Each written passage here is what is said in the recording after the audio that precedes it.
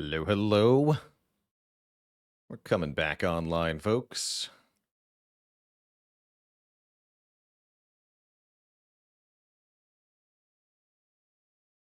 Welcome back.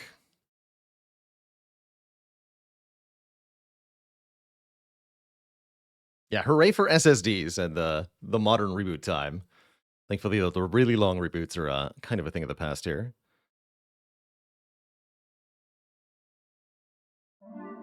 Let's do a quick couple tweaks, and we're good to go.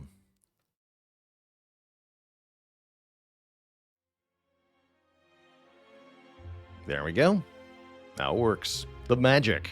I don't know how those computers get the tech gremlins stuck in them, but I'm sure glad that the reboot kicks them out. How's it going, Lionsaurus? Am I doing the seat of the week? This is the seat of the year, thank you. But I am going to do the seed of the week. We're going to be playing Ironclad. I think it's Knob Mogus is our seed this week, which is absurd.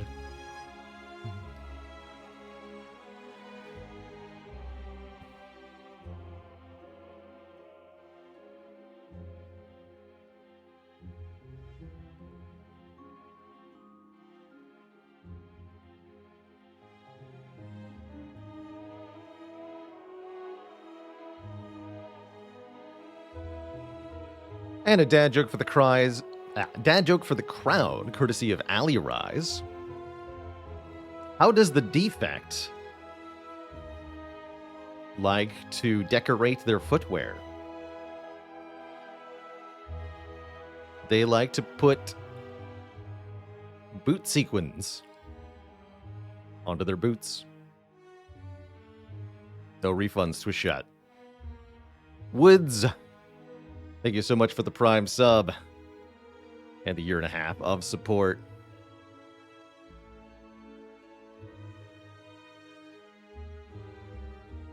Does Wristblade work with Eviscerate? It does if you get it to 0 cost, Mr. Chevius.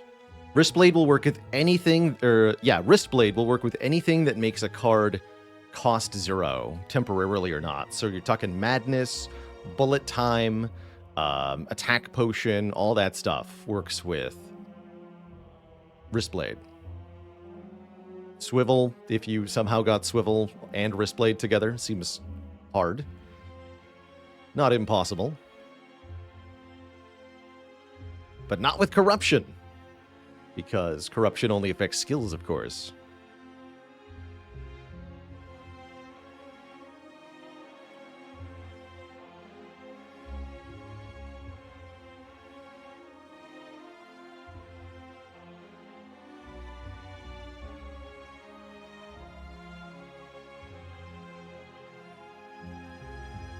Live in a weird world now. I saw Mr. Beast chocolate bars at the grocery store. I think I had that moment when I first saw Disney movies being advertised to me on a bunch of bananas. Dorito135, thanks for the Prime sub. Welcome to the Cozy Sub Club.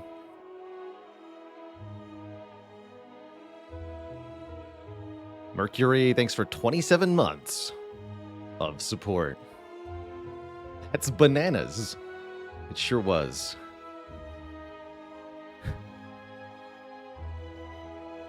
How's it going, Nate? Be chill. Recently picked up Spire and am addicted. I am generally still, but especially stuck with the Watcher. Any tips for Watcher? Watcher can be pretty tricky, actually. We call her the strongest character, but I think that's only if you have all the knowledge pieces to put together to both build her decks and then play them successfully around the enemies of the game. So quick tips for Watcher. Tip 1 for me was remove your defend cards early. You want to lean on dealing damage with Eruption, ideally upgraded Eruption. You can almost never go wrong with Eruption, upgrade first, and remove defends. Focus on dealing damage with your strikes. Pick up a couple damage cards to get helped out. But the other thing that really helps with Watcher is to learn the patterns of the enemies in the game. To understand when an enemy is going to attack you next turn or when an enemy is going to give you a free turn to work with. And this allows you to understand when you can enter Wrath safely a lot more effectively. If you know that the Lice isn't going to attack you next turn because Lice can only attack 2 turns in a row. Or if you know that Champ isn't going to attack you next turn because Champ taunts you every 4th turn and you're on turn 7. That kind of knowledge can go a long way in making Watcher much more effective. D-Chain, thanks for 10 months, by the way. Hey, yo. I could put a Balor advertisement on a product of my choice. What would that be?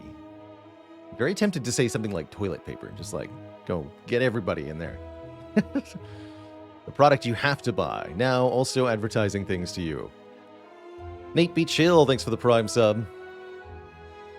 And Dance Train with 12 months. Project BKO says, for real, I thought Watcher was a horrible class when my game knowledge was equally bad. Yes, that's exactly what Watcher is all about. It's about leveraging both your game knowledge, I think, and your deck building knowledge. Can you build a consistent deck? Do you understand just how freaking busted this keyword scry is? Do you know how to limit your added cards? And how to remove cards aggressively. These are all things that really help on Watcher. Corona Bola, thanks for the half year in advance. Be the Lord of the Loo with Bela Lord toilet paper. I could advertise on CVS receipts, that's right. It's an even better one. Just add to the length. Am I excited for Hades 2? I sure am. Although not as excited as I am now for Spire 2. Maybe if I personally petition the devs for a random character button, do you think we can have it? I think I can make that happen if I ask early enough.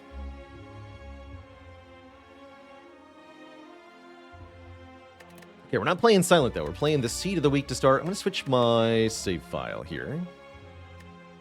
We're going to find out if this is seamless or not. And we're going to play Seed Knob Mogus. Is the current Seed of the Week.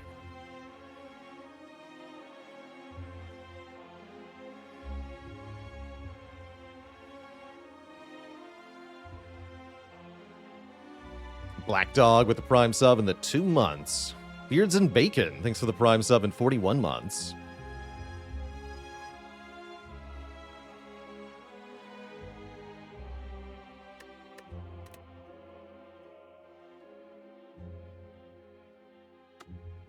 All right, let's find out.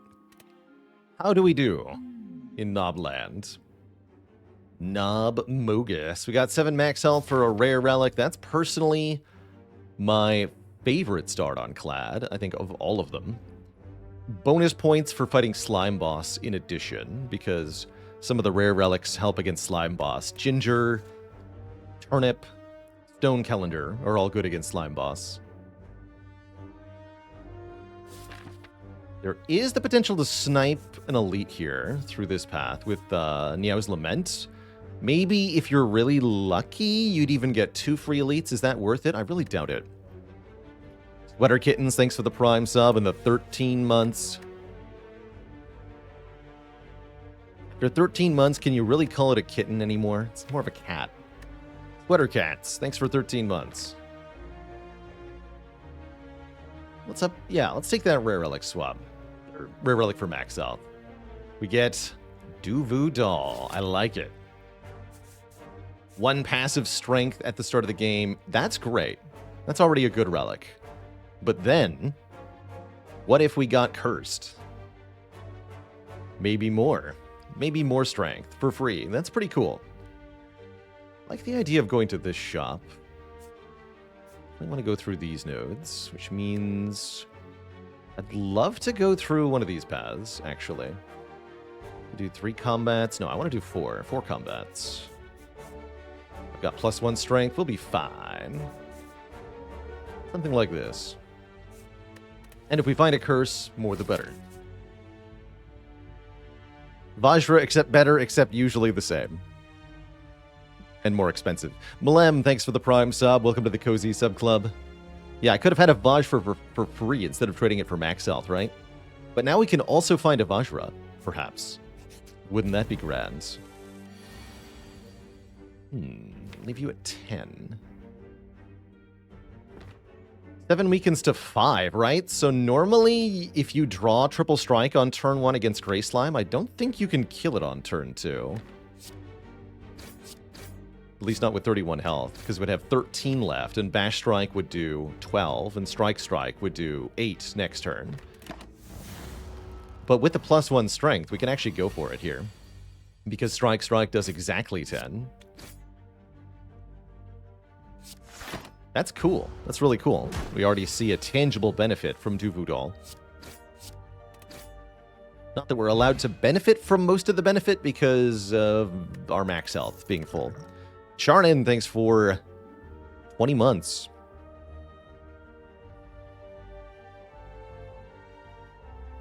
Real Money Goes Burr, thanks for making it official with a tier 1 sub. Well, well, well. If it isn't floor 1 Dark Embrace. Old nemesis. Baron Ferret, thanks for the Prime sub in 43 months, closing in on 4 years.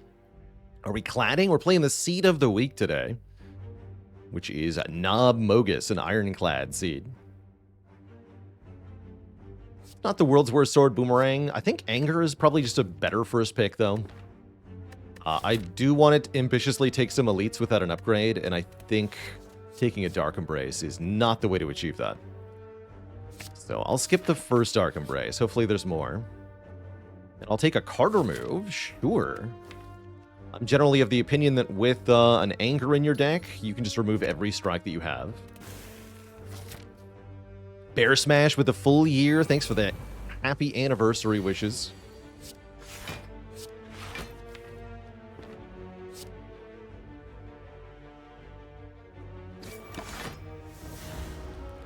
I don't think we want to triple defend there, because we need to be able to kill this one next turn. One, heal to full. Good. Love being on full health. Oh, Dark Embrace.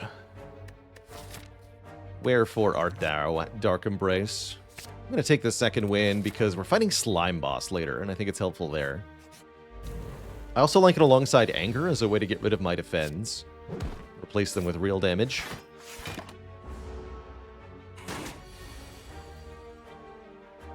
For example, here, get rid of those stinky defends so that I can just draw Angers and maybe get a kill right here if I can draw...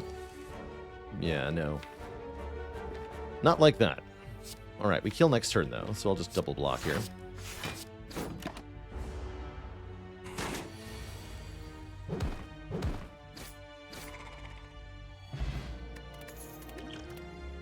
It's back! Welcome back, Dark Embrace. Get in the deck. Excellent. I was worried we wouldn't see it again. I like that there was another Anger alongside it, such that even if I'd taken the first one, I would still have the same 3 cards. It's kind of funny. Don't think I want a Dex Potion here. I don't think so. Seems unnecessary. Saves 3 health probably at most. Yeah, 3. Having Dark Embrace makes us a lot safer against the 3 sentries, in addition to... Ow. Bummer. Okay, maybe a bit more than 3. Oh, well.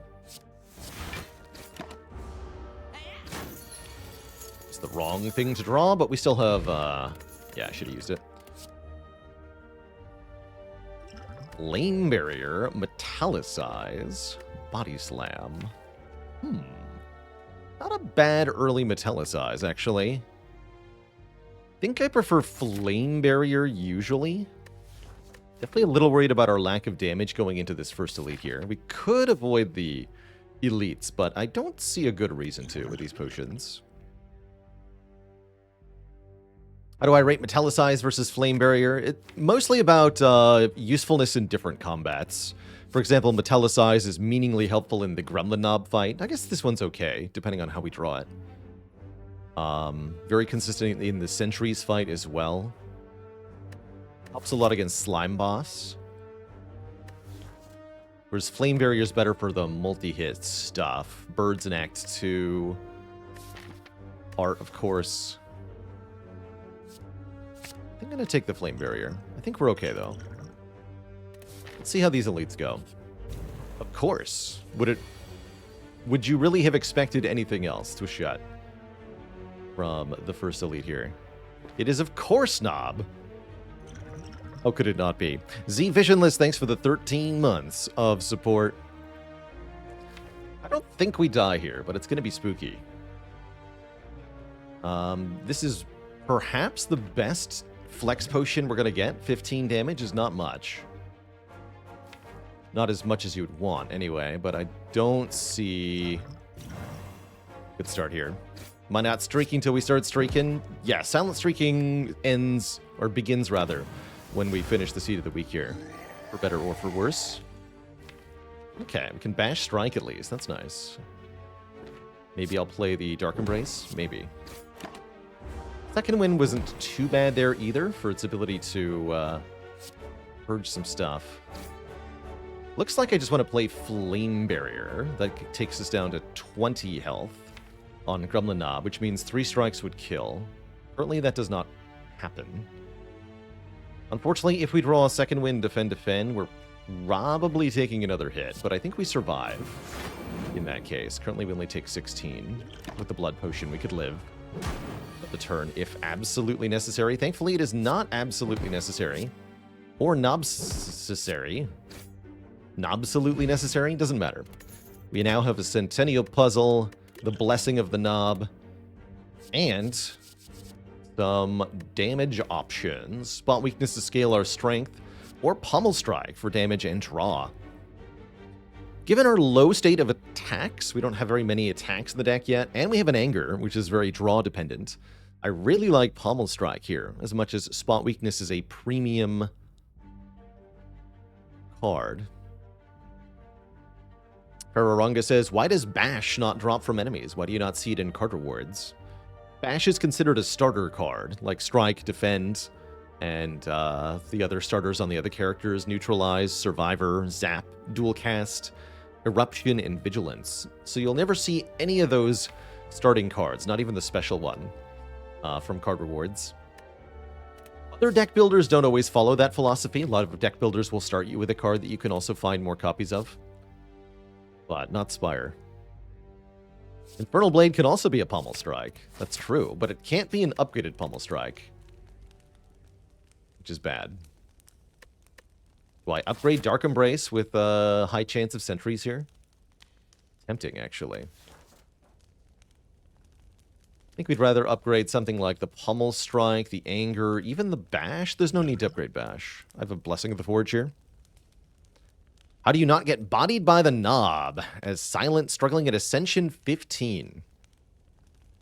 On Ascension 15, you have a few more options than you will on Ascension 18 and up, when the Knob starts to gain more strength per skill you play. Weakness is probably one of the best ways for Silent to not get quite so destroyed by Gremlin Knob. If you can make the Gremlin Knob weak, then you can block its attacks a little bit more reliably, especially with something like Leg Sweep. But otherwise, grabbing and upgrading the strongest attack you see, in particular 2-cost attacks are very good at this. Predator is great, Riddle with Holes is acceptable, Sneaky Strike is pretty good, Eviscerate is very good, Dash is excellent. Any 2 or more cost attack you can get your hands on, upgraded, will make a huge difference, as will the skill Terror that applies vulnerable to the Knob. I think I'm going to upgrade the Pummel Strike. I like it with Second Wind as well. Get more draw on the deck.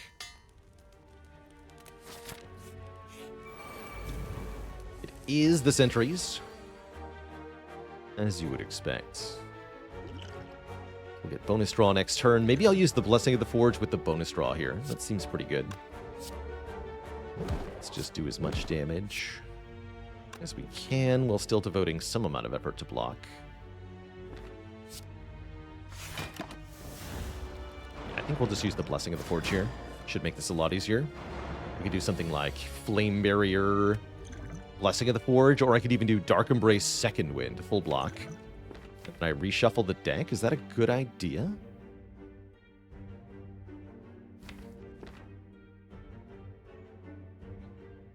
Maybe? Maybe.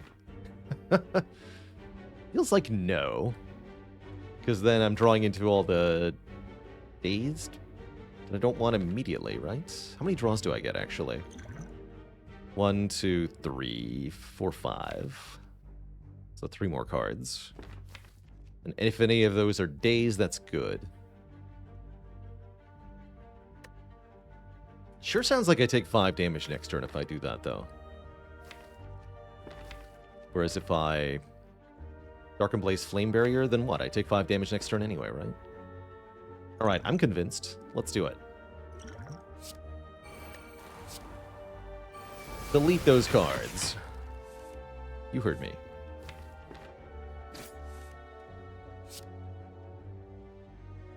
I got 1 daze. That's pretty good, because Second Wind is back in the draw pile. Alright.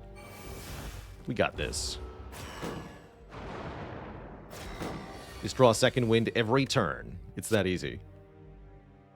I think I'd like to keep this defense. Although drawing 3 days? No, don't.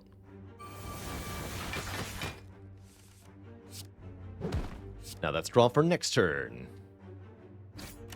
Dorito, thank you so much for the generous gifted sub. Smoke Rodeo, welcome, welcome. Let's see, what's my max damage this turn? We could do Bash Strike, Triple Anger. That is 9, 19 plus 21, 40. So if I had struck this one, I could get a kill, but didn't. Let's do this then. Take 5. Looks like we're pretty well good, though.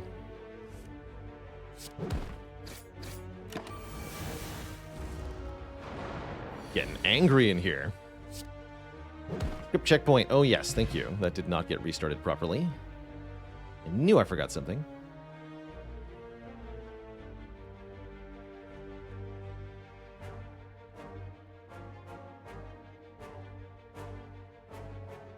There we go.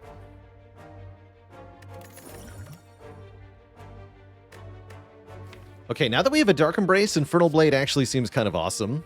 Timbomonium, thanks for 7 months of support. Perfected Strike's not the worst either, because we do have an added strike. Great potions, right? Really good potions for Act 1. I guess we probably want the rest site before the event, huh? Just in case the event is a fight. We'd have an upgrade for that fight. I think Infernal Blade here. Infernal Blade upgrade might be really good, too.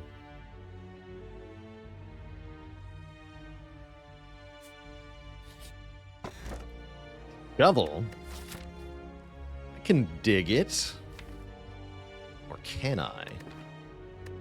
I think I can.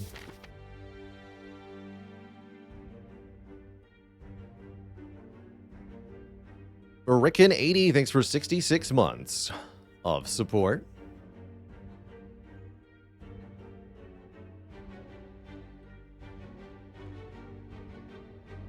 I'm gonna go this way. I'm gonna upgrade. Let's do it. Upgrade Infernal Blade. Make it free to help us out in the next couple fights. And yes, it was a stinky opponent. The Red Slaverman, who I will deliberately underblock to take advantage of Centennial here. Hiya, etc.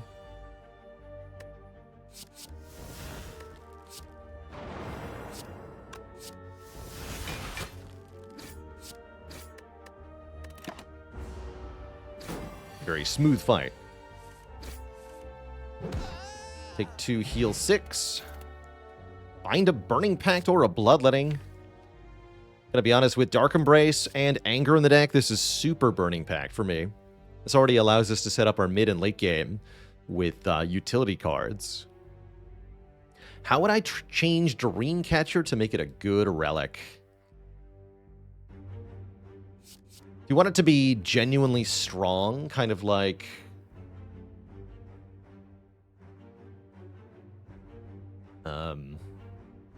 Prayer Wheel is. You could just say, every time you enter a rest site, you may add a card to your deck. Then you get the bonus no matter what you do at the rest site. I think that'd be the simplest way to make it substantially better while keeping the spirit of what it does. It isn't terrible as it is, but it does often end up being very few card rewards.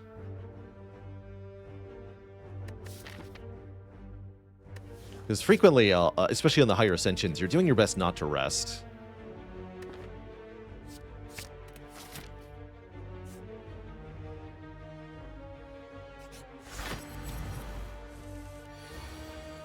It's a pretty good turn one. Not worth giving up the Dark Embrace play for. And the Burning Pact and the Ascender's Bane. I'm going to go with no, it's not. I'll wait on that. You may rest whenever you add a card. Now there's an idea. Do I delete those as well? Let's go with yes. Then I can play Dark Embrace, Anger Strike next turn.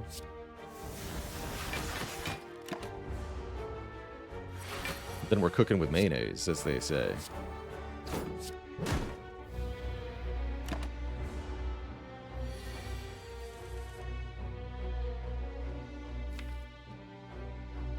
Oh, that's a really good bash, but it's also a really good flame barrier. Dang. Wait, they say that? Because next turn we're gonna draw all of these cards. We can do Anger, Anger, Infernal Blade, shuffles the draw pile, Pummel Strike. We have to get bashed down here. That really hurts. But what are blood potions for, if not turns like this?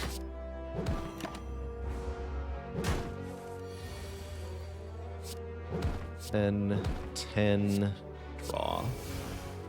Look, we made another anger. I like it. Draw. Anger, anger, anger. I can just Fire Potion and kill right now, although we'd prefer to have that for Slime Boss. Second Wind could get me a kill if I draw both angers, actually. Also blocks for 10.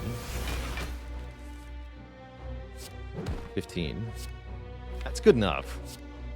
Definitely not going to use the Fire Potion for 5 here. Alright, great Lagavulin fight. Overall.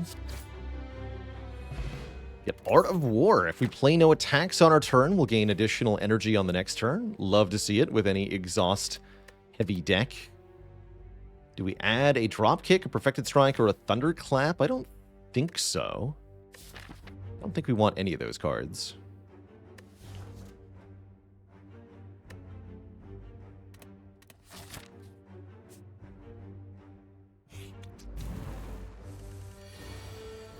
Excuse you.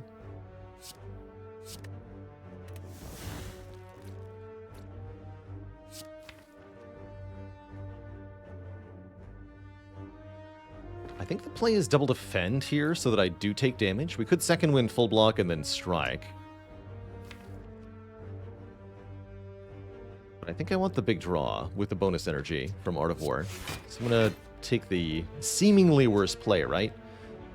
Rather than playing second wind strike, we block for less and deal less damage, but then next turn we have more cards and more energy. I think I'm going to play Dark Embrace for even more card draw. And then we try to split here with Infernal Blade's help. Excellent.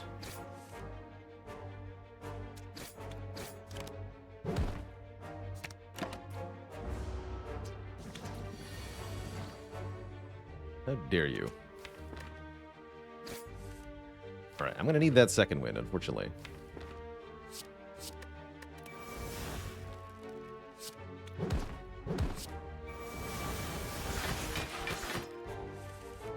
Beautiful. Yeah, it's worth taking just a little bit of damage to make sure we can properly use our relics here. Definitely. Could lead to better fights overall. Exhume is here. Oh my. I like Exhume with Infernal Blade Plus. That's kind of cool. And I already have a Dark Embrace. Let's do it. Does anyone know how rare a single path Burning Elite on floor 6 is? Seemed a bit unfair even at Ascension 4. That's extremely rare, Boinks. I'd say less than 1 in 100 runs. I've seen seeded runs that have that, but I've almost never encountered it naturally. So yeah, it's very rare for that to occur. Carnage is sweet here. So is card remove. Other than that, I don't love this shop. But I'm definitely going to buy Carnage for 37. What a discount. Can't also afford Hand Drill. Truly a shame. And we can remove another strike here. Truly a shame, I tell you. Not Hand Drill. Are we a Havocer? I don't think so. No, Havocing second win can be a disaster. I usually don't trust random card playing of any kind. Cards in Spire are a bit too conditional, usually, for that. If you count the Blood Potion, we have enough health to tank a Slime Crush, so I'm going to go ahead and upgrade here. Upgrading Carnage is a decent idea, so is Second Wind. Honestly, so is Dark Embrace at this point, although I would take a Snecko Eye, so maybe hold off on Dark Embrace for just a second. Let's upgrade Carnage. We have a real slapper in Act 2.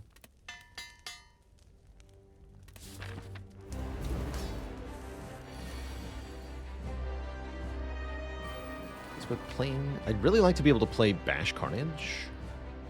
Really like to be able to do that. Let's let Art of War be a thing. Bash Pummel. Well. Oh well. Cool. Don't draw any more cards, because we'll definitely have a bad time. If I just end turn here, Ascender's Bane draws us one more, so we get all 6 cards in the draw pile. And then I can play Carnage with Vuln, and Anger, and Infernal Blade, and Exhume the Infernal Blade, or just play Strike. And another Anger, apparently, also. Let's just play the Strike. Seems decent. We could have thrown the Fire Potion at that time as well. Though I did not find it necessary, apparently. Doesn't seem like it is. I'd rather keep it to Act 2. Currently have a pretty low potion chance. So if we can do this without using any potion, that'd probably be for the best.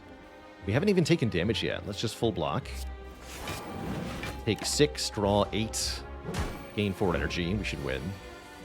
Right here, right now. Oh, Second Wind, never change. GG.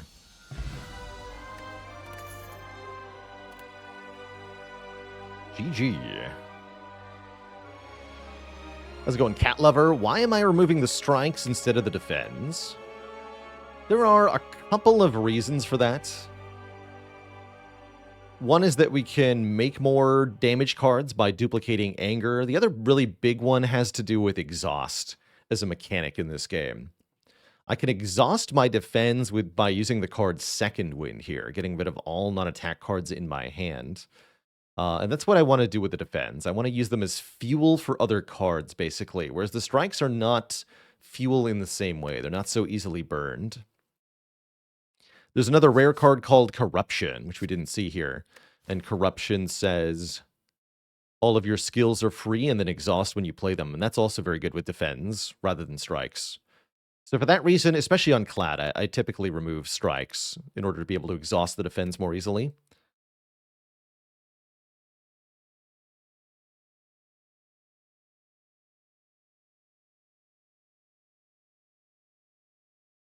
And Molly Yubi, a dad joke for the crowd. How does the Ironclad socialize with others?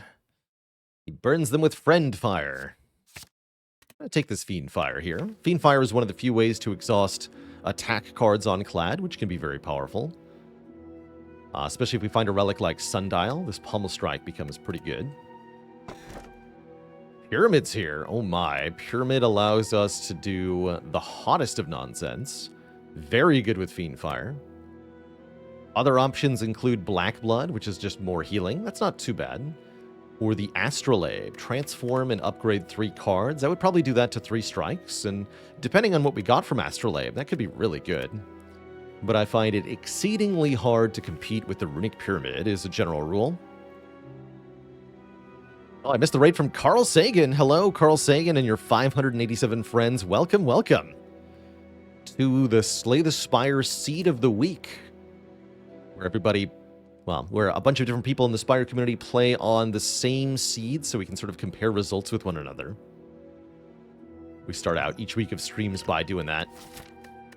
We'll be playing Silent right after this, going back to our Silent streaking. How's it going, Noob File? Glad to hear it. Always been proud of my voice. I think it has definitely helped me grow my community here on Twitch. Jedido Janin, before that hot nonsense occurred, thank you so much for 50 months, 5 metric years. Your sub exceeds your real age. Uh-oh. They grow up so fast.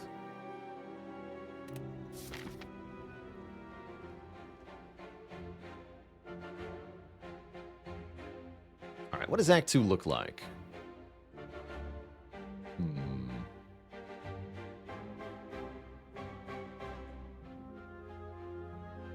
Looks a little bit off. We definitely want to do this at the very end. It's guaranteed. I'd like to go through one of these 2 shops. Once you have Runic Pyramid, removing strikes becomes even better now.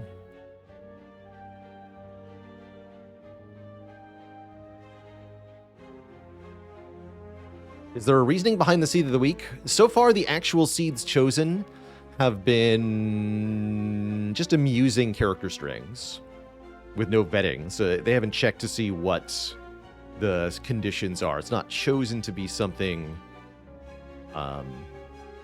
specific. And I think so far this has been in order to avoid players falling into a mindset of like, oh, what's special about this seed? Let's find the OP combo that they're guiding us towards. Because it's really about just comparing different strategies on the same set of random conditions. So better to do by not having any preconditions to it, because then otherwise people will strategize around that.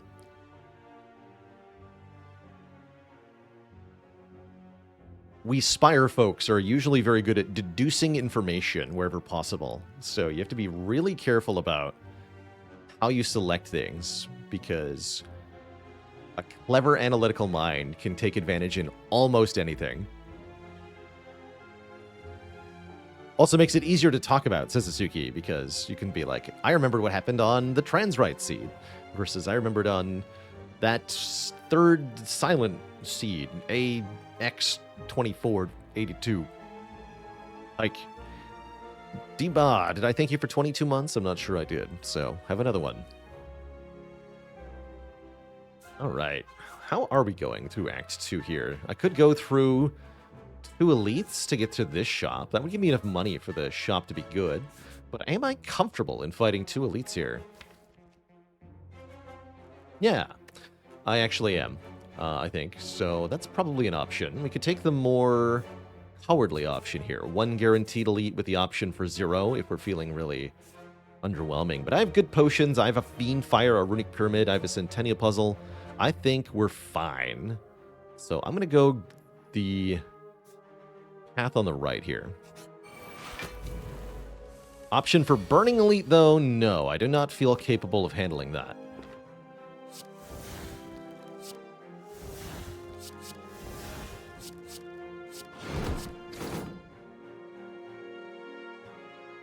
Let's keep that for now.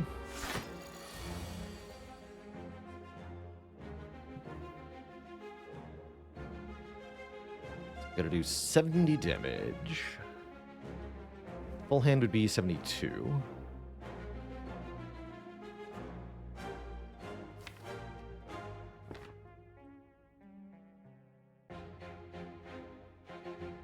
So I can just Flame Barrier, right? We kill next turn anyway. Nothing, heal 6. The power of the pyramid. Let me just confirm, right? 8 times 9, 72. Toasty. And that's why you take Fiend Fire. It's such a ludicrously powerful card. Do we want an anger or a reckless charge? Not really. Steve O'Mat with the prime sub in the 42 months. Pyramid. The meaning to life, the universe, and everything. And Kazroll 3000 with a prime sub, a half year. 6 months ago, you first found me on stream. By then, you were stuck on Ascension 3, but now you've reached Ascension 20 with the Clad. Well done. Well done. Do I drink Blood Potion, heal only 4 to pick up a colorless potion? I don't think so. And Long John says, I just did my first successful A20 heart streak rotation, going from Ironclad to Watcher. When I was first started watching, I was stuck on A10. I'm always glad to hear that the stream has helped out people formulate their strategies, overcome obstacles in the game themselves. I think that's one of the really cool things about live streaming games. This game in particular. Sorry, Carnage, but you are leaving my hand, apparently. What to Art of War?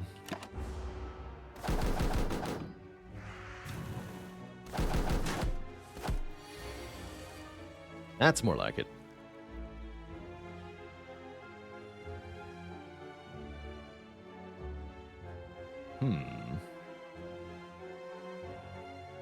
Looks like Flame Barrier Fiend Fire, or is it just Second Wind Fiend Fire? 1, 2, 3, 4. This block's 20. So if I want a full block, that's the only way to do it, right? How many cards do I have left at that point? We have 1, 2, 3, 4. So we would exactly down that. I don't have much left at that point, but I have enough, right? I think so. It's going to be kind of garbage. I think I'd rather take the Flame Barrier line, take a bit more damage. What if I go Flame Barrier Second Wind? Second Wind still blocks for 15. That more than counts for this. Interesting. You know what? Let's try that, actually. Unless you're telling me I can do... No, I can't. I didn't draw Infernal Blade yet. Okay, okay. You take a lot, you take a lot, but not so much that they're dead. Finish the job. Try this.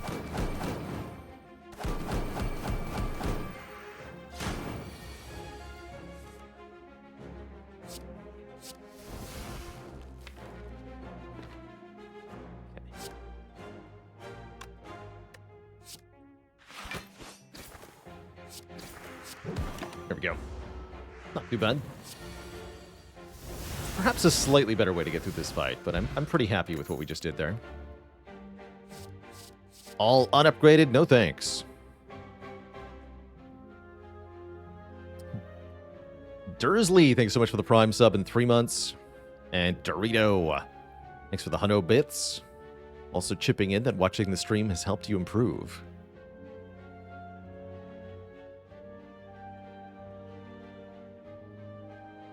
'63 Chancellor says, I've been playing A20 Defect exclusively. Haven't gotten to the heart one time. So you know, this is a typical experience trying to play A20 Heart on Defect.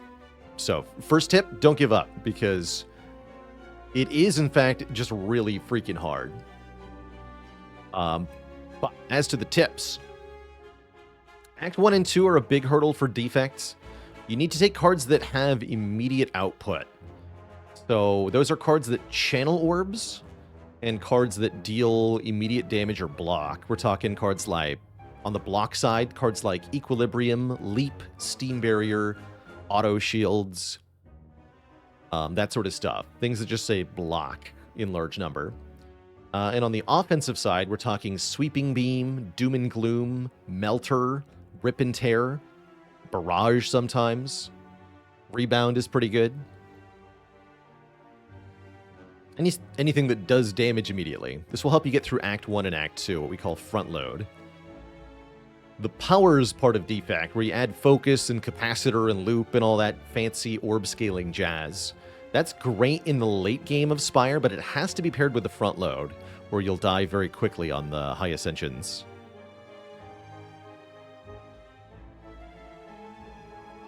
think it's pretty common for defect players to kind of hone in on the loop and the defragment and the capacitor stuff. But if you fail to have your short-term answers, like the sweeping beam, you won't get very far. Sunder is exceptional in Act 1. So is Streamline, which I've shown can be a valid late-game damage engine as well. Just playing Streamline lots and lots and lots. Click on Boot Sequence is also pretty good advice. And lastly, and most importantly, don't get knobbed. Just don't die. Let's see, is this just block for 3 here? I think it might be. And we're still at Art of War.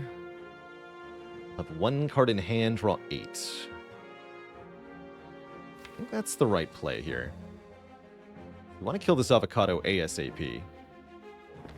I'm willing to use the fire potion to do it.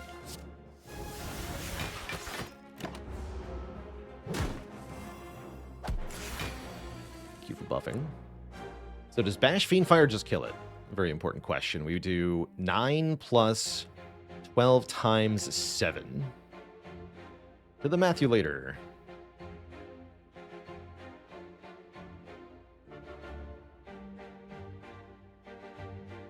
That's 93, so that should kill. And then I have Anger still, so we're not dead to the Fungi Beast. Alright, let me just confirm. 12 by 7. It's 84, right? Yeah, 84, so you're dead. Toasty. And then no need to use the fire potion, which I really appreciate.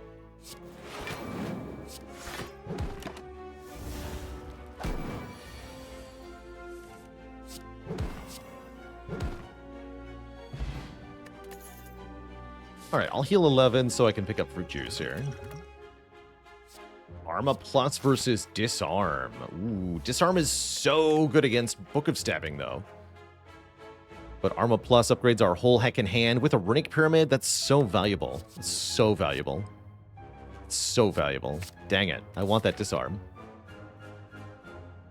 Curses. We're almost at the Elite with a Fire Potion and full health. I feel pretty comfortable. Yeah, why did it have to say plus? I could have ignored normal armaments. Alright, you buddy, give me a Disarm. Inflame, I will also take. What else you got? Inflame, I'm just going to grab that. Unless I want to look at a new card for safely. So let's me look at a new card safely, and then I have to go back. Worth it? I think that's worth it. What's the next card? Yeah, so we know that that's a doubt. Then I should be safe to... Let's see what else there is. Demon form. Interesting. Definitely want a demon form. Let's see if we can get the demon form. Okay, now we get to choose Inflame or demon form, so that's the benefit of waiting. Who's our act boss? Bronze Automaton. I think I want the demon form. Which is far left and far right, I believe. Yeah. Take that demon form. Memory's hard and all that.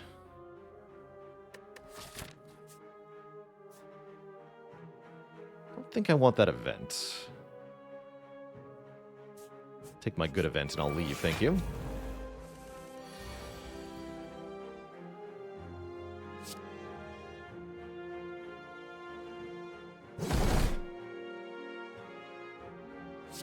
You should have carnaged differently there. Kill them both or something. Oh, well, I'm pretty sure I can still kill them both. In that case.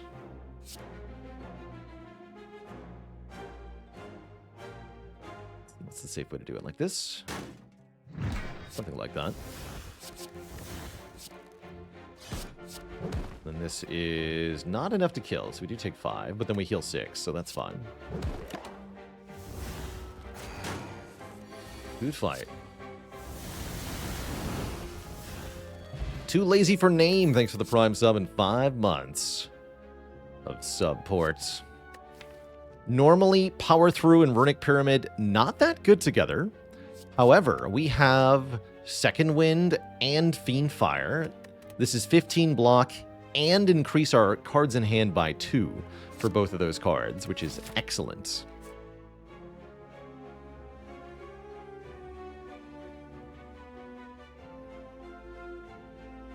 Did not realize Runic Pyramid and Fiend Fire were so OP. Oh man, what the things you can do with Pyramid are nuts. This relic is absurd.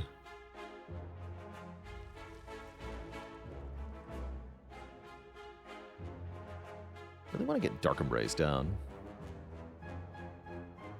Well, let's do Dark Embrace defend here. Take 9. Wounds are not scary. Yeah, wounds are not scary. Give me the energy and the draw right away. This fight's a bit spooky since we didn't take the disarm. Now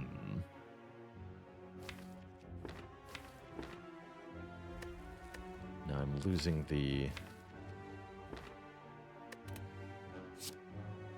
flame barrier, huh? Okay. Now we can go Armaments Bash, and then next turn we have an upgraded Fiend Fire, which is going to absolutely clobber this fool. The power of cards in hand. Heck. How much is this? 16 times 9. That just kills, right? That's exactly 144, in fact. Convenient. Big Zaxxies. We get the Red Skull when our health is at or below 50. We have 3 additional strength. There's Disarm. Come back to apologize. We're fighting 2 more elites, so we might rematch Book of Stabbing. I'm going to take that. Disarm is such a versatile card. I'm just going to upgrade Fiend Fire directly, since it typically kills everything. It'll kill more things if we don't have to play armaments first. For example, it could let us get a fast kill against Gremlin Leader, which can be really important if you can't kill the gremlins. I think I will kill this gremlin with a fire potion. Then I can play Dark Embrace. And I'll just keep the defend in hand.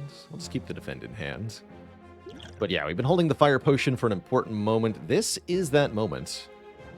Although another option is Fire Pot the Wizard, bash, defend, take 5, draw more. I don't think I need to do that.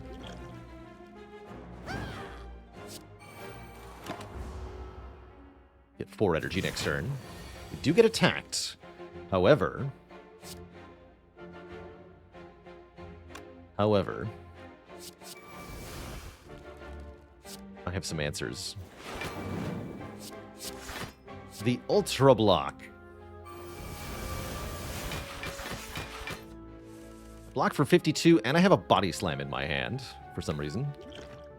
So why don't we just go ahead and Body Slam the leader here, because I'm pretty sure I can kill it next turn with Fiend Fire.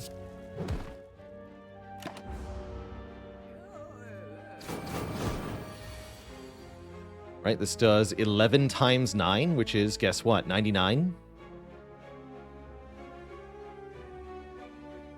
Which means we kill. See you later, nerd. Also, I draw, because we have Dark Embrace in play, I draw 10 new cards, which means we are guaranteed to get both Angers as well after this happens, if the enemy was still alive.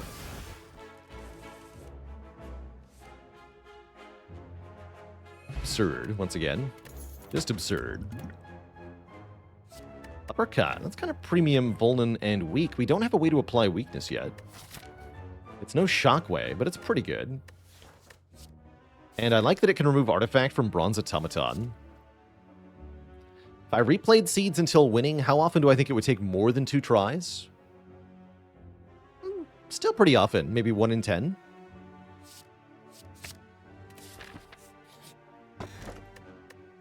Boat Thingy is excellent, giving us block on turn 3. You'll love to see it. I want this Rest Site? I think I do.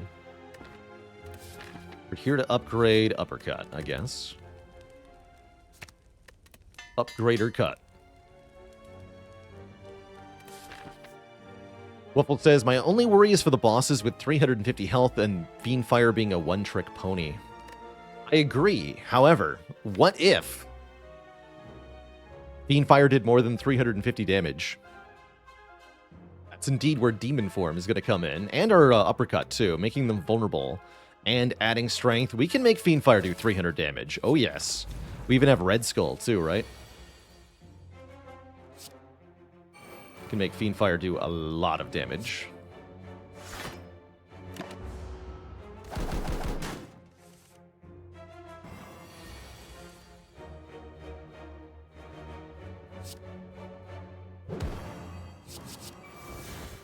We also do things like have second Fiendfire. We can exhume Fiendfire sometimes.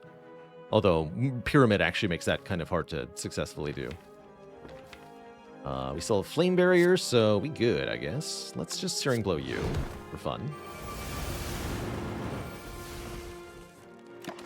But yeah, this bird is toast here. Oh no, not a multi-attack. Whatever will I do?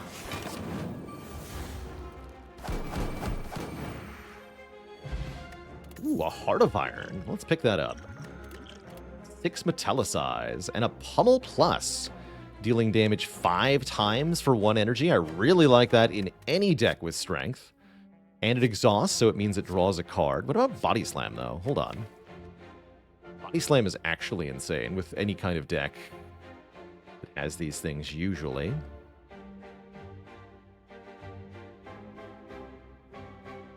So Body Slam might actually be better here. Although this has a free upgrade. I'll take the Pummel. I'll take the Pummel. Excellent block relics here. Self-forming clay. Whenever we lose health, gain block next turn. Very good for the late game. So is Clockwork Souvenir, giving us 1 artifact each combat. That can block Vulnerable from the Heart, which can really help save our life. In fact, combined with Captain's Wheel, that should be a guaranteed surviving of the Heart first cycle, as the Heart's damage is lowered to 45 plus 30, and we block 18 of that. So we take 45 plus 12. It's only 57 damage. We still get mutagens. No, there are no events remaining because I want to fight another elite. We could take an event looking for mutagens or the Colosseum, but I think I'd rather just take the guaranteed relic and money. Removing a strike here is also a great idea. But yeah, Self-Forming Clay can easily be more block than this is. It is correspondingly over 100 gold more expensive, though. So we don't get the remove. Let's go Souvenir Remove. Like that combo. Do I buy Ghostly Armor for only 37 gold? Feels unnecessary. Got plenty of cards. Alright, let's get... we're not taking Snecko Eye anymore. Let's upgrade Dark Embrace, actually. Want my powers to be cheaper. And then Demon Form before the boss is our upgrade. Hello again.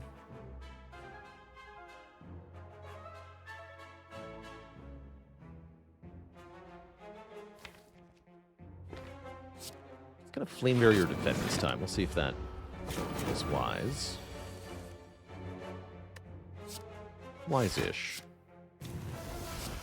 This is 21 exactly. Actually, I love it.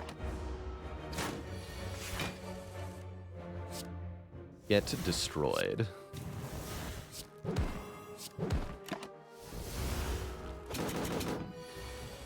Wah, wah.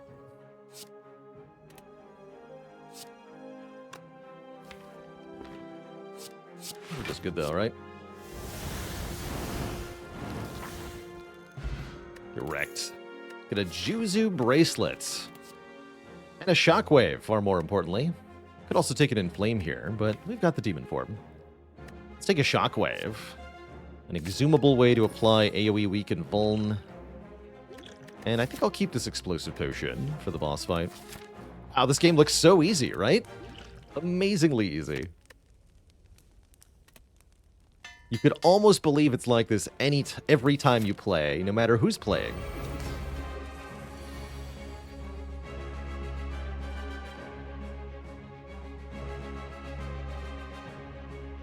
I think I just passed my turn here. It's not really worth playing Strike. I'd rather Infernal Blade on the turn that I want to Armaments. Let's just wait a turn here.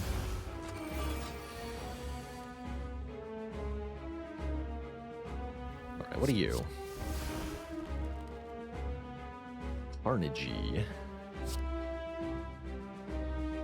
What if we Fiend Fire early, though? Probably we shouldn't do that. Good talk.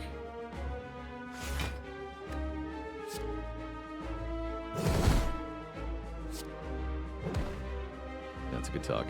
Let's go Flame Barrier, Strike, Explosive Potion. He'll take some. Gain block on a turn where it doesn't help at all. Play Demon Form. Have my power stolen. Everything's fine.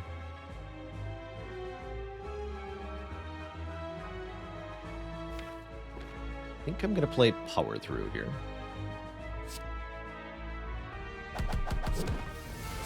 Power Through Second Wind. Lose the Shockwave. Don't love that.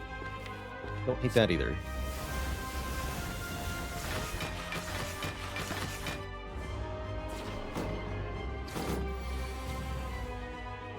To break through, though.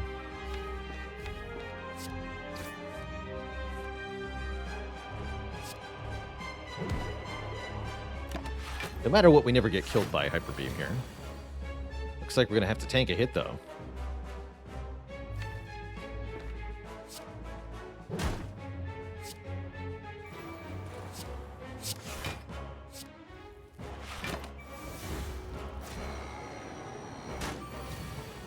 Okay, now Fiend Fire is 23 by 9. We're pretty much there. And we have the Angers and the Pommel Strike. I think we can just go.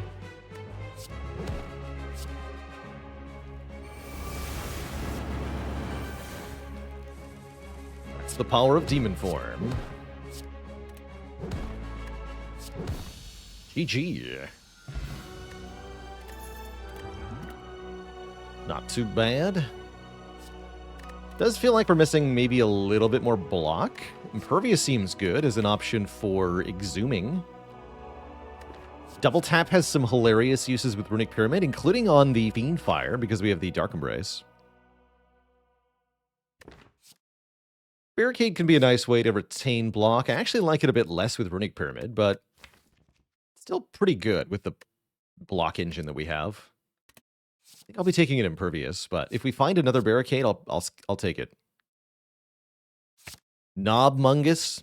Knobmogus. That's right. You read correctly there. Knobmogus. Hey, you know, this is actually a half-decent Sozu. Wait, Curse Key. No, Curse Key's even better. I get a curse. Oh, no.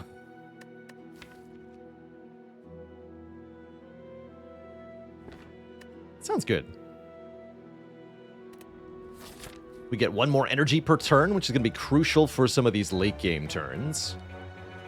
And we get cursed upon visiting a chest, or upon opening a chest, which is perfectly dandy. We can remove that curse before fighting the Burning Elite if we so choose. And we get to fight a whole heckload of elites along the way. I love it. Love fighting lots of elites in Act 3. Because usually I'm pretty good at it at that point. So let's do something like that.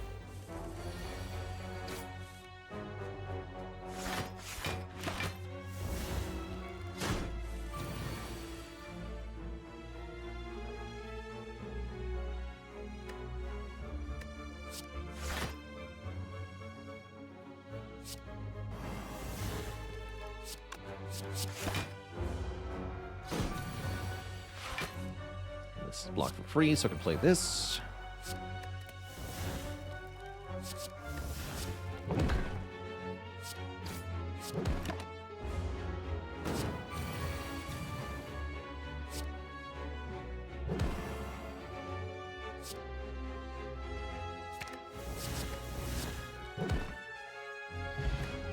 Destroyed. Intimidate Plus. I rather like that with the Dark Embrace. Just 2 turns of Weaken for 0 cost. Draws another card. Perfect. For breaking through artifact layers or just extending vulnerable. Since I showed you Slice and Dice, you've been unable to stop playing. That's quite an endorsement. That's a good... If I had Blue Candle, I would actually take this. We're missing the Blue Candle part of that combo, though. At least 4 max. And... those shops are too far away. I'll take the boss fight, thanks.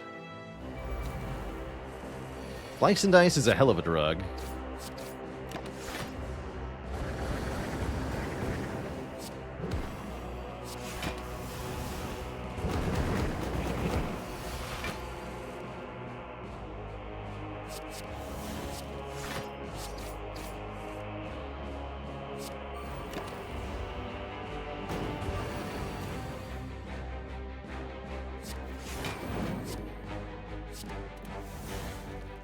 For armaments here. For the disarm. Not that we appear to need it, mind you. In fact, screw disarms. Go bash Fiendfire.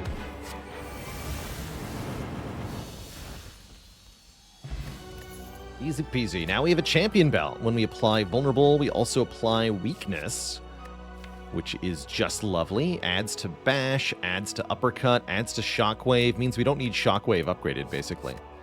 That's pretty cool. I like it. That's my belt. Uh-oh, that's my hit point bar. Oh, good.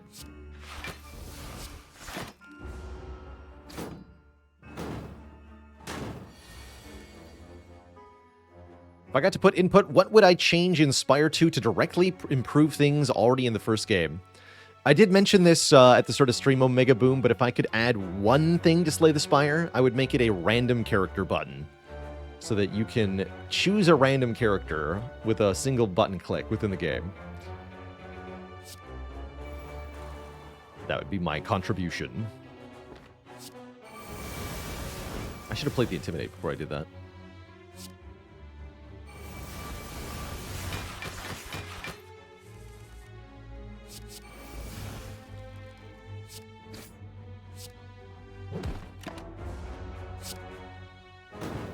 Then we can have proper random streaking. I like it.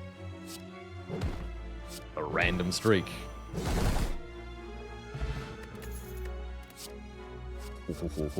Oh, wow. Cards? Cards are good. All 3, please. Probably Feel No Pain here, but yeah, all 3, please. The Battle Trance and Heavy Blade being upgraded makes it a little bit less Feel No Pain-y. Clockwork Souvenir Battle Trance, also pretty cool. Really cool, actually. Oh, I really like that Battle Trance. Yeah, I'm going to take the Feel No Pain. Hopefully we see another Battle Trance. Hopefully.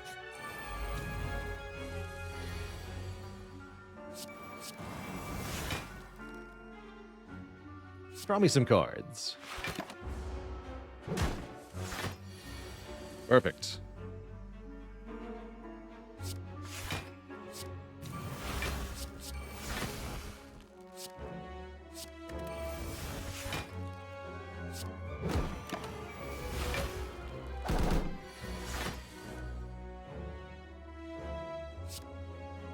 Not quite enough on its own.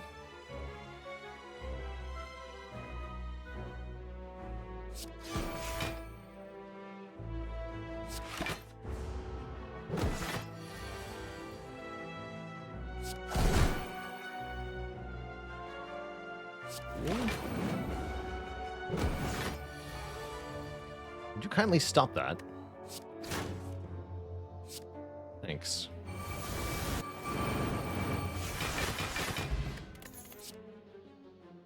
Daddy boy, thanks for the Prime sub and the 5 months. Thank you, Daddy.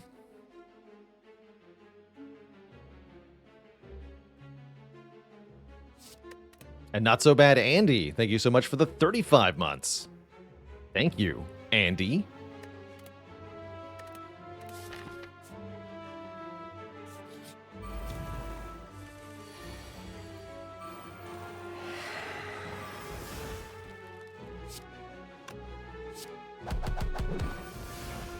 I've never played Havoc. Is it good in any way? It's reusable card exhaust, which can be good. It can play cards for 0 cost, which can be good, but unfortunately, I would call Havoc an untrustworthy card. It seems like it can do good things on paper, but you're not allowed to know when or what those things are, basically.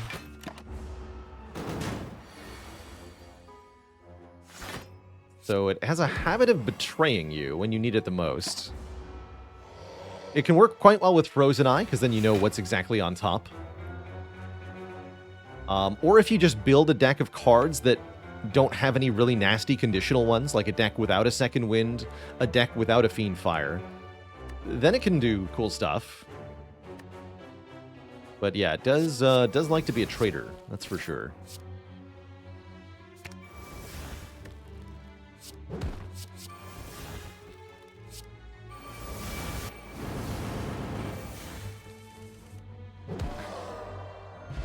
Eternal Feather heals us. That doesn't sound so useful, unfortunately. With both Cursed and Blue Key and Duvudal, is it ever correct to open a chest? Oh, definitely, it can be. Especially if we can turn that self-harm into card draw. So if we find a Curse Relic from here, we might open this chest. If it's a large type chest, I might open it anyway. Because there could be a high rarity relic in it. Like, it'd be super worth it to get for Dead Branch or Helix, perhaps. The DMD, thanks for the Prime sub and 13 months of support. Yeah, this is the right way. Fight these two nerds for a rare relic. Don't mind if I do. These two are pretty tough. However...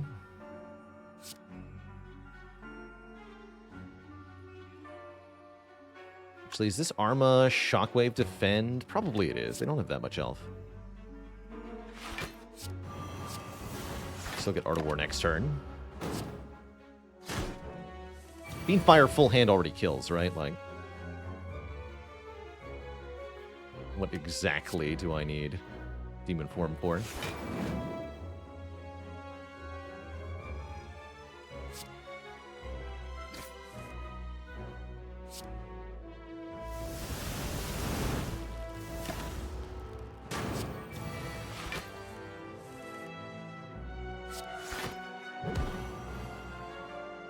That play, just in case it's relevant.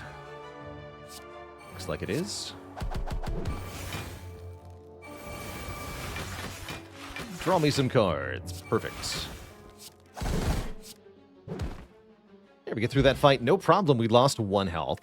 Now we have 50 more gold and a Tori, producing unblocked attack damage. We're offered a dual wield plus, which can make copies of any power or attack in hand. Some good uses there. We can copy Pummel. We can copy Feel No Pain. I like this, and it has a free upgrade. Let's take it. That's a way to potentially really scale in the late game. Really like it alongside Feel No Pain. It can also do hilarious things with Demon Form.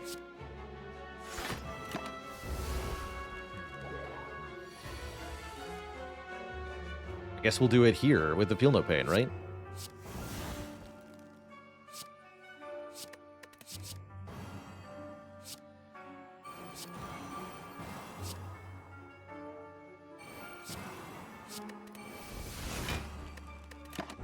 One.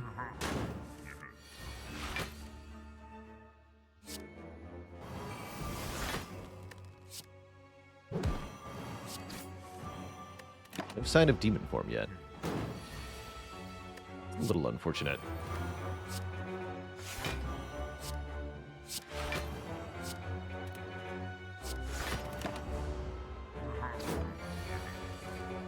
There you are.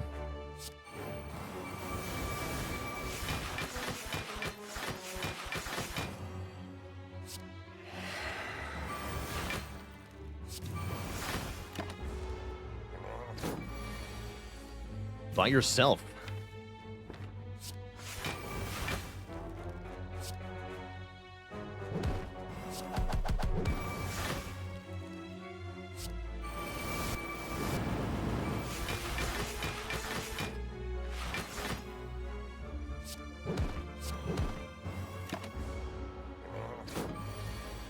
Calipers would be good here.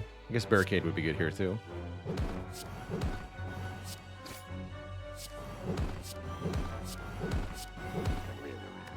And that's why Anger is good. We get Darkstone Periapt. Okay, I'm definitely going to open that chest, because now we get 6 additional max health for getting a curse. So, Duvudal and Periapt, I'll do it. I'll do it. I won't do these. Not even Thunderclap with Champ Belt.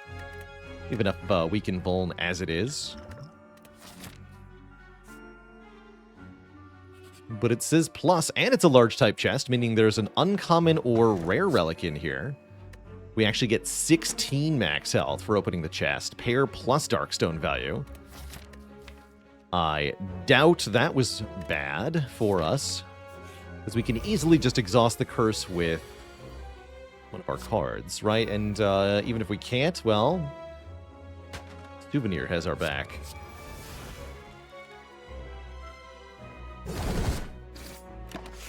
Secret Mango. That's right.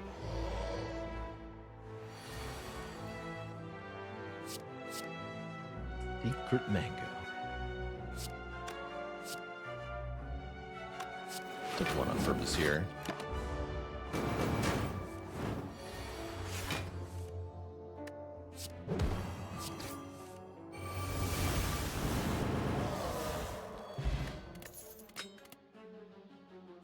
Body Slam has a plus on it this time. That I'll take. Kind of a different way to scale our damage late game now. Very good one, mind you. Order? Or was it?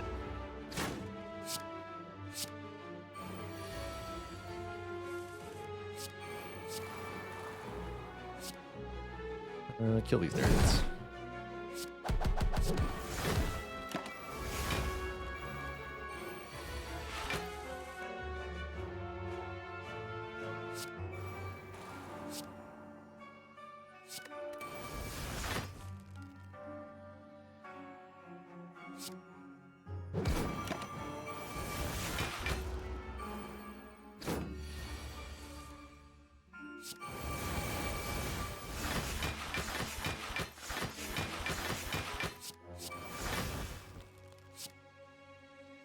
Fiend Fire the Spiker. Do it.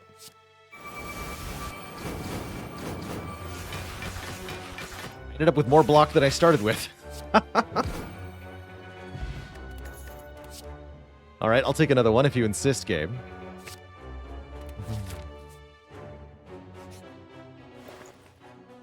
Oh. How does Baylor make these 30-plus card piles work? It's all in the card draw. It's secretly Dark Embrace doing all the work here. Helix is here too, but I think now that we have second power through, Medical Kit is insane. Let's take Medical Kit. And probably I should just remove that curse. Actually, no, we get a strength for the curse. We should just keep removing strikes. Although this could eat our artifact turn 1 against Heart. Is that an acceptable risk? I don't think that is. Let's remove that.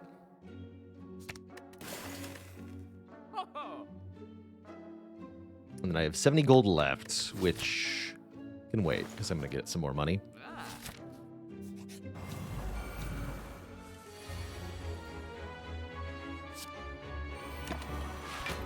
Bag of Marbles was not bad there either, right? Because Bag of Marbles actually makes Weaken happen on turn 1 also. I don't think I noticed that at the moment.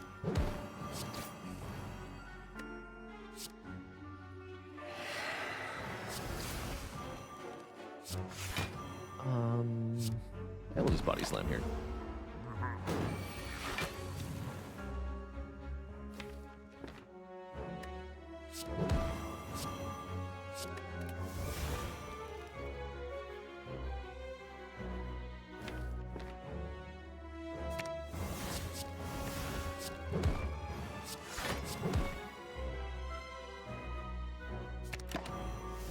Take it back though, that sounds cool.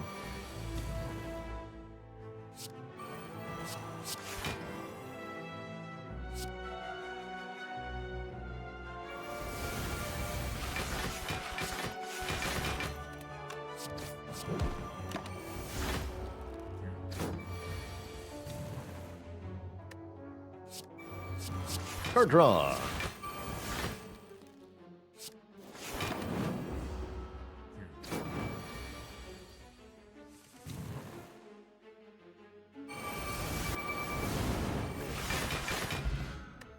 Get the Courier, rewarding us for hoarding some of our money. Could add a True Grit. It's a bit late. We already have Burning Pact and Second Wind. It seems unnecessary, but it's an option. I don't think so. That's a good question, Twitch chat. Which giant organ would we prefer to fight in Slay the Spire 2?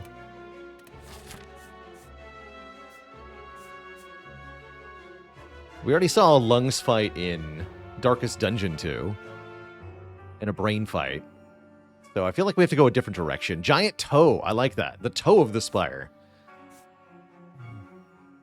The pancreas of the Spire.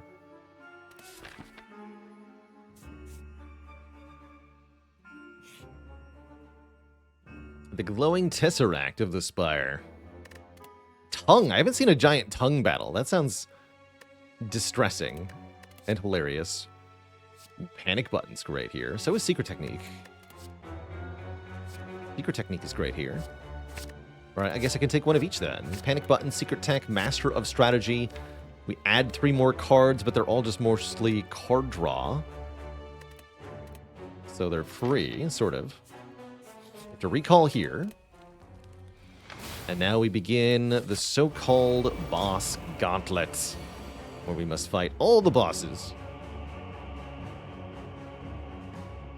Donu and Deka, and then another Act 3 boss. And then the heart at the end. I'm willing to take some damage here. Could just Impervious turn 1. Is that the right choice? I don't think so. I could rather do like Flame Barrier, get rid of their artifacts. Draw more cards for next turn. Ooh, and I can Secret Technique for armaments, which is kind of crucial.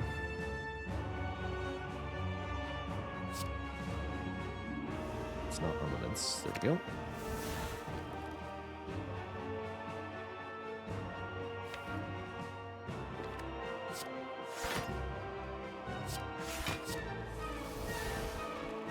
Dark Embrace.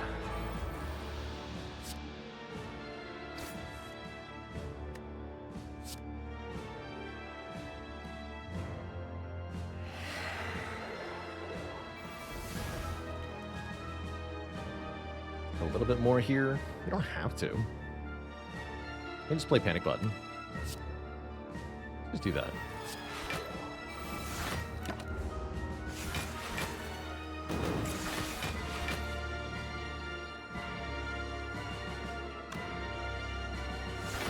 And then why don't I do something exceptionally stupid here?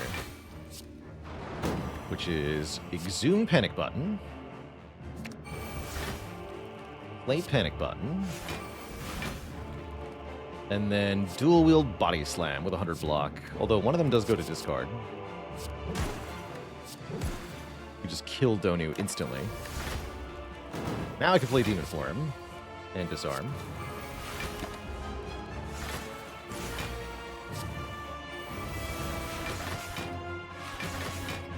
And screw this guy too.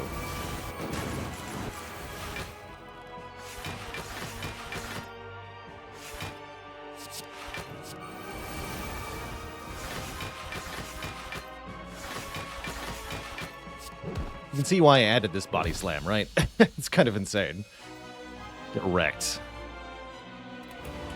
Time Slug's up next. We got a Demon Form. We got everything. Oh yeah, there's Demon Form. Play it turn 1, take some damage. I healed a full... Yeah, let's just do that. Might as well play the Feel No Pain, too. Theme Master. How do you know when the Time Eater enjoyed a snack? They go back 4 seconds.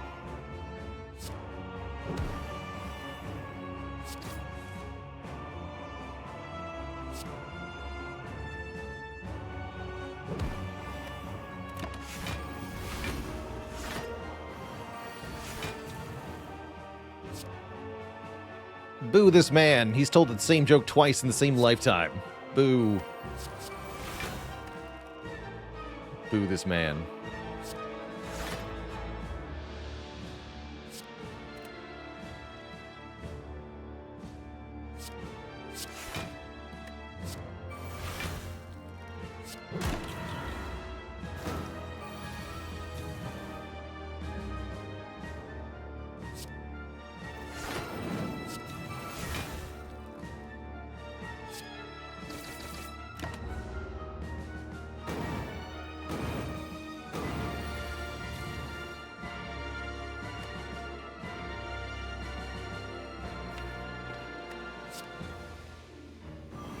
just a kill? Yes. Well, that was easy. Turn 1 demon form seems pretty good. Two thump, two thump, two thump. A deep pulsing dread can be felt throughout the room. Is this the heart of the Spire? The source of this fiending. The source of this knob mogus. We deal 2250. Keep the change. Have I been here before?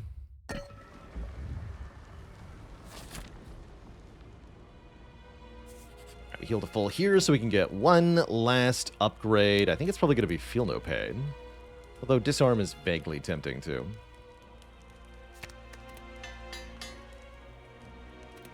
Since we're potentially dual wielding that Feel No Pain, the upgrade seems important.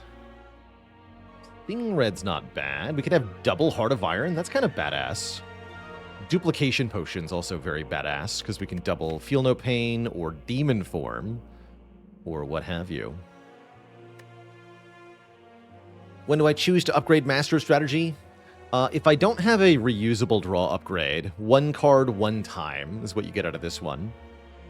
That's okay. If you need more draw, but you don't have a reusable draw upgrade, like Pommel Strike would be a better upgrade, or Burning Pact would be a better upgrade, because this card can be played more than once. This card can't. In this case, we have a full hand almost all the time, courtesy of Vernic Pyramid and our Dark Embrace, so we don't need more card draw from Master of Strategy, I don't think. Let's go double Heart of Iron. That just sounds cool.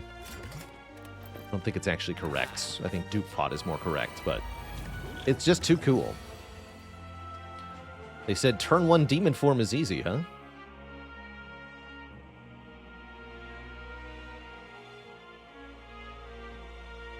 Gonna take some damage here. I'm okay with that. Block 10, take 23. These potions are for the heart, dang it.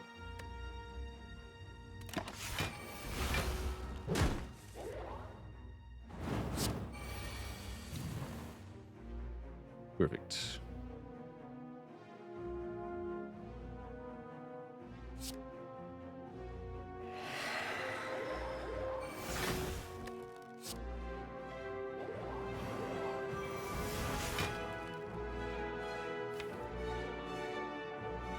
Take Master of Strategy. My card here.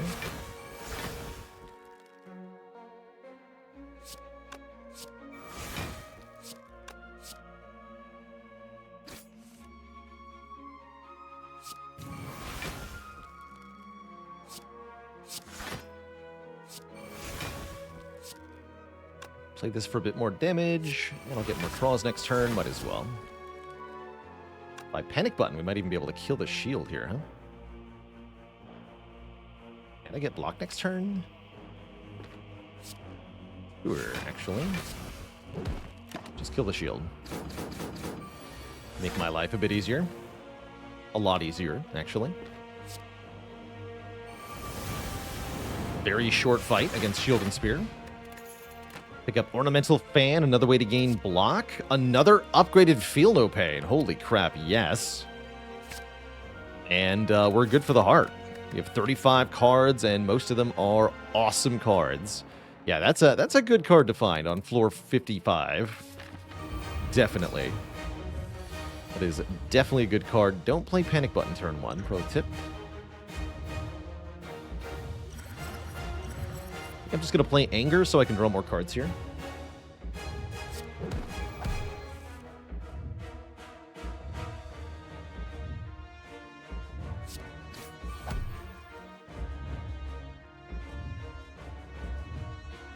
I could Armor the Shockwave. Not a bad idea, right? Most of the other good stuff is upgraded already. Do Armor Shockwave. Loads of weakness and vuln.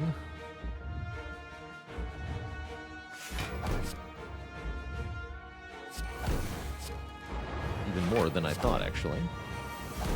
7 turns of weakness, 6 turns of vulnerable. We bent vulnerable on ourselves with our Clockwork Souvenir here. So the heart is attacking for half or less of its base attack value. Just going to delete some garbage from my hand.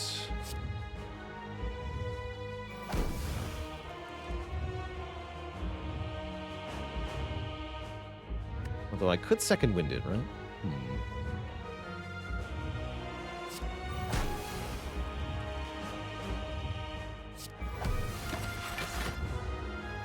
Or a Calcum. Oh, yes. Making up the difference there. Here's a good dual wield. So yeah, we'll dual wield Feel No Pain for maximum something or other.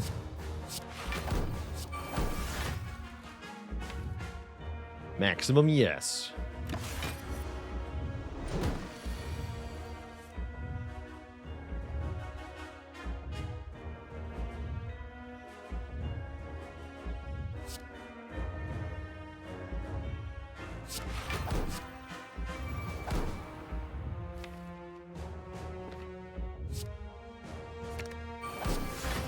There's Fiendfire. Fiendfire will block for a ludicrous amount.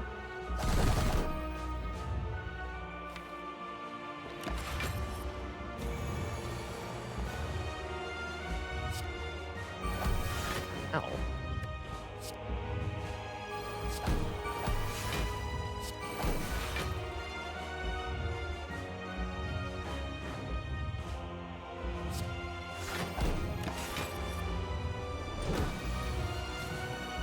There we go. Now again.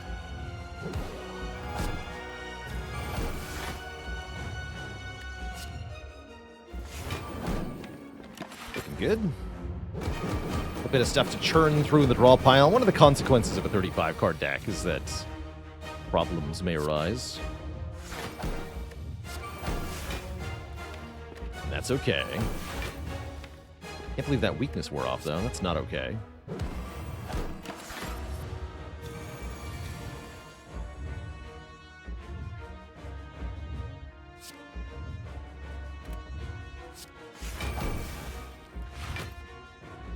You might call a slow heart fight so far. We'll speed it up in a moment.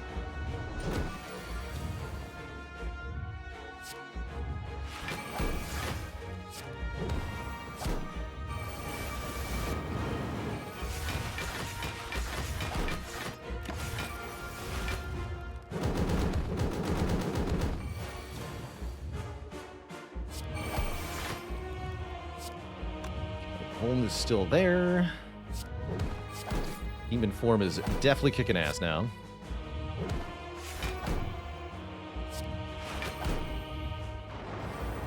Right, that looks like a kill next turn to me. GG, Mr. Hart.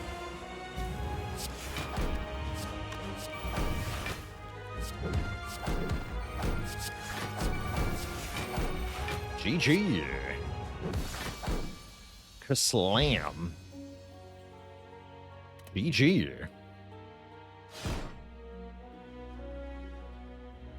Sure glad we took the second Dark Embrace we saw, the early one, because they did stop appearing after that point, right? And it became very, very central to the deck. Have that. That, along with kind of min-maxing our Elite Greed in Act 1 and Act 2, really helped get this run a lot of power to it. GG. GG. And a new cutie alert. Holy heck. Wait, where was that?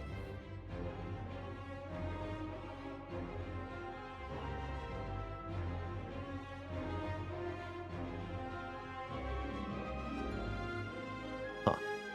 Chat is glitched out. Let's bring it up the other way.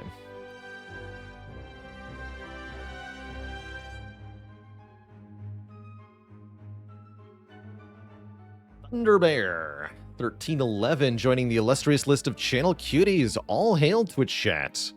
A new entry to the illustrious list of cuties.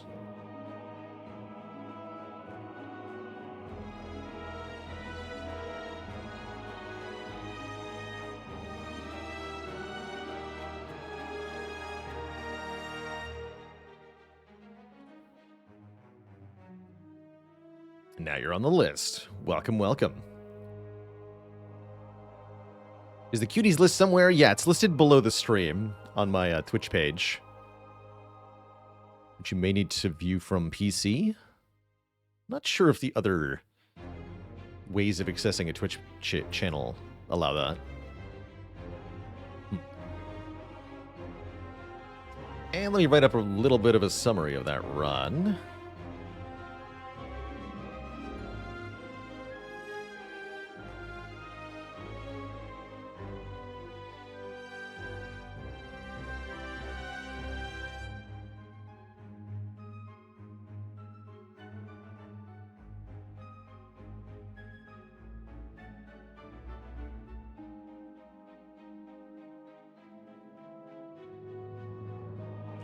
Mogus.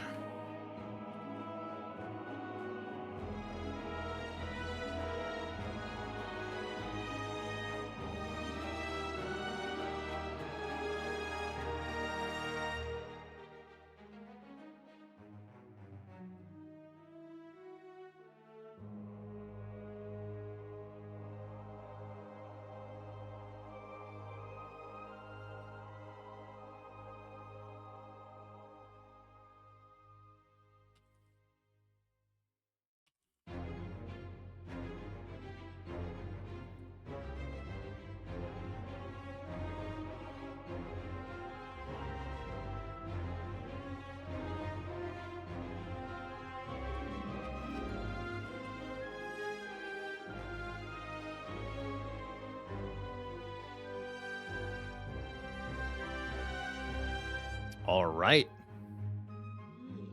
Now what? It has it been done? The Spire sleepeth. And so, Twitch chat. Shall I? GG. That was an amazing seed of the week, Ironclad run. Glorious success was had. Are there more Civ 6 games on the archives? I don't think so beyond those two, Aaron W. I didn't do a whole lot of on-stream Civ 6. I like it quite a bit, but...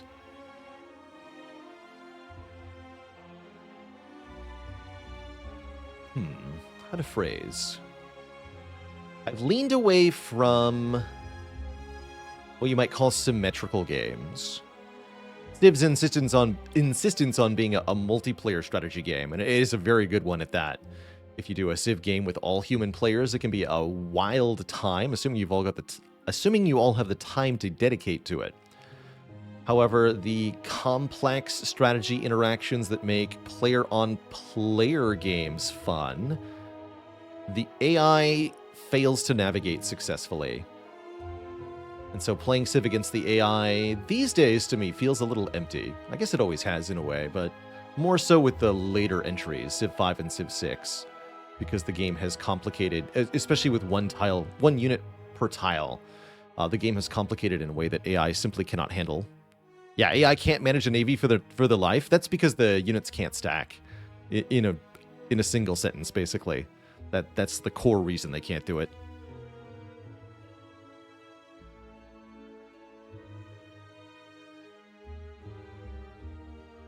Been eyeing Slice and Dice. What makes it enjoyable to play? It's got that kind of magic replayability similar to Spire. It's at its bones just a 20-floor dungeon dive with dice heroes, but because of the random promotions and challenging and varied enemies and different curses you can play with, it's got a lot of replayability to it. The Shadow King says, as a newbie that's played for a bit but nothing serious and never got to Ascensions, would you advise doing rotating classes or focusing on one until I understand it well enough? I think you can find better progression by focusing on one character at a time. That's what we're doing here right now, actually, is focusing on Silent in a moment, trying to improve at her. That said, what you should do, I think, is whatever you find most interesting. If playing the same character repeatedly doesn't feel compelling to you, then switch it up. If you really like one of the characters, then play that character. Because that's ultimately what's going to help you learn, is just getting games in and following your own interest in the game, I think, is the best way to sort of build depth of strategy. Yeah, play what you enjoy, and you'll learn as you do it. Are there possible infinite combos with Silent? Definitely. One of the simplest infinite combos is 1 calculated gamble and 1 or 2 reflex cards. And you can just play the gamble and redraw it again if the rest of your deck is small. Silent in particular can do weird things like build very large infinites. For example, you can have a 40-card deck on Silent that still goes infinite. Or semi-infinite. Do I have a Mount Rushmore of roguelite games? So like 4 roguelite games that I hold up as really awesome. I think it would be FTL, Faster Than Light, Slay the Spire, Hades, and... I want something that's a different genre than the other 3. Not sure what my 4th one would be.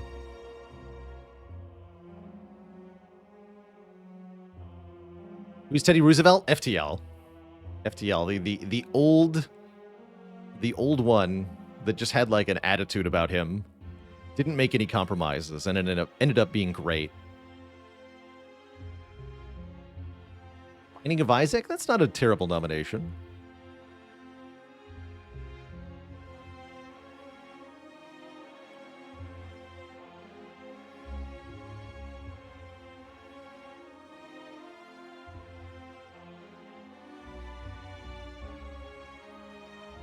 Spelunky. No, Spelunky.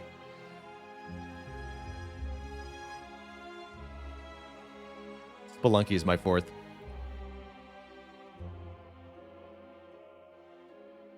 I would say the original one, actually. Spelunky HD. It's not the original, technically, but rather than Spelunky 2. But Spelunky 2 is also really good.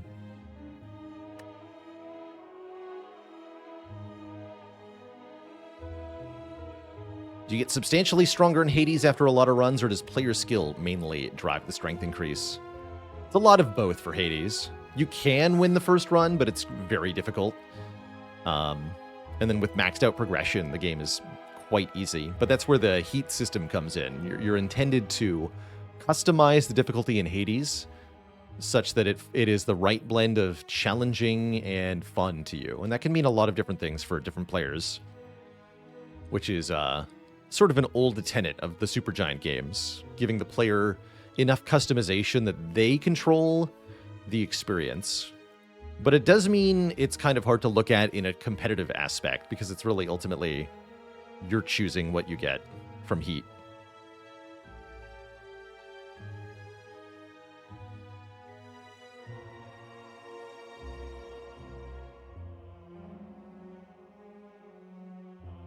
And yes, trying max heat is a special kind of crazy, indeed.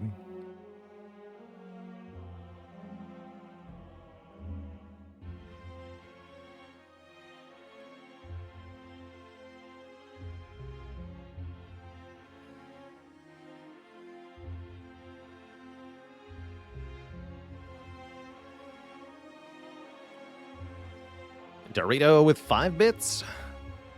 What do you have to sell to the devil to get as good at Spire as me? You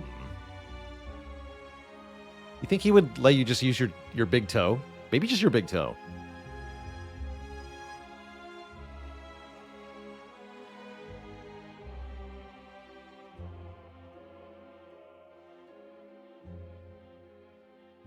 $10,000 hours. Yeah, that's the real answer. Yes, you have to sell your time to the game. Not to the devil, but to the game. The devil would take it, but I don't think he'll make you good at Spire.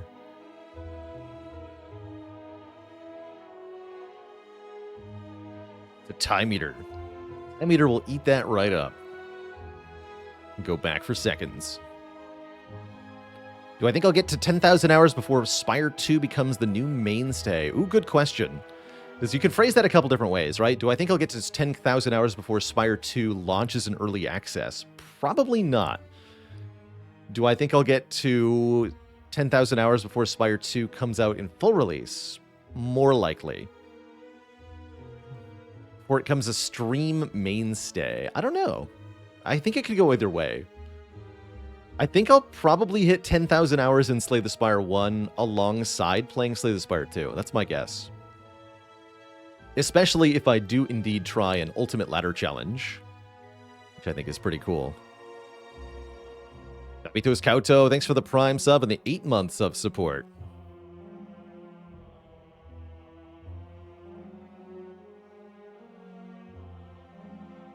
we hope that Spire 2 is so good that we drop Spire 1? I think it'd be really, really hard to completely replace it, but it's possible.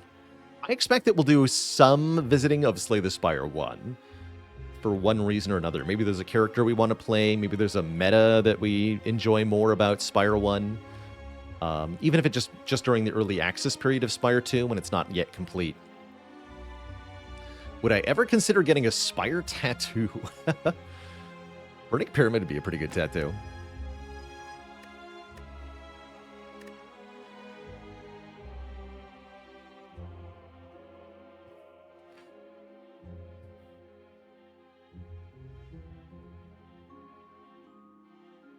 Yeah, indeed. When Spire 2 comes out in early access, it won't be that fair a comparison to compare it to the first Spire.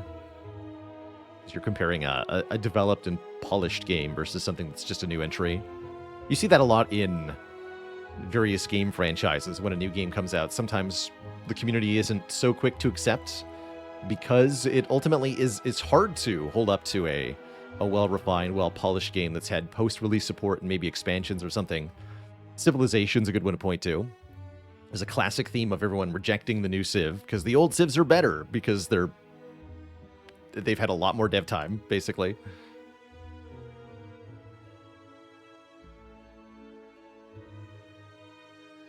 Is Slay the Spire 2 supposed to be a second Spire to Slay? That's a good question. I don't think we have enough of the lore to know if it's a different Spire or the same Spire.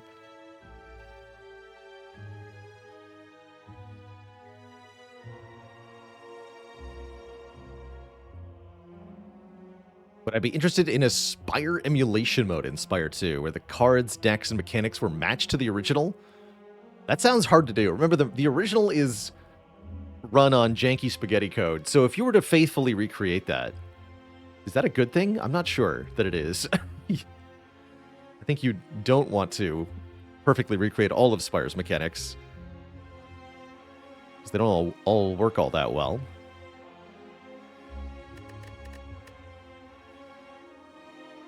But maybe if they fixed it under the hood or something. Okay, so the idea is specifically not to recreate it perfectly. Yeah, I would like to see, just be able to play the original characters from Spire in the game of Spire 2. I think that'd be great. What if cards could roll for stats? I have mixed feelings about that. Seems like something we might get in Spire 2 is maybe a way to modify cards mid-run that beyond mere upgrading. Apply permanent modifiers to a card, which I hope to see. That sounds cool.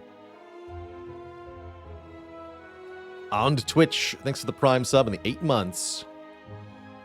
A relic or a game modifier that makes card rolls for stats sounds way more reasonable. That would be very cool, actually. A game mode where you get random stat rolls on cards. Am I going to do another Spire run? We sure are. We're playing Silent next. However, I do need a quick break. I'm just kind of trying to keep up with chat here, which is blitzing today. Yes, we're going to play A20 Heart Silent. Let me update my title.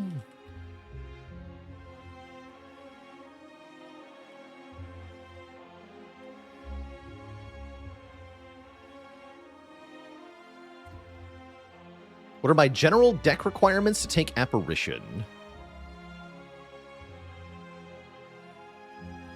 Lots of damage, not that much block, usually. Don't be at full health. Do be fighting Act 2 elites.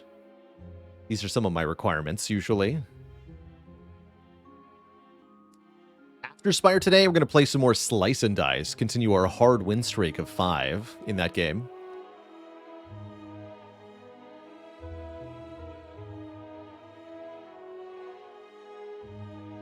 All right, Twitch chat. I'm going to take a quick couple minutes here, refill the water, stretch the legs. When I return, we play again in the Silent. BRB.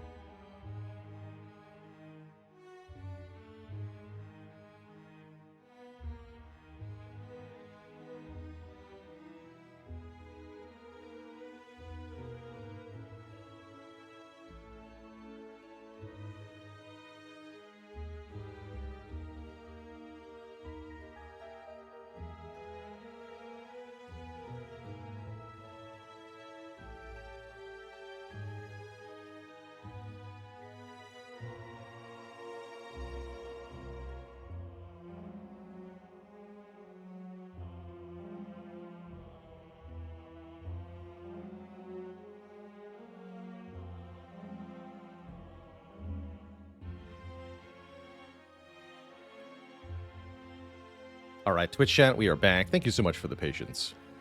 Grabbed a quick lunch there. And I am ready to slay. As the Silent. Got a 250 gold star. And lots of early shops here. Seems like a potentially... Oh my good lord, this act is loaded with stuff.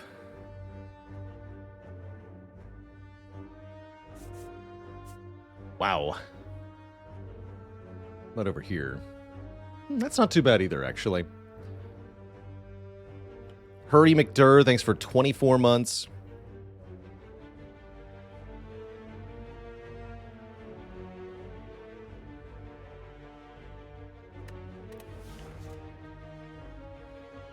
Don't have any other really powerful upfront starting bonuses, so I think even though we're paying in health, which I don't usually like doing, 250 gold has got to be good.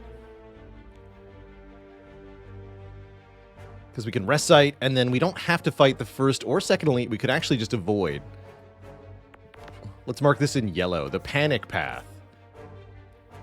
The path we take only if we cannot kill any elites whatsoever.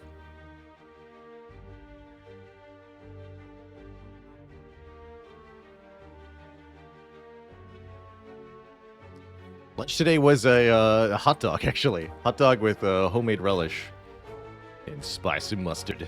It's pretty good. Do I play any chess? Only casual over the board. I've never done any form of online chess, and therefore don't have a rating.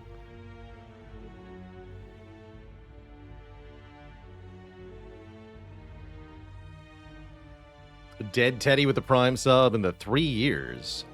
Just got back from a 15-day cruise through the Panama Canal. And found out you're going to be a dad. That's amazing.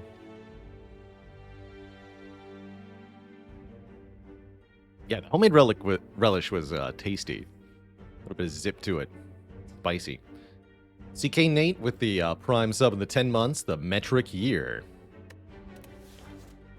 Let's see what that first shop has for us. Whoop.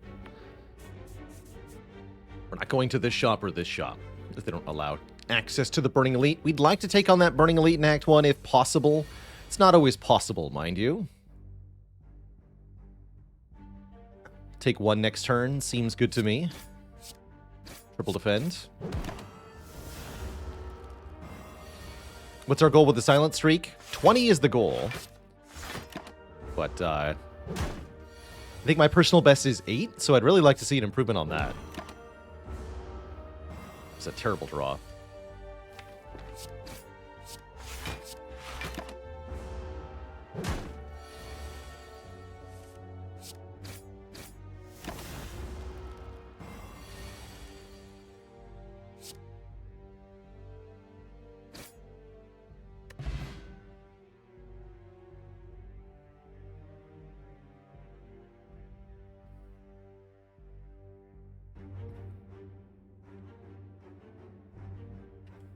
Power creep is inevitable in any game that gets kind of constant updates and wants to add new player options will inevitably feel power creep.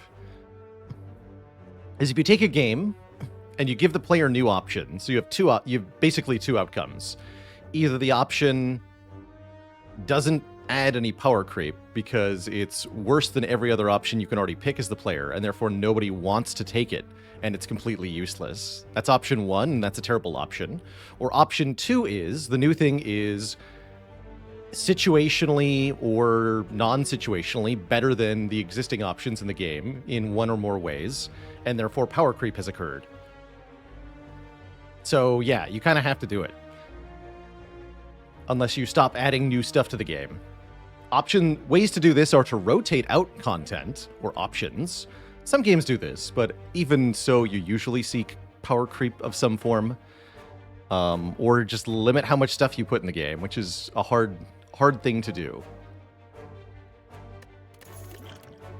And if you've got an active multiplayer game, usually you're kind of demanded by the player base that you add new stuff. And so power creep is going to be inevitable, again, because they're also going to demand that the new stuff be useful.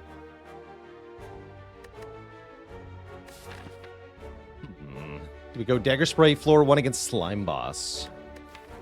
Maybe I'll try Finisher today. I don't usually trust Finisher, but it does have quite a bit of power to it.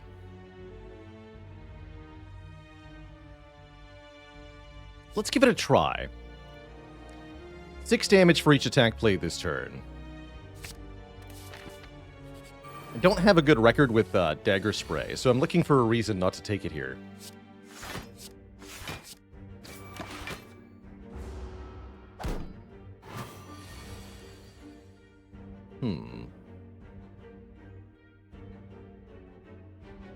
Guess I'm taking 6 here, unless I Gambler's Brew.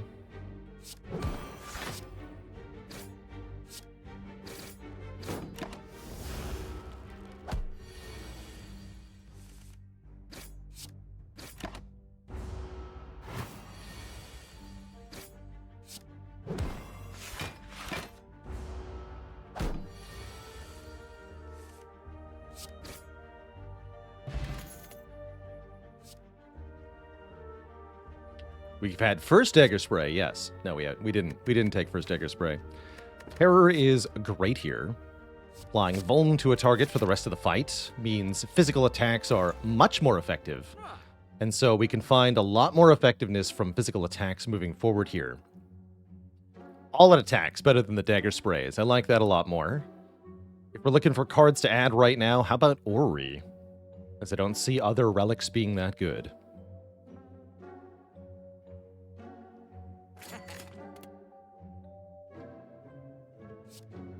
Cloak and Dagger's okay with Finisher. Blade Dance, now we're talking. Ooh, Leg Sweep, Piercing Wail. Calculated Gamble. And we're offered a Tactician as well. Okay, I'm definitely taking Calculated Gamble. I think we're taking Leg Sweep. I like Leg Sweep. We're definitely taking Blade Dance. And I'm okay with Cloak and Dagger. Other option might be Sneaky Strike and Prepared.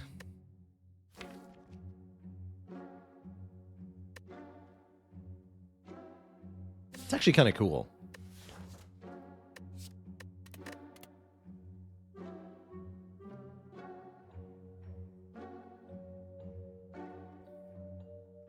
Let's try the Sneaky Strike Prepared option. Tactician's not currently reliable.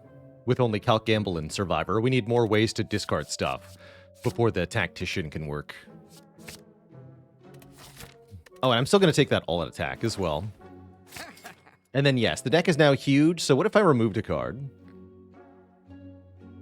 With Finisher, we should probably consider removing a Defend. And then, because I removed a Defend, I should probably buy Backflip. Right? I think that sounds pretty good. Let's do it. Okay, now this deck feels like it's in a pretty good spot. We could have also bought Dark Shackles instead of doing that, but I really like the replace Defend with Backflip option. And now we get an upgrade or a Pain Curse. I don't think we want a Pain Curse, though. I'll take the upgrade. And our first upgrade should probably be all-out attack for 4 more damage to every enemy. Essential against Slime Boss. Essential against probably our first elite here. I would love to get a heal. Cleric? You're not Cleric. You're not Cleric at all.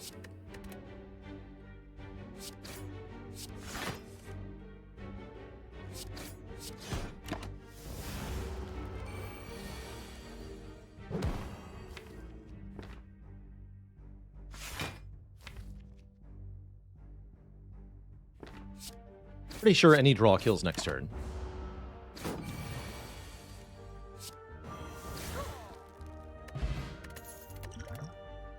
Ooh. Dash and Prepared. Okay. That's the Fire Potion is the final piece of the puzzle we need to make these elites nice and easy. I really like having this dash for Gremlin Nob. Second Prepared makes the Sneaky Strike more reliable. I don't think that's enough, though.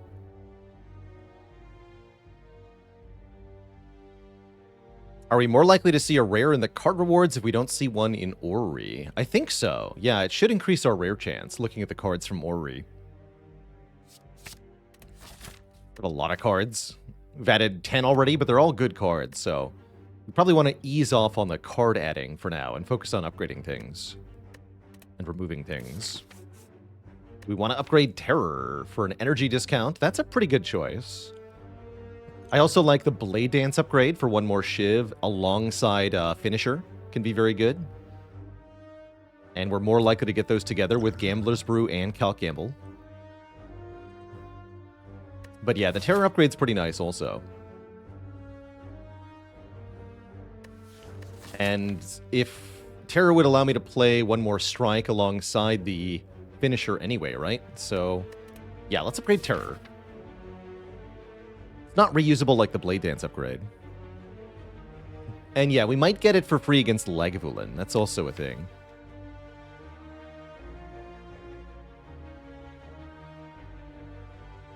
Still, I think it could matter alongside Sneaky Strike as well. Let's upgrade Terror first here. The more I've played High Ascension, the more I've come to value one-time energy discounts. Oh, and we can do both. Remove Transformer, upgrade. Let's steal another upgrade here. Make these elites reliably easy. And set ourselves up for Slime Boss. Cool. Yeah, very cool.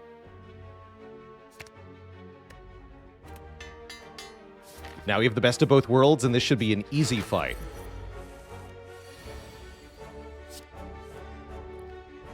That's a pretty good turn one. How much damage does this do?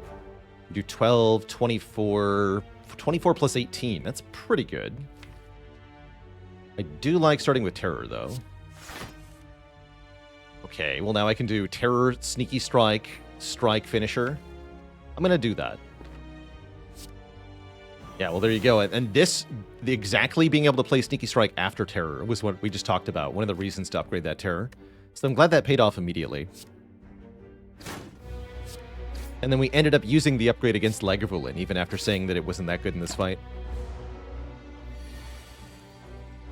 Didn't manage to draw a leg sweep here. That's okay. We only take 7 currently. So we could use the Gambler's Brew, but do we need to? I don't think so, and I think we'd rather keep both potions for Super Gremlin Knob, right? Super duper Gremlin Knob. It's already almost dead. If I bottom deck Calculated Gamble, we might have a Fire Potion kill.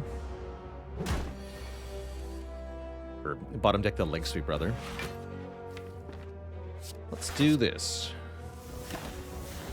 2 turns to kill. I think we can do that without trouble. Easy. We get an Ornamental Fan for playing 3 attacks in 1 turn. We gain block. Amazing with Blade Dance. Die, die, die seems pretty good. Massive damage to all enemies for 1 cost. I'll take that. Thank you very much. Somewhat Eccentric, thank you so much for the 15 months. A dozen times a dozen is 1 gross. A baker's dozen times a baker's dozen is 1 nice. I like that.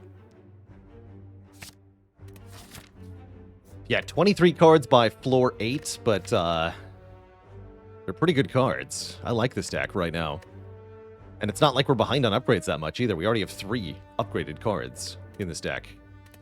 We're about to get 4 and 5 probably. I don't think we're even going to take that much damage to the elite unless things go really weirdly.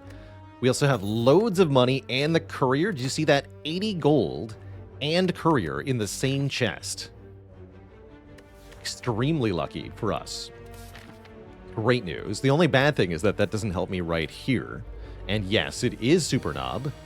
And guess what? The Terror upgrade matters again because I can do Terror, then Survivor, then Sneaky Strike. Or I can Gambler's Brew, and that'll activate Sneaky Strike. That's kind of cute.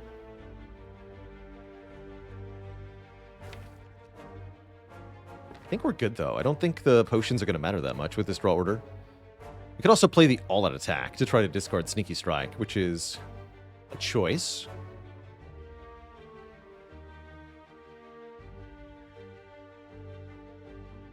Seems bad, though, right? If it discards either of the strikes, then that's only exactly as good as using Survivor anyway, right? So let's just use the Survivor, get the guaranteed outcome of -1 strike here. I think we're fine. This is still tons of damage. Already at half health.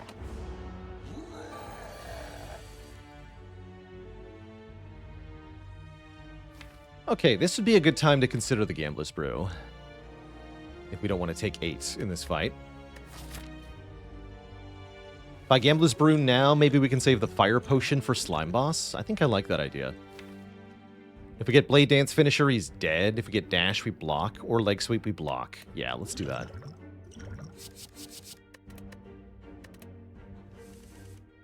Dash and Blade Dance, I'll take it. It's enough damage, right? Yeah. Yeah, Die alone kills, so we have a guaranteed kill. Great fight. We get Strike Dummy. Sneaky Strike. Yes. Excellent.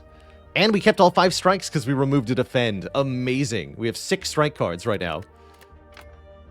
And we can take a second Die or another Backflip. Second Die sounds kind of awesome, actually. Massive AoE in the deck. And for longer boss fights, it just gets out of the deck. So we have die. 2 in a row. If we get a third one from another card reward, we have to take it, I feel like. Because then we'd have die. Back to back to back. How can you say no to that?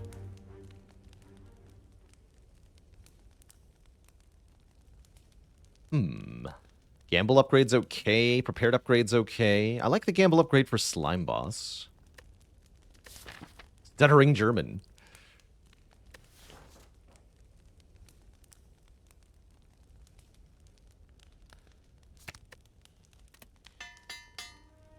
Let's upgrade the gamble, I guess.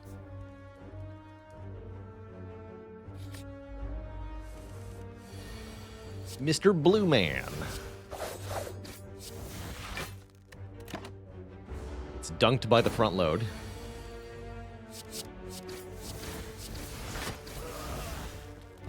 Terror is a good card. Is Acrobatics a good card? Maybe. Probably. Let's grab one. Wait. But it's not a die. Gotta at least see if there's one from the Slime Boss, right? We'll skip it.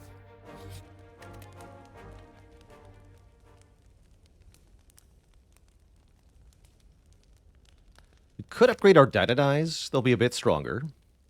Seems a bit unnecessary, though. We have so much AoE in this deck already. I think I'd rather patch our more glaring weaknesses, improve the block with the leg sweep, maybe. That seems fine.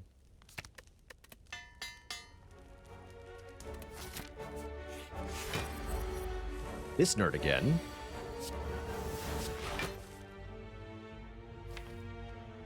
Let's see if we can get a finisher start.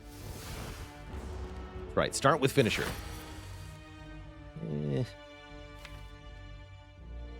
Pretty lame. One more turn. Okay, we did draw a leg sweep on this turn. That's a bit unfortunate. I guess I calc gamble for 3 of these. That seems good. Don't get the sneaky strike, though. At least Strike Dummy is here to chip in. Ow.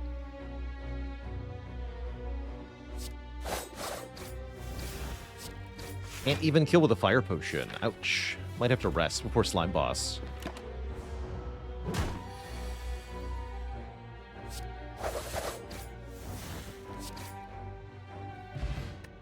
Get an Energy Potion. That's vaguely useful. Dagger Throw is pretty okay. Wouldn't call it necessary, though. Yes, keeping the Fire Potion is super good, indeed. We could try to do this on 10 health, but I'm a little scared. I think it would be smarter to rest here. How good is Tactician here? It's not great. It would be better if we had taken the acrobatics. I'm just going to keep skipping, though. We don't want too many unupgraded cards in this deck. Upgrading one does help. I don't feel like our upgrades are amazing, though. I'd much rather get to Act 2.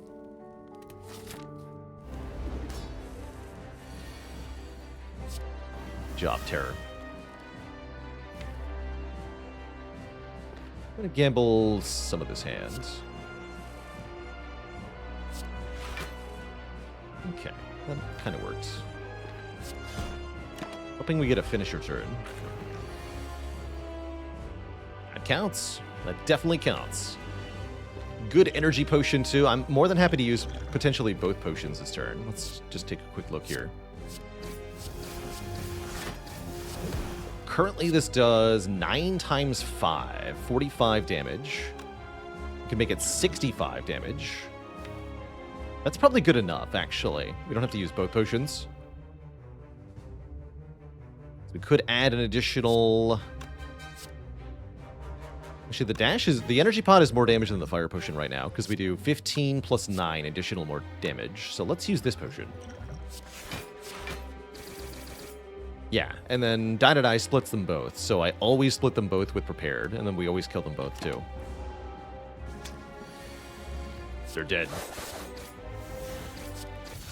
Alright, well, we could have agreed to the upgrade, but we didn't know we were going to get Finisher and Blade Dance together. That was not guaranteed. So I'm happy with it. We don't get a Die, unfortunately, so we don't get the triple. The triple D. But we do get a Burst or Tools of the Trade. I think Tools is okay. Draw 1, discard 1 per turn. Then we can take a Tactician or a Reflex. Or a Calling Bell. Not Calling Bell. Hovering Kite. You can take a Hovering Kite, too. Hazeberry, thanks for the 6 months. Thank you, son.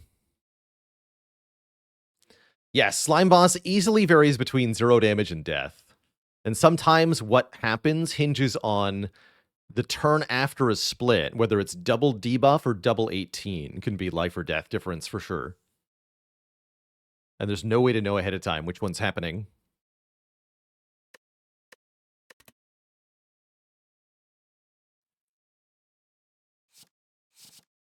But if you can just do 150 damage in one turn, then it's a very easy fight. Take that, Tools. Ooh, what a choice. Option A, a boss relic with no downside. 1 energy per turn. Block 2 curses. Option B, the Runic Pyramid. When we have a finisher and a calculated gamble. Yeah, that's a pyramid. even against Curse Key with Omamori, I think this is pyramid here. Silent, in particular, loves Runic Pyramid. Loves being able to retain her cards, especially with her extra turn 1 draw. Minus 999 gold? It could be, actually. Are there some rare cards that make the prospect of a boss relic change the value you give it? Definitely. Easy example here, Meteor Strike. Makes Snecko Eye much better, of course. It's a 5-cost card that makes a lot of energy. So it's insane with Snecko Eye. But to a lesser extent, that's true of almost every boss relic. There are cards that give different weighting to others. For Runic Pyramid, the bonus weighting here is anything that is 0 cost and / or anything that is conditional at all. That is, the value of the card is dependent on what other cards you draw at the same time. And a card like Finisher is definitely that. If you draw a Finisher with no attacks, it does nothing. If you draw it with a lot of attacks, it does so much damage. With Runic Pyramid, you can hold on to it until you have a lot of attacks in your hand. And then it always does so much damage. There's no longer any randomness or inconsistency in the output. And that is a big difference. I do now wish we'd taken that Tactician. Let's see here. I like going double shop. I'm not sure I like the end of the act if I go double shop. So option A here. in green. Could do one less event, but I like the extra event with the Omamori for sure. That way we get 2 elites this act, 1 late event. That's not too bad. 2 early rest sites, plus 2 removes at the shop. Even with Strike Dummy, I'd love to get rid of maybe 2 strikes here. Although I could actually see an argument for a defend. The strikes are doing 13 damage and giving me some block. This and powering up finisher, they're pretty good.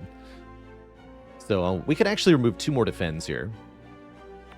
Option B, let's put this in light blue. Go for the elite before a rest site, but we get payoff as an extra elite later on. I don't know if that's actually worth it. I guess it depends on how much money I have after the first shop. Uh-oh. It's Jerktown. Except, I think I can thrash them. It's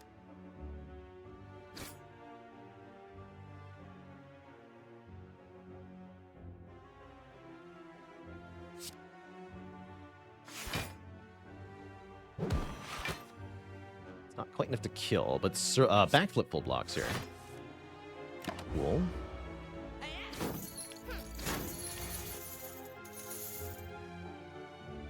+9 is not enough. So I can survive or defend, or I can kill one. If I survive or defend, I'm taking 4, right? 18 minus 22. If we play 3 attacks, one of them dies, I'm taking 7, because we block for 4. So I think better to play the defensive cards here. Just full block. Keep the attacks in hand. Take a little bit. Could have also used a potion there. That would have been perfectly acceptable as well. I think I can just kill you, right?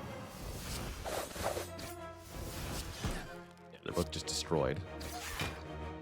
That's a lot of damage once we draw the terror. Slice plus or setup plus. Put a card from your hand on top of your draw pile. It costs 0 until played. We can do that on Sneaky Strike, on Dash, or on Leg Sweep. Normally, I don't like setup that much.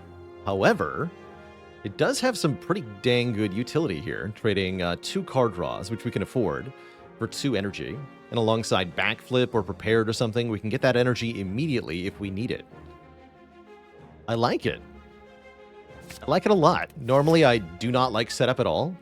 But because we have Runic Pyramid, and because it has the free upgrade, only because of both of those things, it's actually pretty good. Am I willing to all-out attack here? I think I'll do that next turn. Let's go strike, strike. Die, die, die. Fight's maybe a little bit tricky. We could consider using a potion if we end up short on damage, but I think we'll be okay with any decent roll order here. Do I just gamble?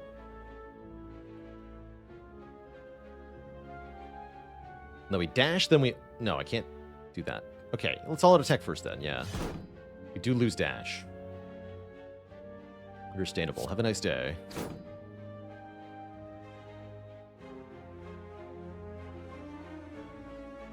Take 2? Take 2 and then gamble? Now gamble next turn. We have no energy left. Surely we can find 26 damage, though. It sounds easy.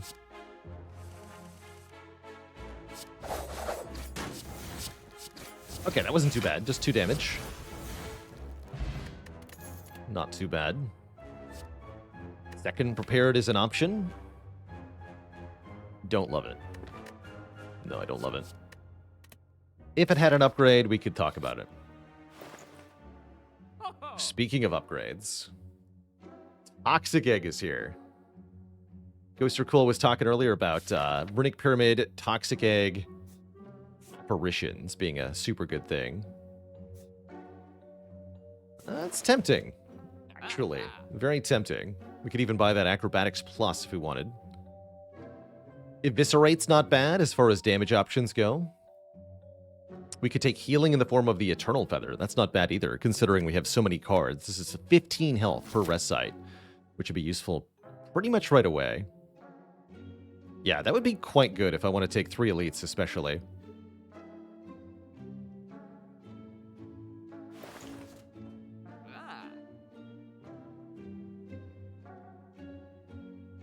Maztem, thanks for the full year of support. Hey ya. I think I am going to go with the Toxic Egg, though. There's a Kremlin Horn behind it. Am I going to buy any of these cards or the remove, though? No, I think I'm going to go Green Path here. Buying a Toxic Egg is definitely not the time to take extra elite fights immediately. We've invested in long-term value, so we need to survive short-term now. So to that end, I'm going to go to another shop, because I just want the more rest sites. And because I'm going to another shop, we're not going to spend the last of our money just yet. Come on, Noodles, make me rich. Oh. That is also acceptable. Why, yes, I would love to read your book. We have to pay 21 health to get a book.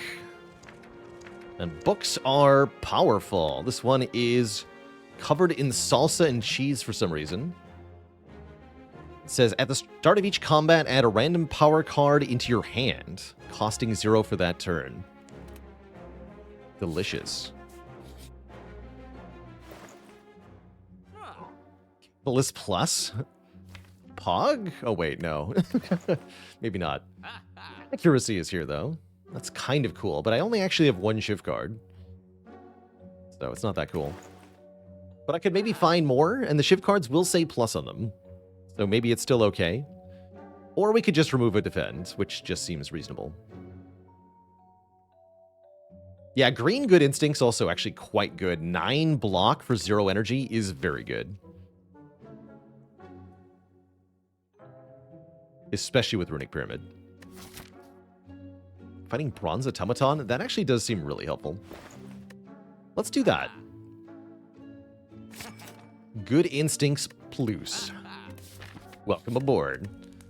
And I'm going to rest for safety now that we've paid a lot of health to get the enchilada.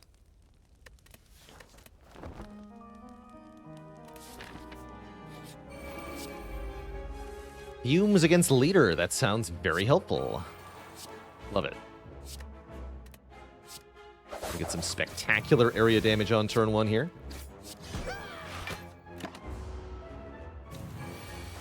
Excuse you. That is too much damage, though. Let's see if I can find my green Good Instincts here. Yes. All right, now set up Sneaky Strike. Do it.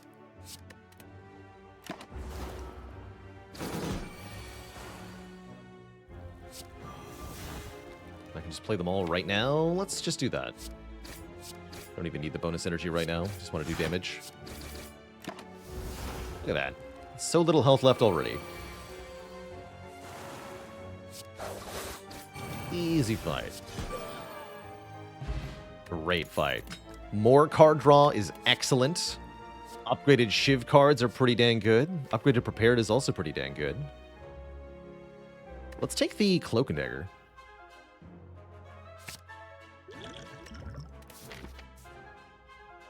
Accuracy, come back. And let's get this to be 0 cost. More 0 cost cards, more better. We're not getting cursed here. We didn't take the cursed key. So we can take the boot if we want to make our shivs do 1 more damage if we haven't played Terror yet.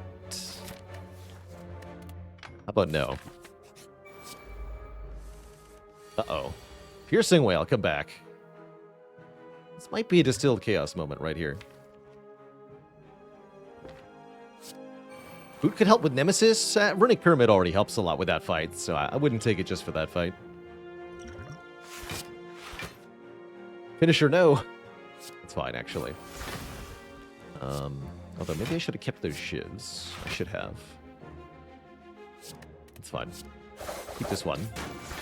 For, ornamental fan reasons. Draw me a card. Any card. That's a good card.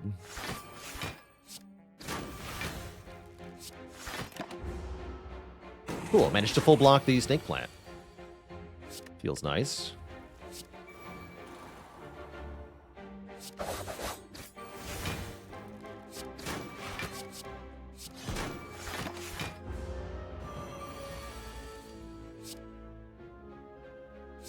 And then just set ink bottle to 9.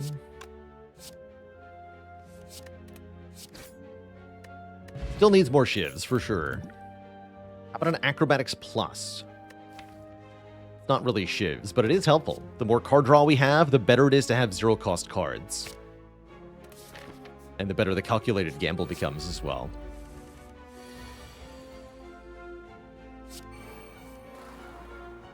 Speak of the devil. Actually, I think I'll hold on to that. Go Survivor on Strike. Sneaky Strike. Something like this. Just keep these for next turn, since I don't need the block this turn. Seems like a good moment for Liquid Bronze. This is definitely the last dangerous foe that this potion is really any good against, before Heart, anyway. So, might as well use it here. Oh yeah, we have Infinite Blades in play, so yes, we should use one. Because we have a new Shiv comes in play here. That is correct.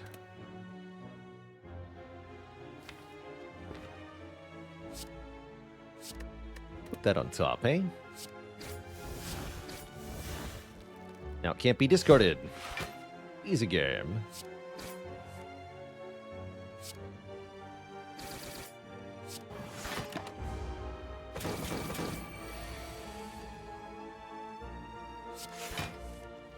There's Terror. At long last, we found Terror.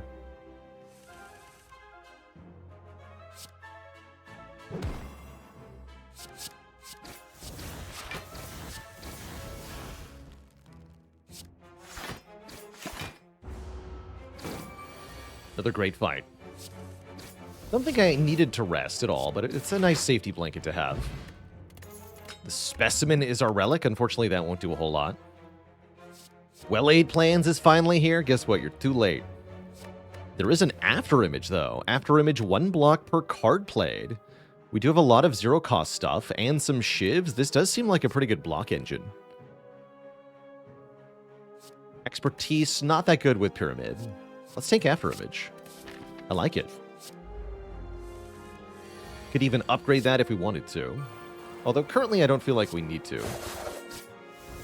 Oh, and here I said Specimen wouldn't do anything. It's about to do something. Guess we'll kill the cultist first, then.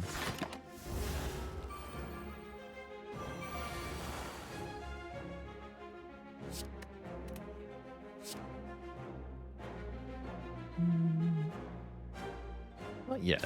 Can have a bit more poison. Mr. Cultist.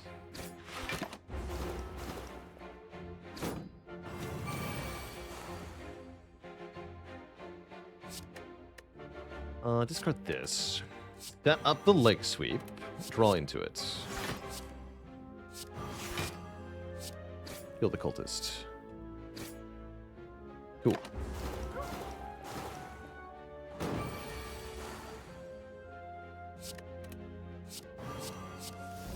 Pyramid makes this fight a lot easier, too.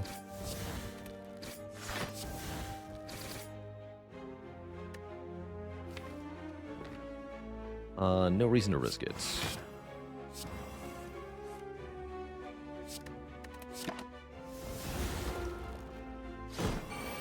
This ink bottle. Cool. Power Potion seems better for a boss fight than probably the Fire Potion. Explosive would at least do 10 to all. There it is. Accuracy. Now you can come to our deck. Welcome. Yeah, let's lose the Fire Potion for a Power Potion. This could be... Or no, we're done with all the elites. Yeah, it's just a hard pool fight. Triple Bird Nerds. Probably not a threat here. Probably. I'm planning a streak attempt for all the characters eventually. Yes, we're going to do Defect and then Watcher afterwards. 100%.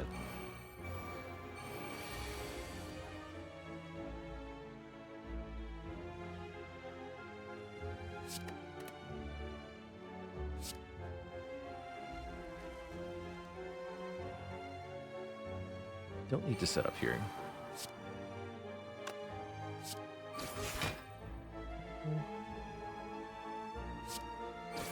Yeah, don't need to set up here.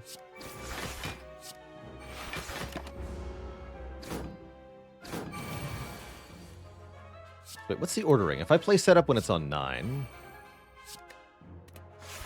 Okay, that does work the way I want. We immediately draw the card back for free. Cool.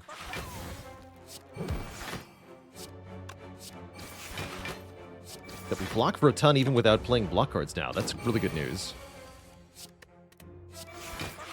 Excellent. Second accuracy or an outmaneuver plus. Gain 3 energy next turn. I feel like this setup is already giving us the energy discount we need. Finding all the ways that setup might not suck in a single run. Incredible. I'll take second accuracy. I'll do it. Oh, and a bonus shop with a bonus freaking blade dance. I mean, yeah. Could buy a medical kit, but I don't think we need medical kit. We already have a lot of ways to discard wounds, such that they won't get stuck in our hands, even if we do have them. So I think this is actually unnecessary. What I am going to do is cut... I guess we can now cut a strike card. What's my favorite silent build? Shivs are pretty high up there. I also really like stacking Blur with passive damage. Can be very fun. Caltrops and Fumes. Guess I'll upgrade one of these.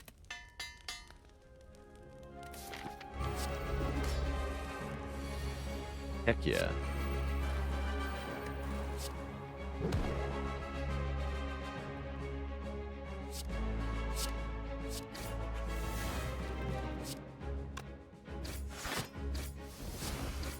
Keep one here.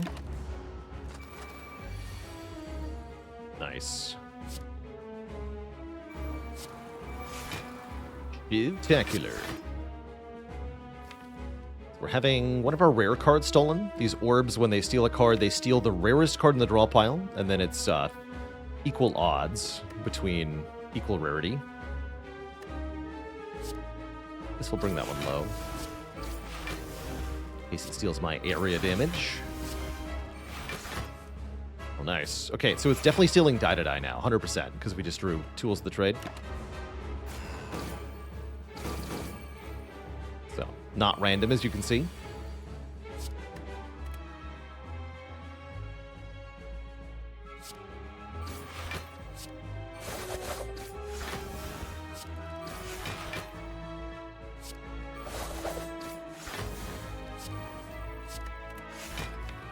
And I'm looking for Leg Sweep to be 0 cost here.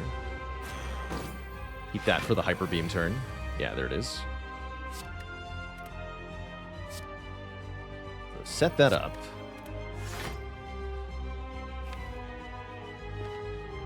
Then dash. Kill this one.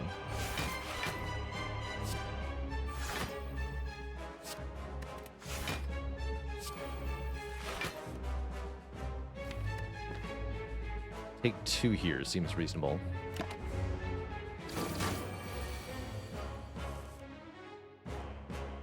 Cool.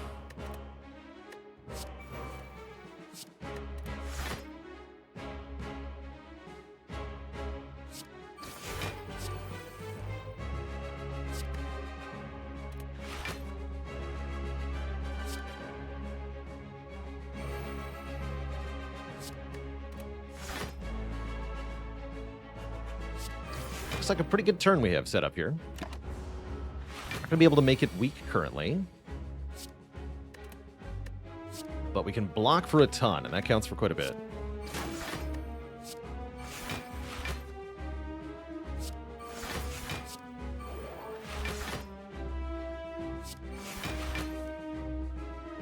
Cool.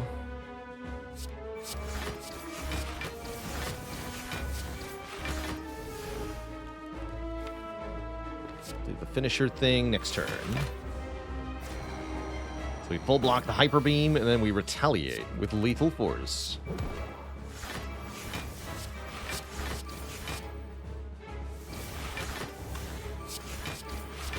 GG.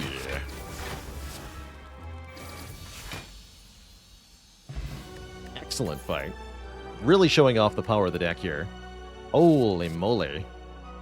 3 upgraded green cards. Upgraded rare cards, rather.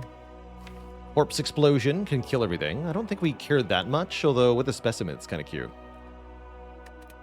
Burst can duplicate skills. That's extremely good.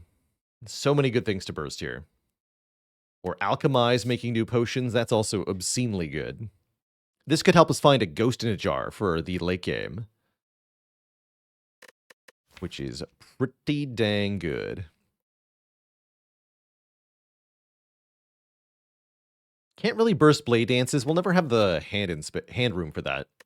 But we can burst the stuff like Setup and Good Instincts and Leg Sweep. Let's take Alchemize. I don't actually like my burst options. And then our energy options, Coffee Dripper, no resting, or Hovering Kite, gain energy when we discard. Both are pretty dang good. Kite has no downside and activates almost every turn, whereas Dripper does activate every turn, and therefore might be better.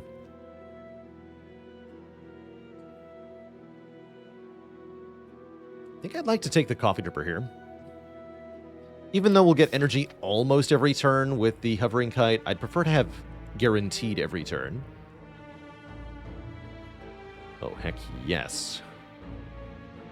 Wow, what an Act 3 path. All right, we're going to start out with some question marks around these shops. Because, yeah.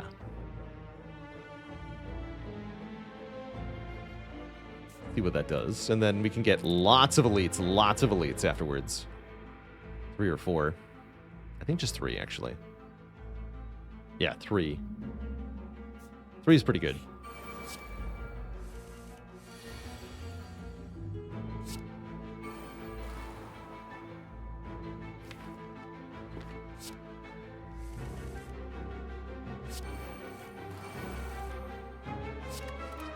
Is pretty good.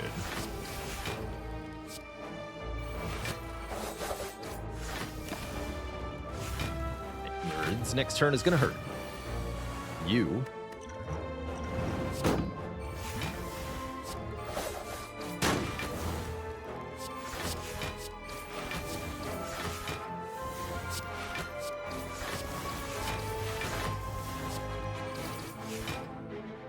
Great fight.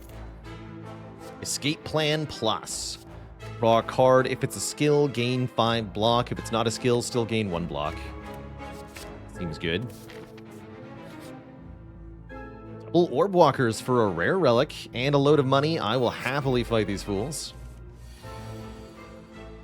Let's go ahead and use our Power Potion in this fight.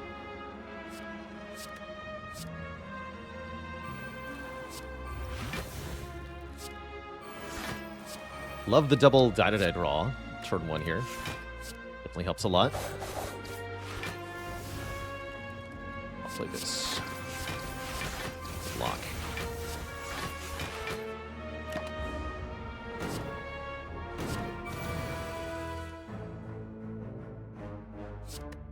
Okay.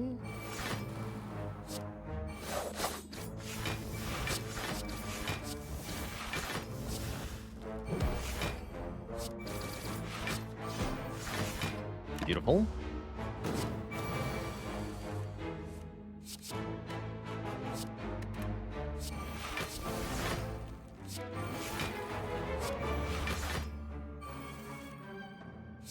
Very beautiful. Really good fight.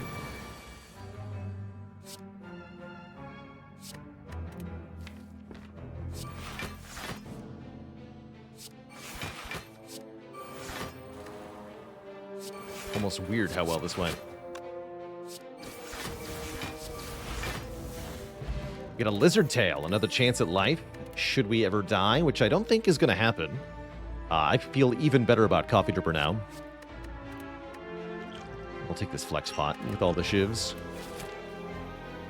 This is not enough money to make one shop worthwhile. We're still hoping to get 999 gold so we can courier with infinite money into the shop here. Nope, it's a shop. Fair enough. Apotheosis? No, it's actually terrible, right? Everything's already upgraded. Give me a piercing whale. Give me a calculated gamble. I'm out of here. The illusion of choice. Not mind bloom, distressing. Well, I can take one more. There is a shop coming up. I'll go for one more here. It's a hilarious time to get a random shop, though, right?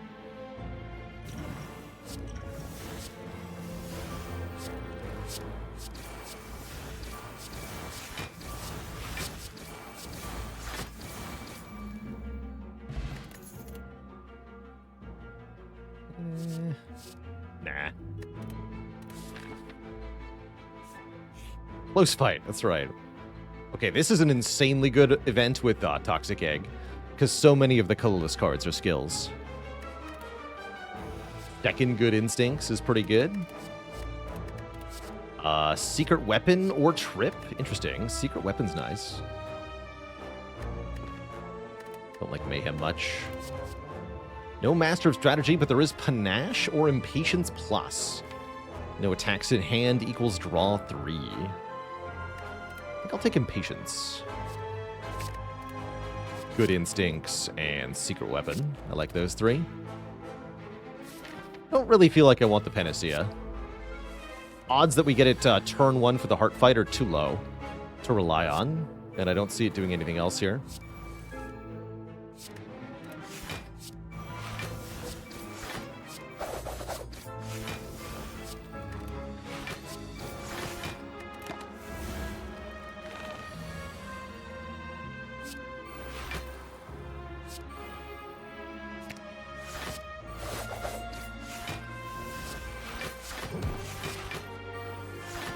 Love card draw.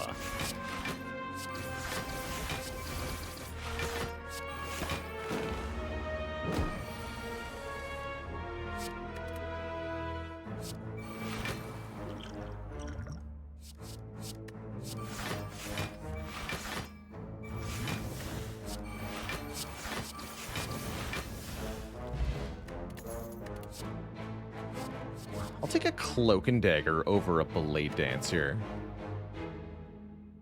I like the base block on them. Although we don't have any dexterity at the moment. Less of a hand clog issue as well. What do I do at a rest site? Can I upgrade the other accuracy? Good enough for me.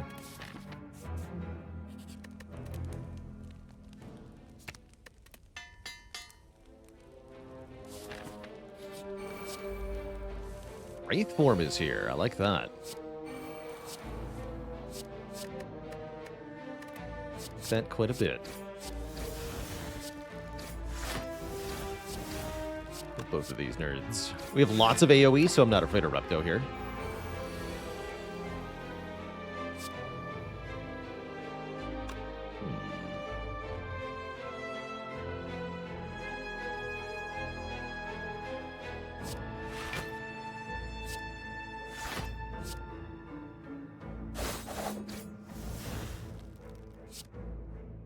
Try to do this without playing Wraith form yet. I think we're okay. Looks like we're good.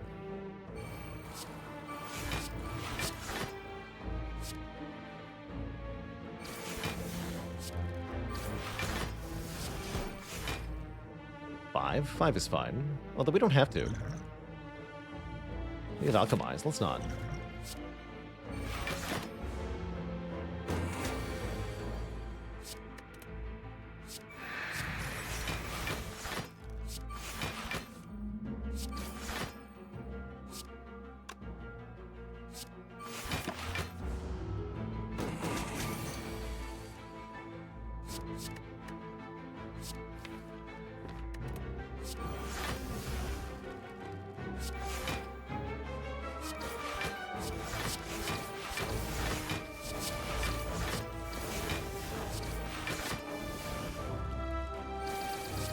quite kill her yet.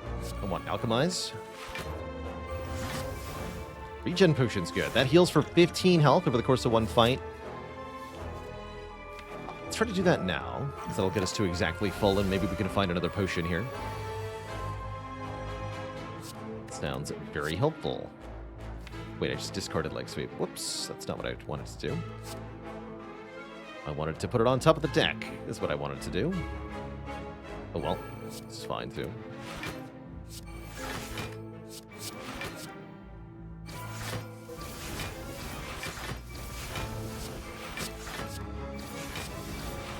Yeah, we still full block easily here.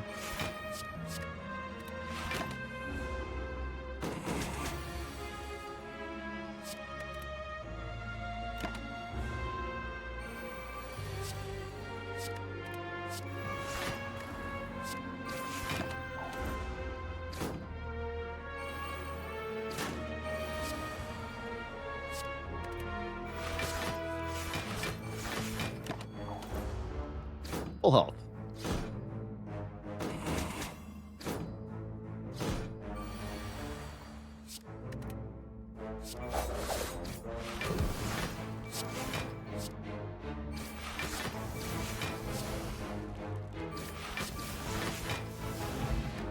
Beautiful.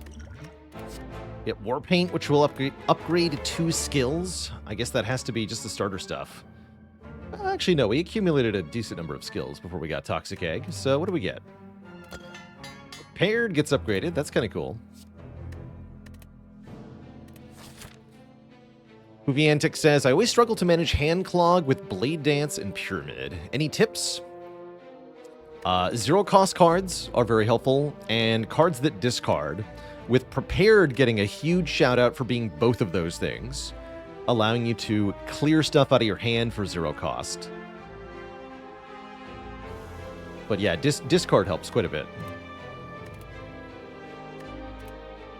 And Darth Ziggler with the whole year. Thank you for 12 months of support. Oh, I love letter opener runs. One of my favorite relics to get on silent. Now, for every 3 skills we play, we'll deal area damage, which can be a whole lot of fun.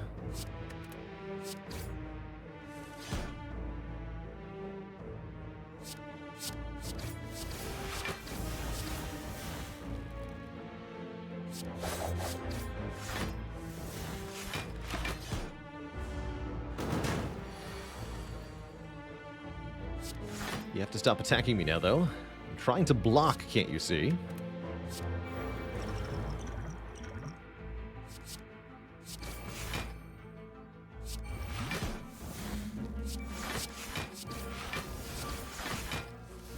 Here we are.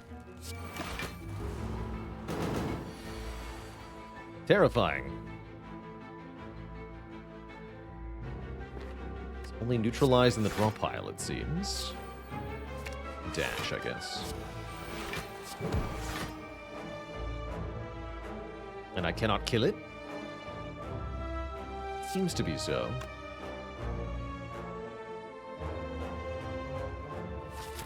Stew pot is fine.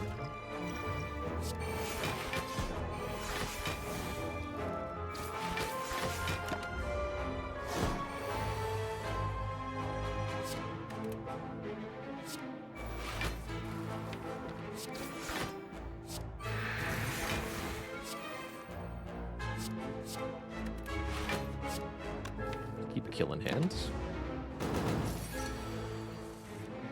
All right, we are out of here.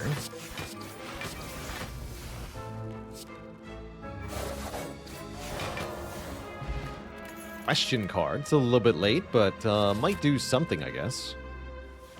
Don't really want this backstab.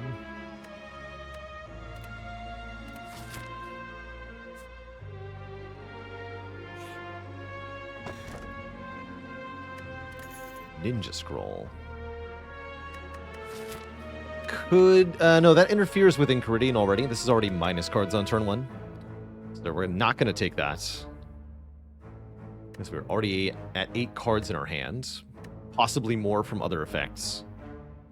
It is a little bit of block on turn 1, which is kind of cool, but it's not good in the Heart Fight. It's also not good against Time Eater. I'm going to leave it on the ground. A Nanja scroll, that's right.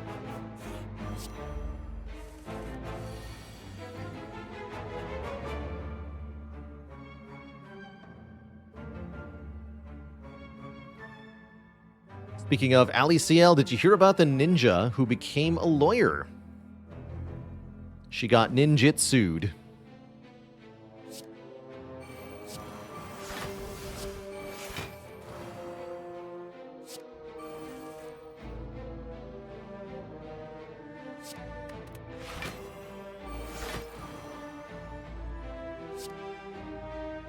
I think we get away with Blade Dance here. Wait, what's this?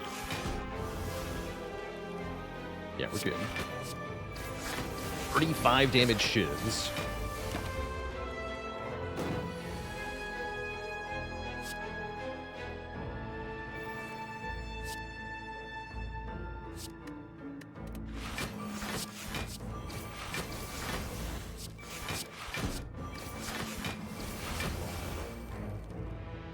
This is free, right?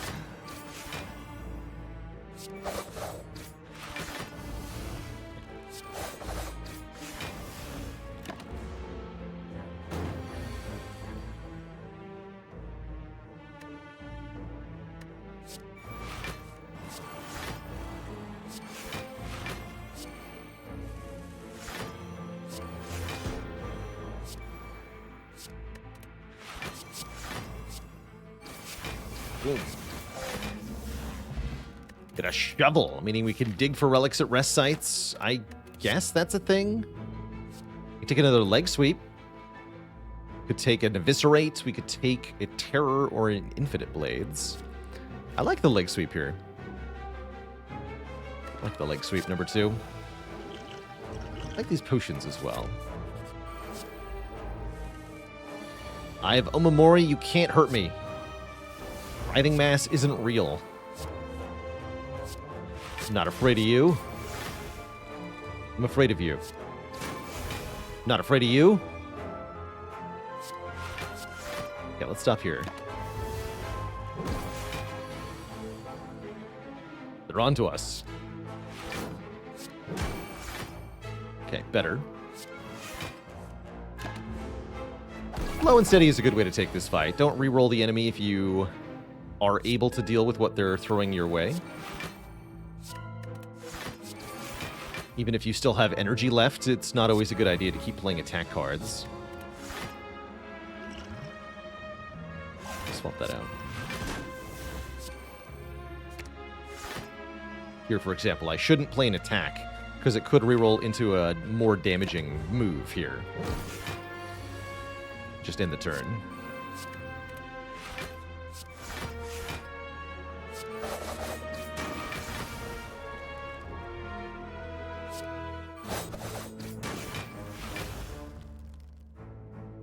Really want to get debuffed? I think Blade Dance helps here.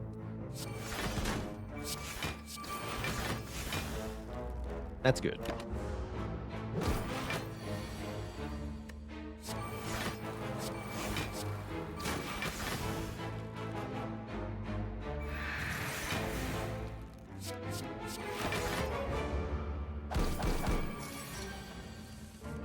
Okay, I should be able to kill now.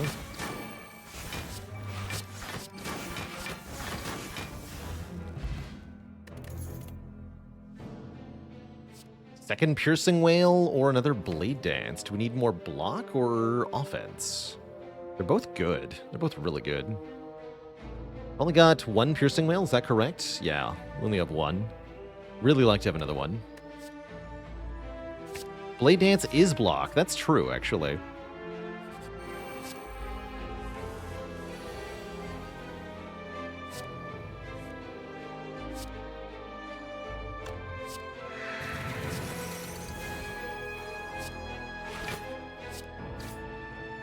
Letter Opener is really good in this fight. Definitely. 20 damage from Letter Opener, turn 1. Not even trying. Now I'm trying.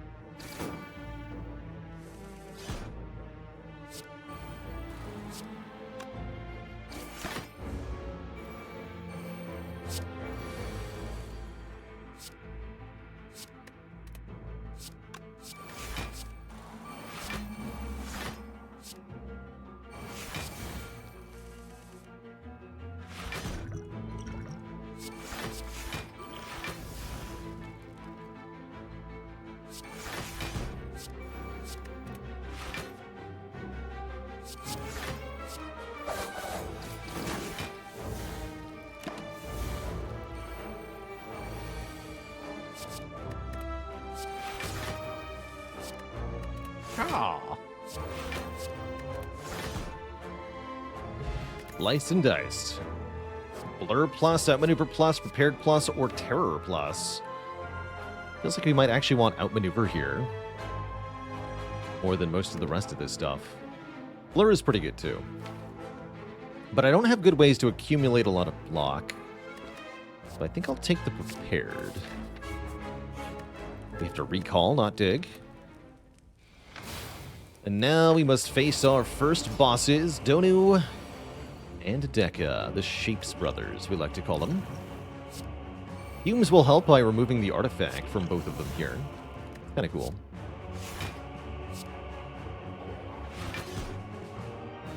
They do take a little bit.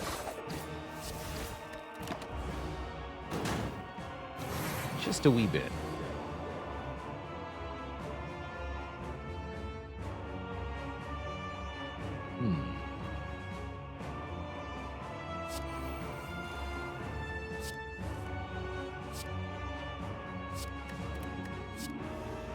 Gamble for now.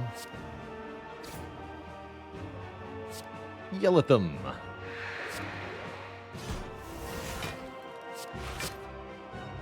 Keep these.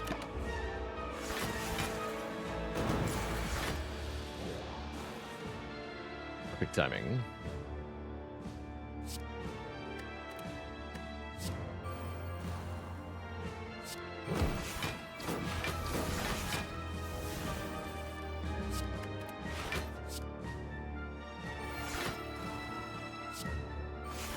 Set up that dash. Depends. Okay, we're slowly making progress here. We're getting all the powers in play. Getting cards exhausted, stuff like that. Good stuff.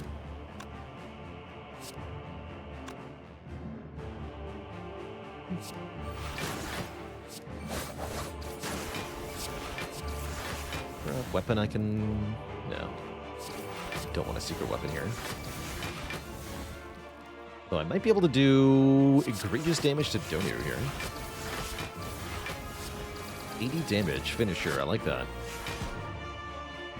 Heck, you're basically dead. Good work, me.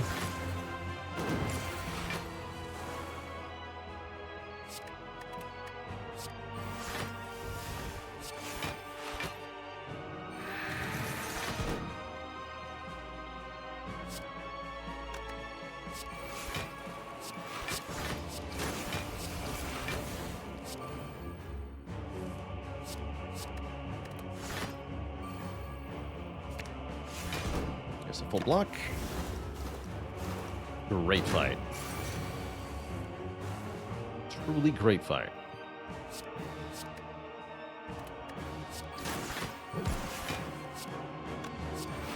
Oops, that's right, that's the more finisher. GG. Yeah, that's right, get in there, specimen. 11 poison. You get a free footwork for Time Eater you shouldn't have. I'll take the upgrade on that too, actually.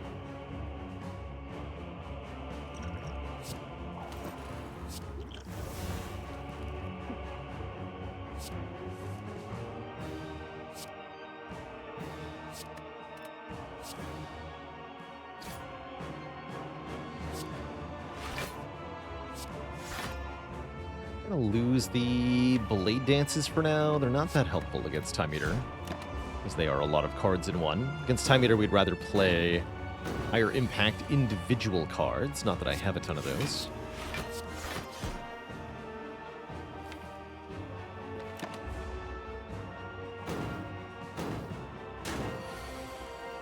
Two, huh? Spooky.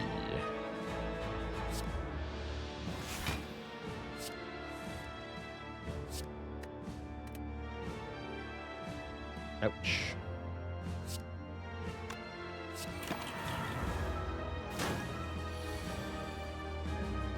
Okay, not too bad, though. Definitely want to get all the powers in play. Pretty much a given.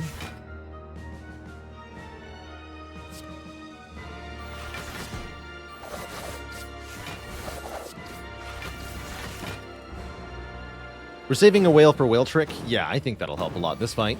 We probably don't need it, but it's definitely going to be helpful, so we might as well.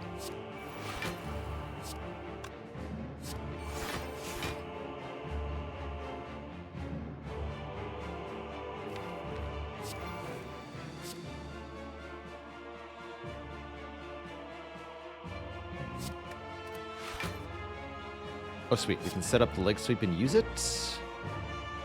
For the last 2 cards, or I could just play leg sweep. That's more sensible.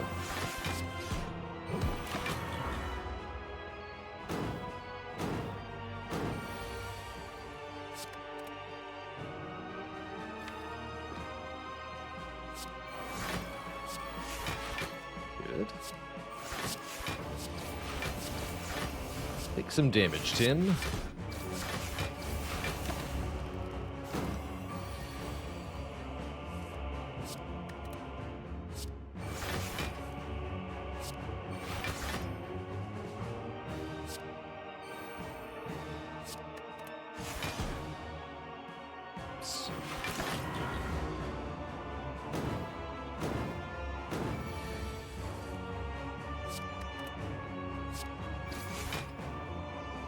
So, what is Whale Trick? On the turn, after Time Eater drops below half health, so we drop Time Eater below half health this turn. Next turn, Time Eater is going to restore themselves back to half HP, call us foolish, and remove any debuffs that they have at that time. By playing Piercing Whale on the turn that they do this, we lower their strength and apply a debuff called Shackled that would normally raise their strength back to normal at the beginning of next turn. However, when Time Eater cleanses their debuffs, they also cleanse that Shackled effect, as well as the removing of strength that the Piercing Whale did. So it ends up turning the temporary strength down into a permanent one as a result. So Time Eater cleanses here and now starts the phase 2 at 0 strength, not 8 strength, which definitely makes it a bit easier here in the second half. Definitely makes it easier.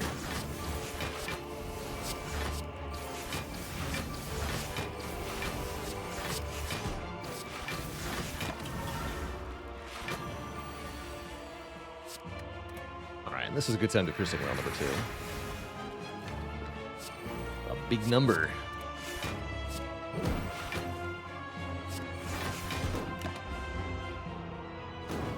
Was Heart ever like that, and then they changed it to be the opposite? No, Heart has always purged their strength down specifically. So Heart has always had the inverse interaction. It's kind of an unavoidable consequence of the Shackled effect and how it works, as well as bosses that cleanse debuffs.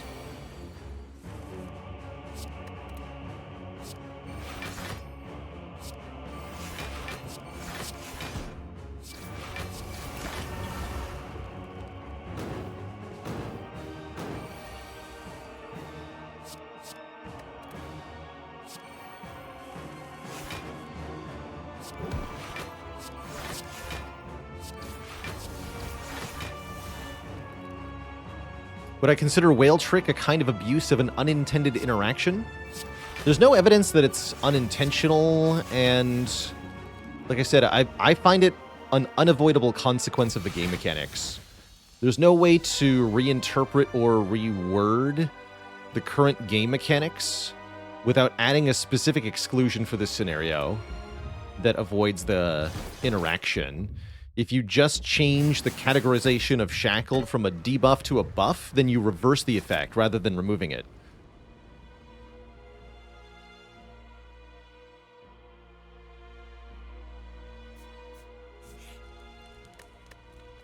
Can upgrade or we can dig here. Any really good upgrades? I like the After Image upgrade a fair bit, actually.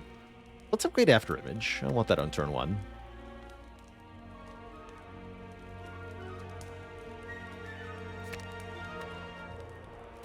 Making it a different debuff that isn't purged. Right, so now we're creating a weird specific exception. The boss purges all the debuffs, but wait, not that debuff. That debuff is special because it's overpowered or something. I mean, that is what we did with Blasphemy, right? So, it kind of makes sense. discount. Ooh, Tingsha's here. Whenever we discard a card, deal 3 to a random enemy. That's kind of cool. More than kind of cool. That's tremendous damage is what that is. So is Caltrops, but I'd rather have a relic than a card. Could take a bottled skill. Could bottle calculated gamble. That's kind of cool. Bottle terror.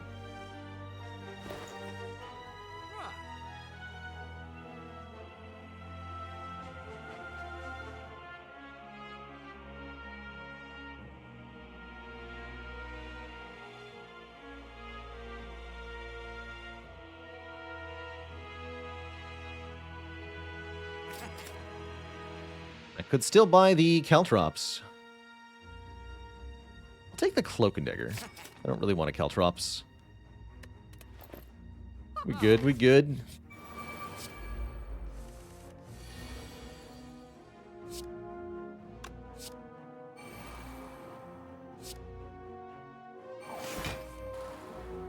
Dex pot for heart seems good. I'll use the Swift Potion in this fight.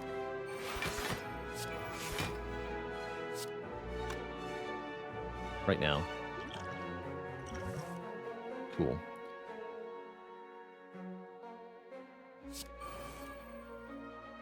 Very cool. Okay, lose the AoE, I guess.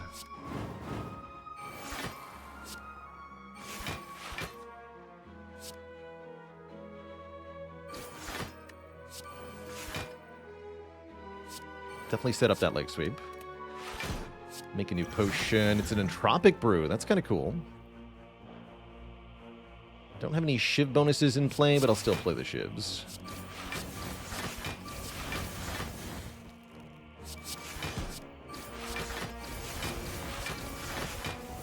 Alright, great turn.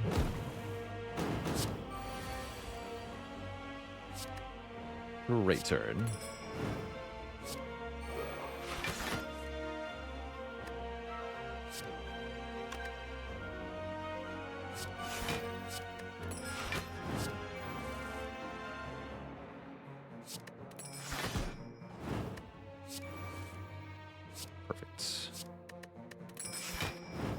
I don't even need the Piercing Wail anymore.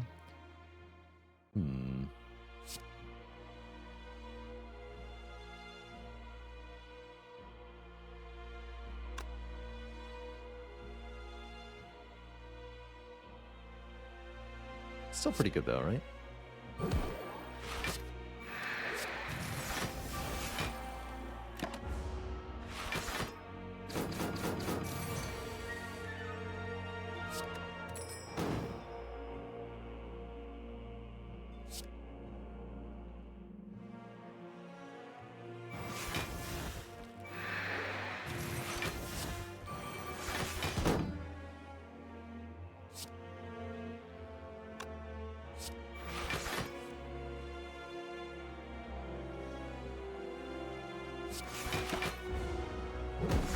Take one.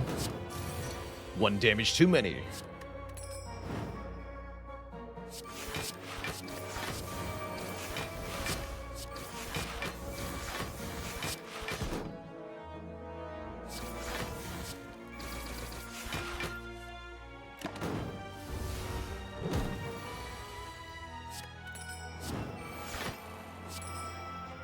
Ding ding.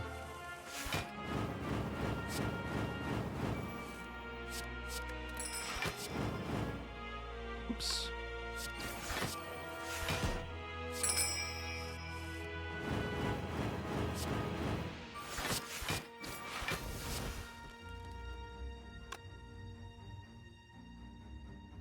Set ink bottle to 0. Whoops.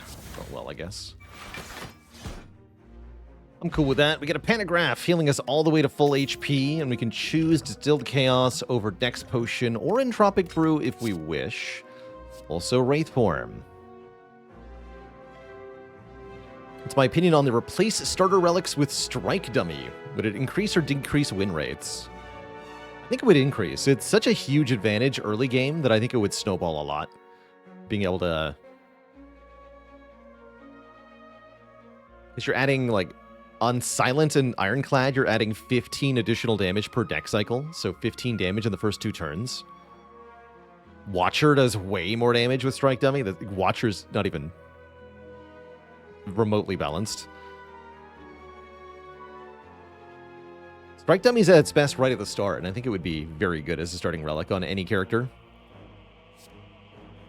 Take a Wraith form just for safety, and I'll go with the 2 random potions over to Stilled Chaos. What do we got here? We do get Caltrops anyway.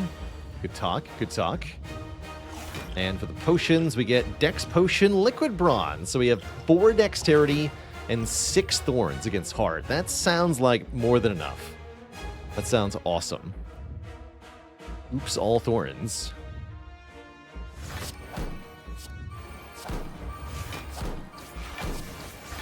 Late Dance draws a card.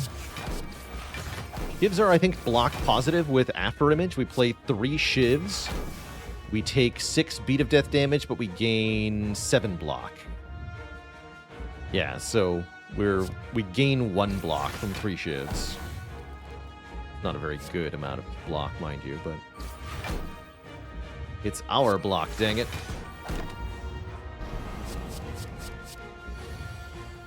$67, he says. Ouch, we say. That is still a tremendous amount of damage, no matter which way you slice it. Thankfully, we at least have Leg Sweep. Thankfully, we also have Lizard Tail. But yeah, that definitely hurts.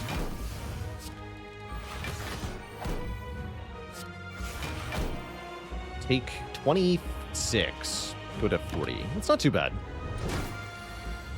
That's not too bad. And I think we just Piercing Wail this, because it's really hard to block Wolf Rail.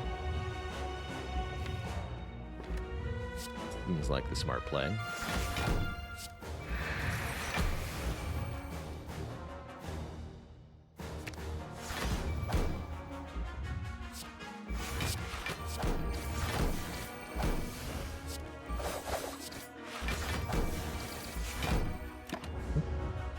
Turn for attack potion, actually. Although we're weak, so not really.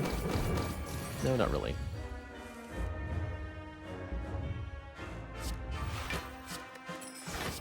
Ding. I think I want Neutralize to remove an artifact so that I can probably Piercing Wail the next multi-hit. I'll wait on the attack pot. Would the heart be harder if it debuffed you for the second cycle instead? If it started with the first 2 strength and then debuffed you, the next one would be 6 by 15, right? That'd be spooky. That'd be really spooky. Yeah, I think that would be way scarier.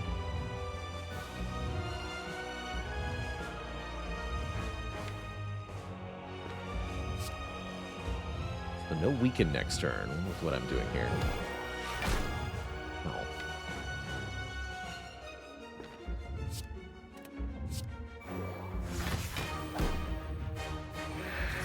Means I don't have Piercing Wail for the 6 by 15, but I do have Wraith Form. So maybe. I'm just going to gamble into that nonsense. I might hit the Void here. Did not, and I get to set up Wraith Form. That's really good safety. See if we can find Void now. Yeah, there it is. Cool. Great turn.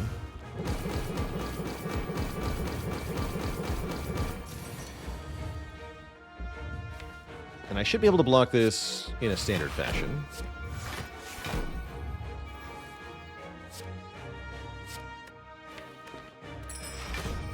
Although only if I spend my energy on blocking. Got other stuff to do here, though. That seems like a priority, actually. So... think on that.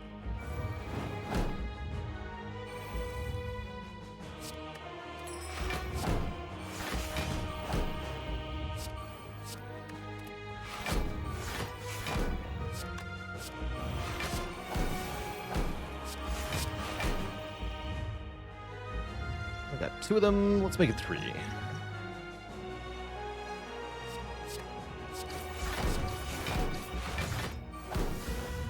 Full block.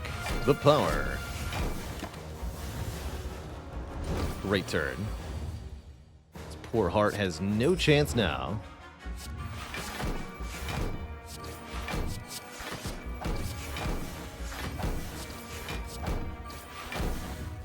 We can just Wraith Form through the next 2 attacks. Not that we need to, mind you. Seems convenient, though. I'll do it.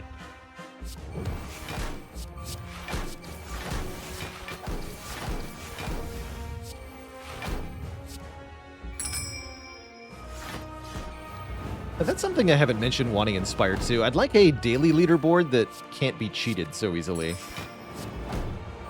That we can actually compare people through the daily. That would be very neat.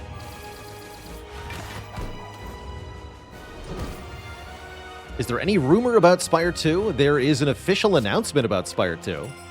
It is a real game that is happening. We know that much, at least.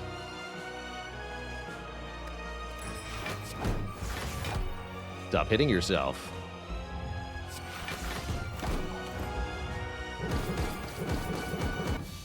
GG. GG. Mark the streak at 2.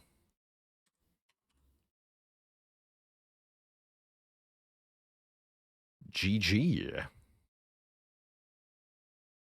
Be free, my lizard tail friend. Be free.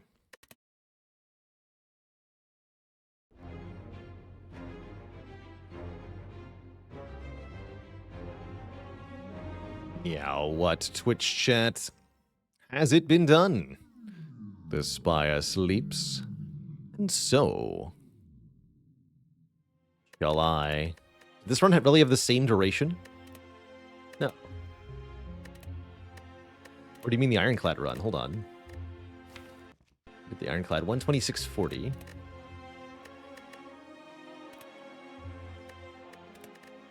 Oops. 126.03. Yeah, pretty much the same. You're right. Hour 26. Cool. Very cool. Stats on the ink bottle, huh? What do we have here? 0.7 cards per turn. About 3.6 per combat. That was a pretty good ink bottle. There's a lot of cards drawn with shivs. That is a mighty powerful draw relic.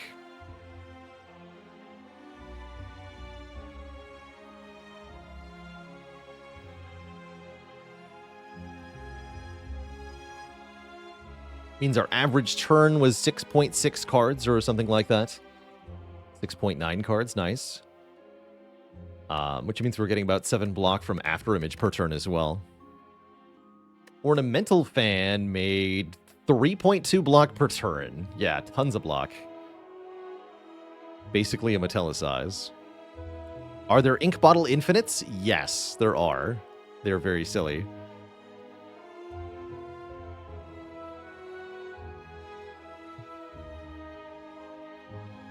The stats are based after you acquire the relic for per floor bonuses. So you can see here, for example, Tingsha, the damage dealt was 147 per combat 73. So it was only measuring 2 combats, right? The shield and spear in the heart is what was being measured there. It doesn't backtrack it through the whole run. Boss that heals to full at the end of every turn. Oh, that's a nasty one. Average. Average. That is, that's mean. You'd have to put it relatively low, but kind of at a medium number, maybe 100, 150 health. Sounds nasty, though. Heal to full every turn. Yikes. I think I like that if maybe they have minions and there's some kind of interaction you can do to stop them from regenerating, even if just for a turn. So that there's kind of an alternate option or route.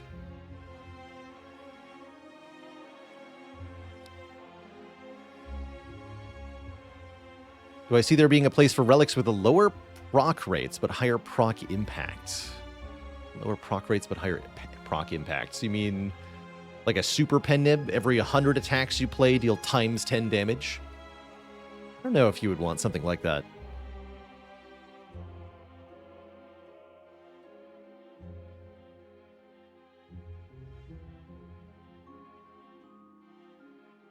Stone Calendar is already kind of like that. Yeah, it rarely goes off, but has a big effect when it does. Telemachus with a Prime sub in the 19 months.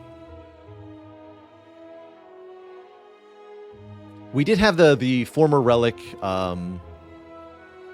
Runic Dodecahedron, which was a relic that had a powerful effect tied to a condition that was very hard to achieve. And that ended up universally disliked to the point of eventually being removed by the developers. So I think they deliberately went away from relics that are like really, really conditional, but really, really powerful. And the same is true of cards.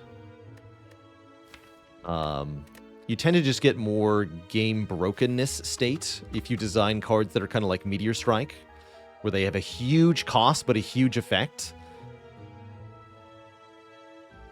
Card like this ends up either completely ignored or used as a way to fundamentally break the game, and rarely anything in between. Full Nelson Bandana, thanks for 7 months.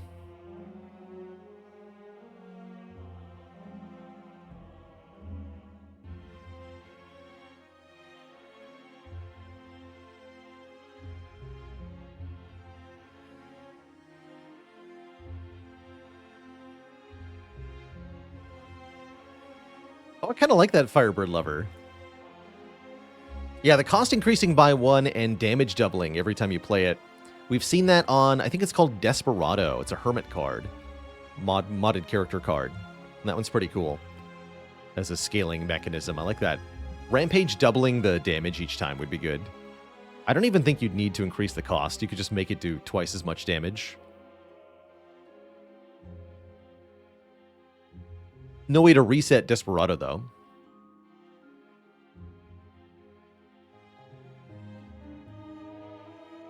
Wake says, I think all Rampage needs is a higher starting damage, nothing that complicated. You might be right, actually. Starting it at 12 or even 14 would be a much more useful card overall.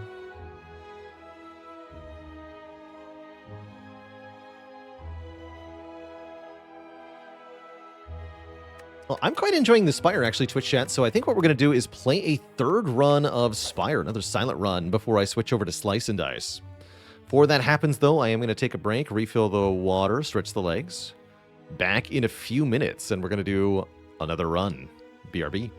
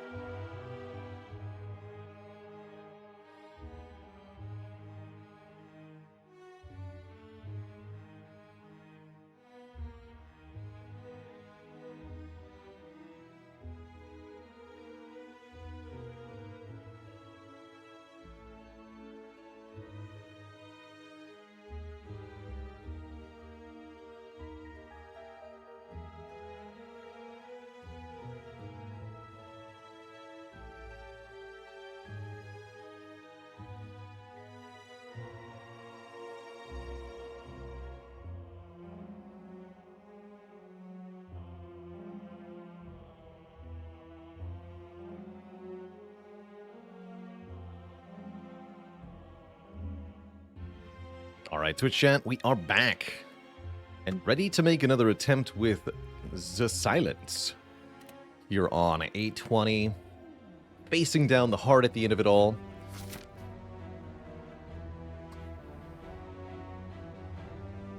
We have Guardian at the end of Act 1. Several really good late Act 1 paths. I like all of these. Anytime you can get an elite this late in the act, it's good. A lot of ways to get power for Act 2.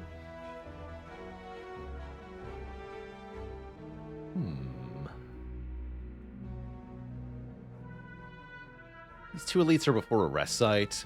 This one looks safe, though. This one. Could go either way here.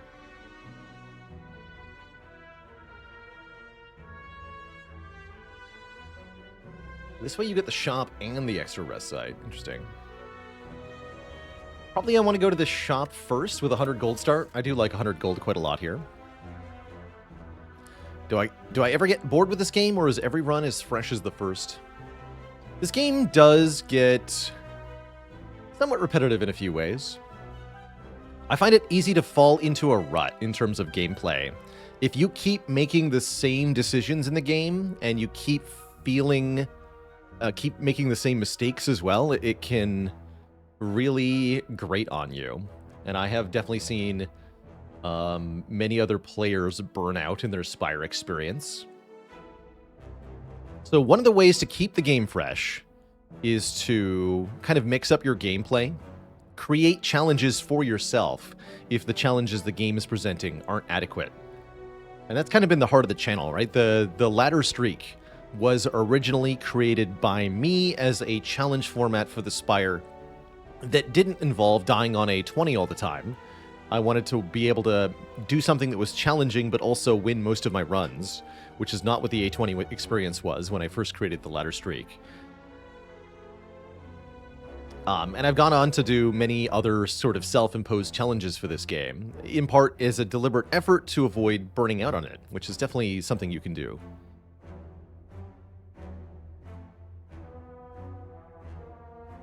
Zero APM says, I put the game down for a while after A20 Defect, and who could blame you? A20 Defect is a painful experience, for sure. And yeah, the Mastery Challenge was also directly that. I wanted to sort of deliberately mix up my decision-making so that I wouldn't build the same deck every time. That's why I made Mastery Challenge, to avoid making the same deck every game. And now I feel like I have a bit better understanding of how to win with weird and wacky decks, which is so fun. Alright, we'll see if we go to that shop. I don't think so. Or, I do think so, rather, but maybe if we get something really good, we can delay the first shop, and that would be more rewarding to do.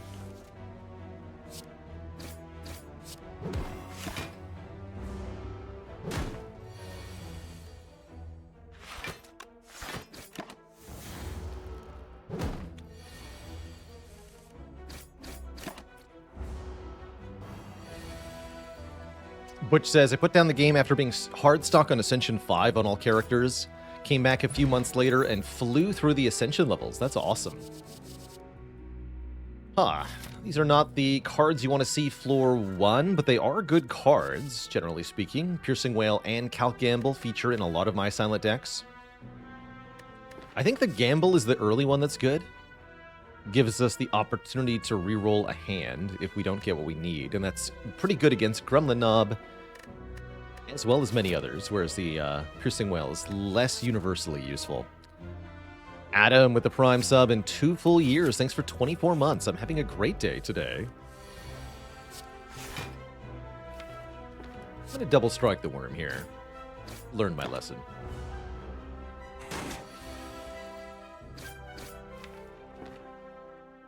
Let's just guarantee draw that Ascender's Bane.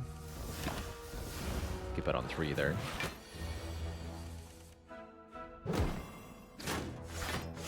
And the Boomer with 48 months of support and a lot more months than that of viewership. Thank you for being one of the oldest viewers in the channel. Still hanging around. Heck. course, we're short the 3 from the neutralize earlier. Oh well. Oh well.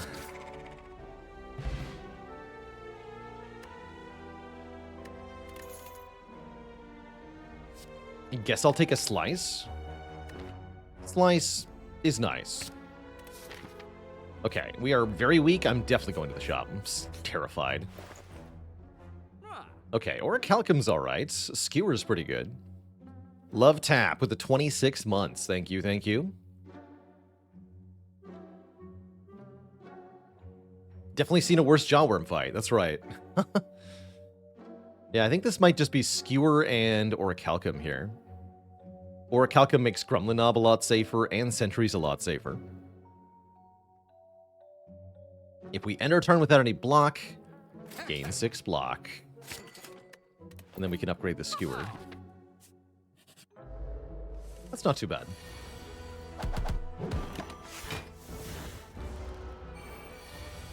Not too bad at all. Defend one time? Nope. Block for 6.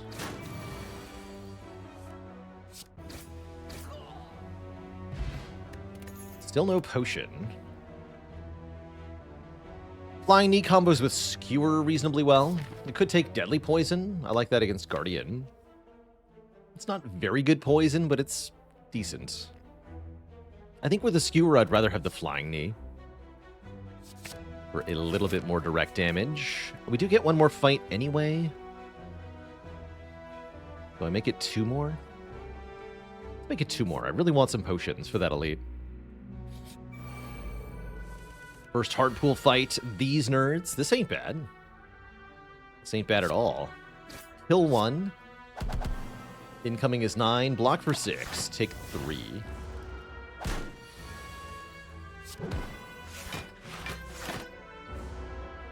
Then we win.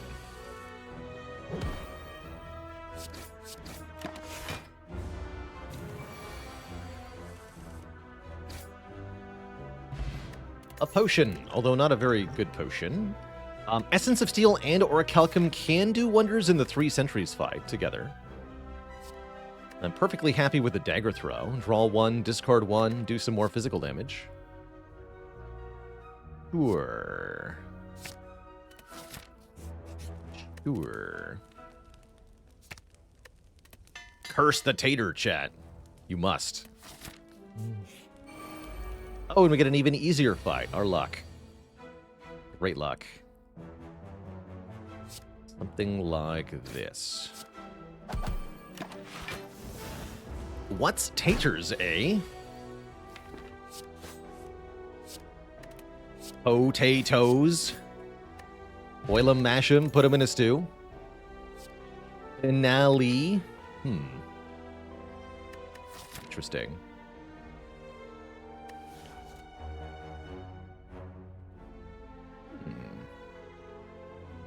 Grand finale. I'll play your game. Seems hard to use that short term, but it could happen with a particularly lucky draw. This ain't it though. This is pain. This is death. I don't think Flying Knee matters. Might have to use the Essence of Steel here. Does block for a fair amount actually. Although not yet. There's no benefit yet. Look at that. Full block the knob. And then get murdered by the knob. Yeah, better gamble that.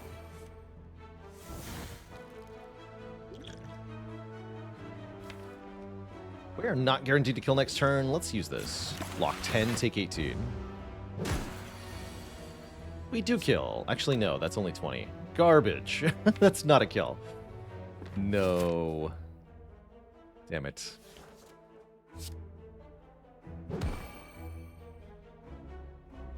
So close.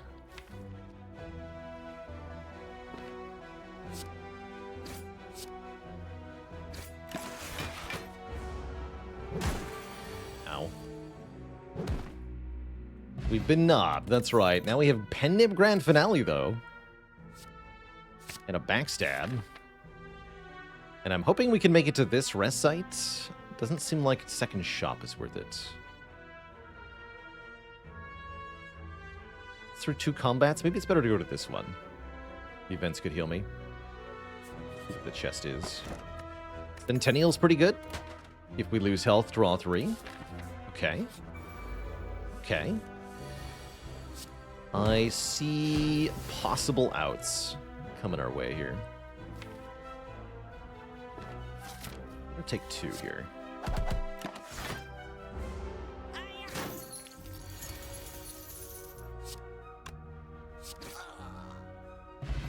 Fruit juice helps. Outmaneuver? I don't think so. I don't think so. Actually, maybe I do want that shop because of well-laid plans, but too late. Maybe we'll get one here. Transform a card. Turn strike into well-laid plans. Infinite blades. Same thing. And our second event, red guy. Uh-oh.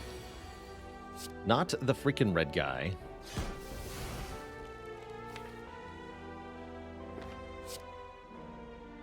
Go to 1.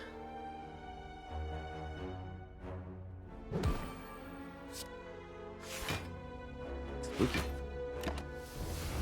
Should have played the skewer. Oh no. Oh no. Oh no.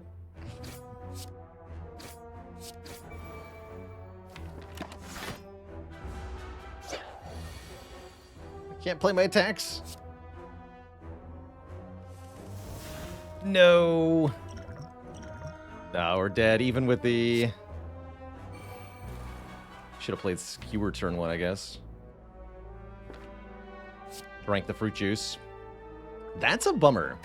We definitely could have won this fight and gotten to the rest site. Dang. Gremlin Knob does us in. Alright, I'll run it back. I'll run it back. Back to 0, unfortunately. Sea Lions, thanks for the Prime sub and the 3 months of sub port.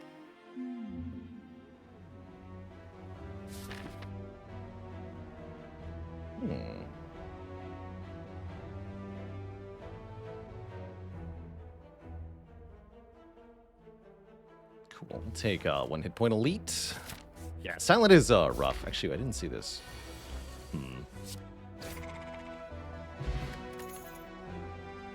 Yeah, Silent can be rough, that's for sure.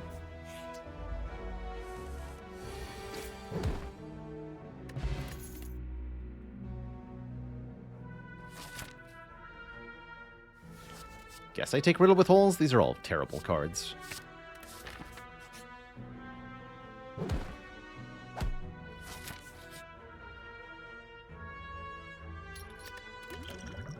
Alright, alright.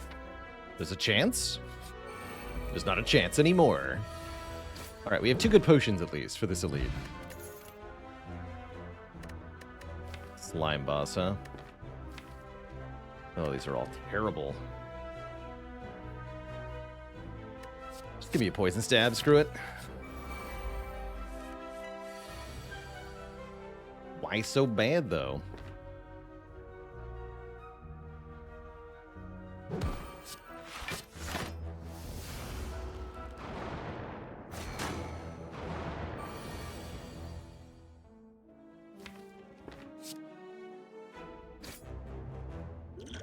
I'll do it this way.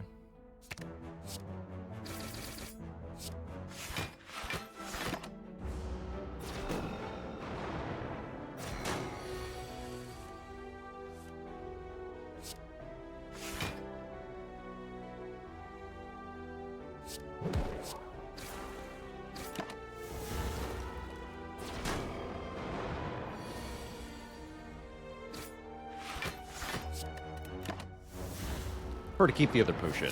Might be doing another elite soon-ish. Also, it's not likely to be that useful anymore with Dazed in the draw pile. Give me Riddle with Holes and Strike here, please. Thank you.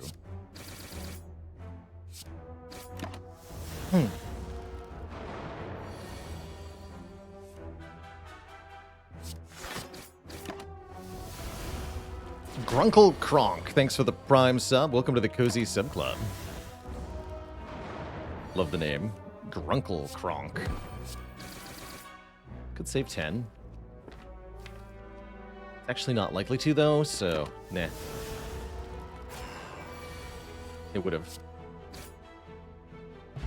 Get Ice Cream, letting us conserve energy from turn to turn, and here's a decent attack in Eviscerate. Means we have a bit of a hot mess of cards, but I don't really care. Gnome saying with 52 months of nomenclature.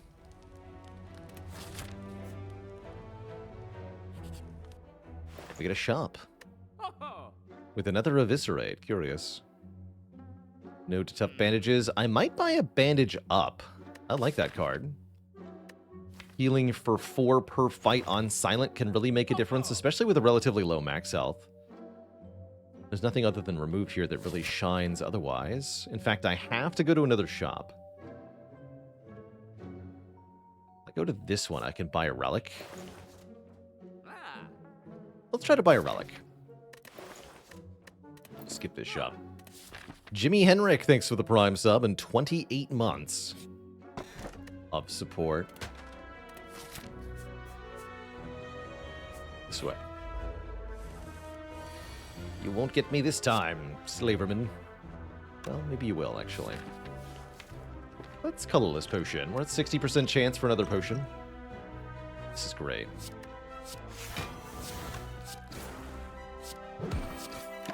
Can't gain block next turn, but I have 14 block for free from the relic. And we win. Acro is very good with Eviscerate. And I think with Ice Cream, too. We're starting to get somewhere.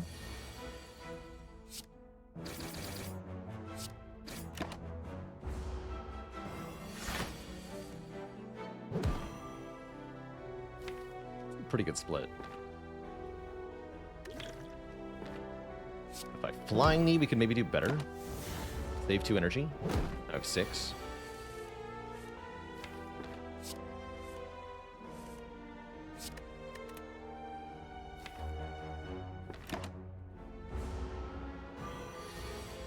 Yeah.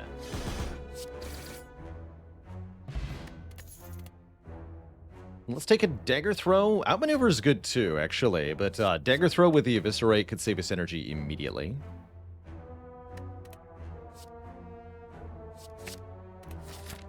But yeah, Outmaneuver with Ice Cream is quite good. Relic options are Twisted Funnel or Akabeko. Wait a minute, Akabeko Riddle with Holes. Deal 11 damage 5 times. I'm in. Moo.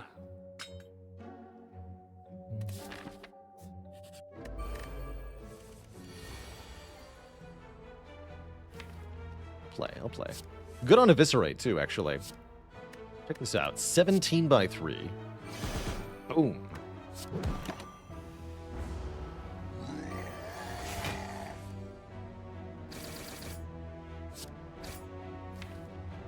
Full perfect Gremlin op fight.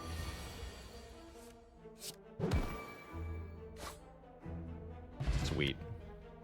$8 is great. Sundial's good. Second Distilled Chaos is good. With a Sundial, I like anything that says card draw, so Backflip is welcome here. I would love a Footwork. Ooh, and we could upgrade a card or get the Warp Tongs, upgrading a card every turn in exchange for a Pain Curse. Don't love having that Pain Curse in the Slime boss fight. Sounds tough. We have some discard that could get rid of it, but I think I'd rather just upgrade one card. With that card being Acrobatics? Can you go infinite on every character? Yes. Every character has cards that can be formed into an infinite combo, and there are colorless cards that can also form an infinite combo. So every character has access to infinites, yes.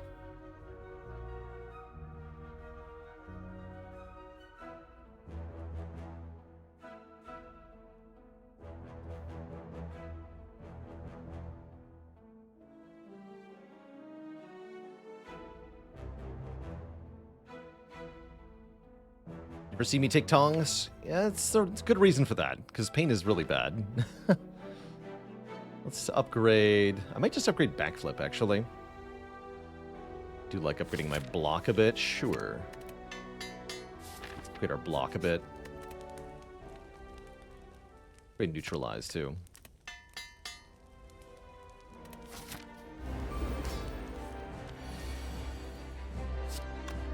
Ooh.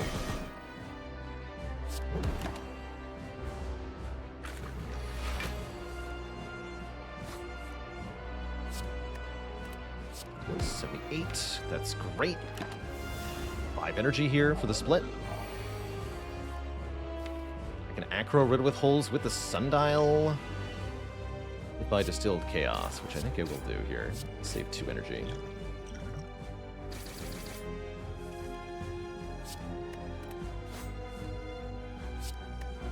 Good split. Could use the second potion, but I think we're good, right? We got a 19 health split here. We have 4 energy. That's fine.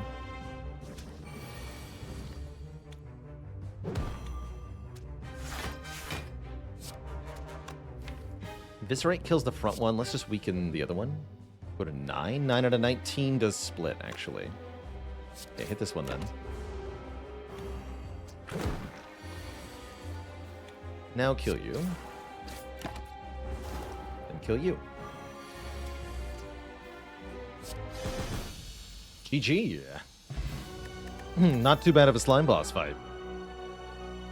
We're offered Phantasmal Killer, Corpse Explosion, or Bullet Time. I like both the Phantasmal Killer and the Corpse Explosion. Not the world's worst bullet time, either. Let's try a Phantasmal. Double our physical attack damage. Can even work with Akabeko sometimes. And it can be upgraded to be 0 cost, which is pretty good. Had I taken the bullet time, this Snekawai would be amazing. As it stands, I think we're better off taking more energy per turn, or maybe fewer cards.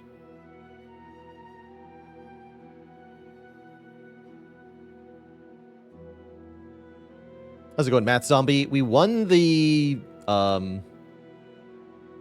we won a silent run today, and then we started a new run and got knobbed immediately. Is what happened.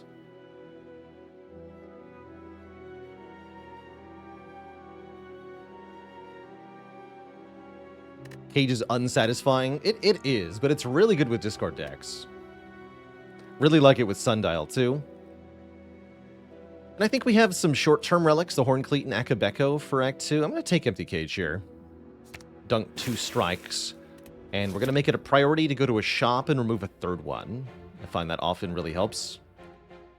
Unfortunately, all the shops are late in the act, which means we must get through perhaps 1 or more elites first. Although we could take a 0 elite path. I don't think we should.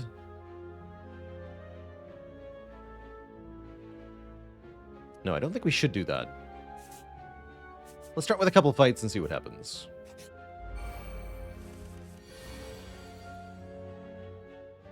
Do I dare? Seems foolish compared to just dagger throw and eviscerate, right? Oh, is it better to just eviscerate versus dagger throw eviscerate? I think it's actually more damage if I skip the dagger throw because of Akabeko. Dagger throw adds 9, but we lose 16 off the Akabeko. Yeah. There's no damage to double next turn except for riddle with holes, which would be a one-shot. I gotta. I have to. Let's do it. I get to bank the energy even if I whiff. Come on. Yes! 22 damage 5 times. Oh my goodness. I got so excited there. We're offered a backflip plus or a well-laid plans. Holy moly. Jeez. Can I take that plans? It doesn't say plus on it. Backflip is really good. I'm taking the backflip. I'm sorry, well-laid plans. You are not as immediately impactful as that backflip is.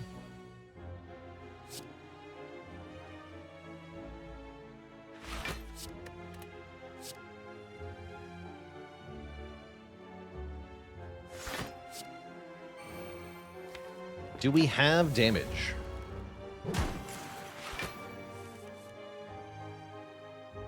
we got damage. Yeah, we got the damage. Ooh, that's a good one. I don't have an AoE card yet. That really slaps. Do I find my playstyle stays the same as the streak grows? No, I think I get a bit more cautious with higher streaks. Not a huge amount, but yeah, I definitely get more cautious. Apps, huh? Nah. I don't want to lose my max health. I have no way to retain these. They're not upgraded. I don't think so. I don't think so. But I will take a remove here. Maybe take the random upgrade too. Yeah, random upgrade sounds good. Hit Phantasmal Killer if you love me. He doesn't like me. Should have punched him. Halt! Today is the day I must settle the score with the murderer of my beloved pet Noodles, they say. You know, sir, I'm all for a noble cause.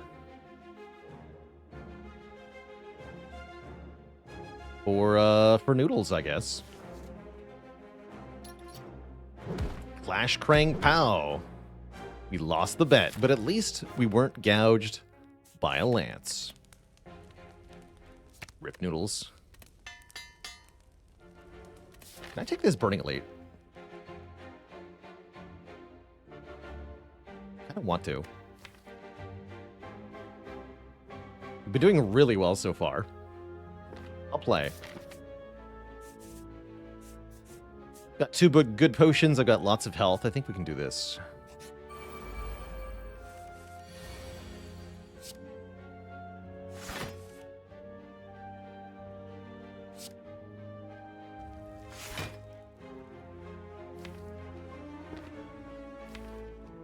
Do I need to PK? It would be nice, right? Let's see what we can do here. We're generating. I'm okay with that turn 1.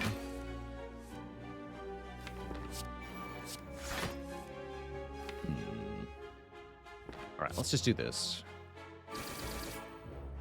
Can energy potion next turn if necessary.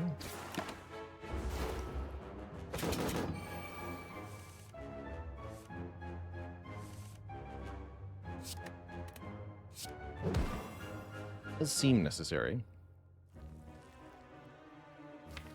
Actually, no. Let's distill chaos. That's going to be really important here. Yeah. Yes, we can take the super elite. It only cost us 1 hit point and 1 potion. Now we have a peace pipe. Peace pipe? Oh my lord. Oh yes. Oh yes. Peace pipe is here. So, the more removes you have, the better each one is, basically. Each remove is more powerful than the previous one. So if we can stack lots of removes, such as by having Empty Cage and Peace Pipe and paying for removes, then we can create a super powerful, super efficient deck. Potentially an infinite combo deck. Although we don't actually need to go infinite. We just want to create a hyper-efficient deck. And the meal ticket heals us perfectly to full. You'll love to see it. King Show would be nice. Card remove would be nicer. Might remove Poison Stab soon. Although I'm down to remove Defense here. We got 2 backflips. Backflip can be all of our block if it needs to be. All of it, I tell you.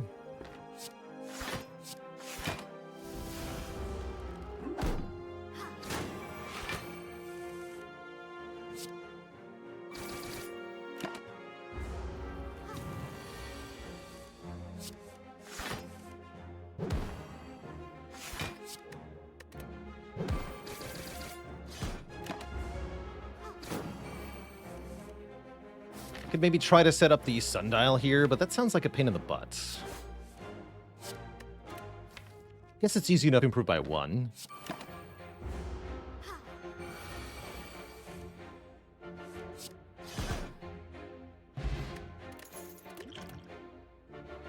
And now, adding cards is a big no-no for the most part. We only want cards that draw cards or cards that are powers for the most part. Dare me to get down to 12 cards? Sounds tough. We're definitely going to be adding a few cards still. But it's not outright impossible, mind you. We are going to toke at every fire, pretty much. Would I take an adrenaline? Definitely. Definitely. Remember me mentioning that removes become more valuable as I thin the deck? Yes, this is definitely an example of exactly that in action. Definitely. So I can't afford to remove at this shop. So I would if I could, but I won't because I can't. Oh. I should have taken the fights. Do I take a Piercing Whale, though? That's actually a decent block card. Sure. And I'll take another event. Why not? Match and keep is why not. Now we get a curse? No, we don't. I don't want a Sucker Punch. The illusion of choice. I also don't want Bouncing Flask. I guess there's nothing here I want, probably. Yeah. Definitely not. Alright, screw that. And toke. 17 cards. Pretty good.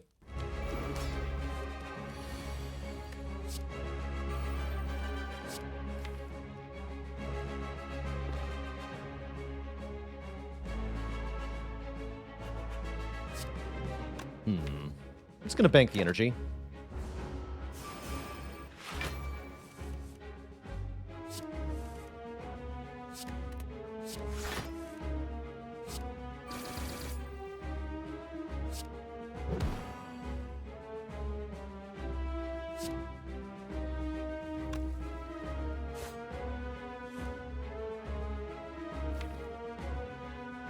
And then might as well backflip.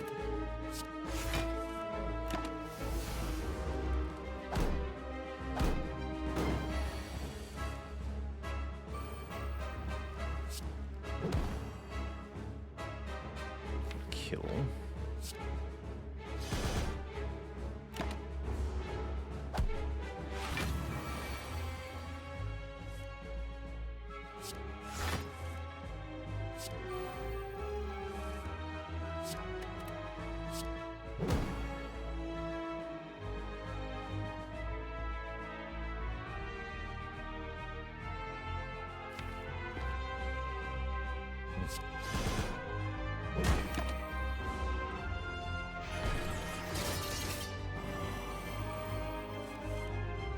Resummoning. Guess I want the block back in the pile here, but I have double damage. If I draw right now, I'm gonna get bodied. Seems bad.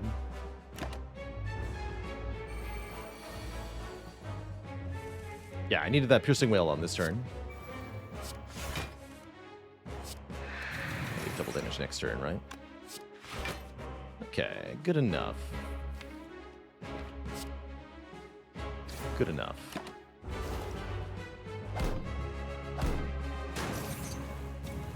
Thank you for not hitting me this turn.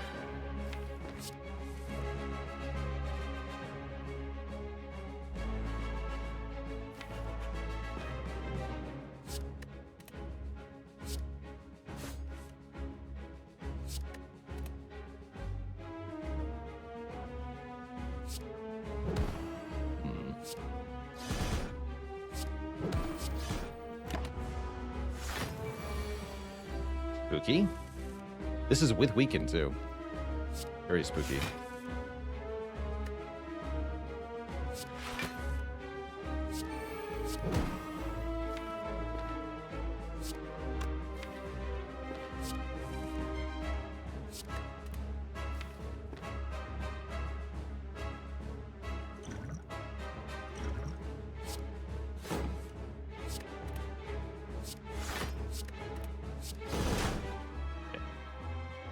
Very much damage. That's fine, though.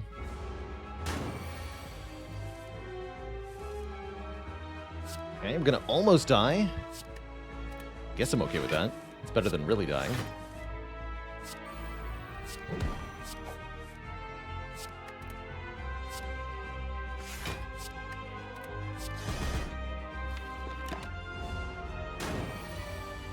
Now we're not weak.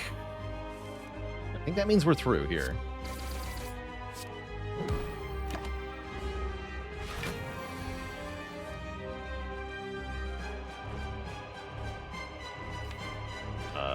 Does it? Does it, though? Oh, shoot. Am I dead? No. We're just, like, very slightly not there. Surely not. Dang it. There's definitely a way through this fight. Guaranteed. Guaranteed there's a way through this fight. That's unfortunate. We don't have enough damage, right? I have 10, 24, plus 3. Not quite. We're already weak, so neutralize doesn't save me. Yeah, we're dead. We are dead. Bummer. Guess we do get to play Slice and Dice early after all, huh? 4 damage short. Dang. Dang. Really wanted to see where this was going with the Sundial Empty Cage. I think it was actually the Poison Stab that did us in. If we have 1 fewer card, we win this fight. Might also be that we weren't meant to kill the minions as aggressively as we did. But I think we had a pretty good route through that fight. Dang. GG. All right, I guess let's play some Slice and Dice.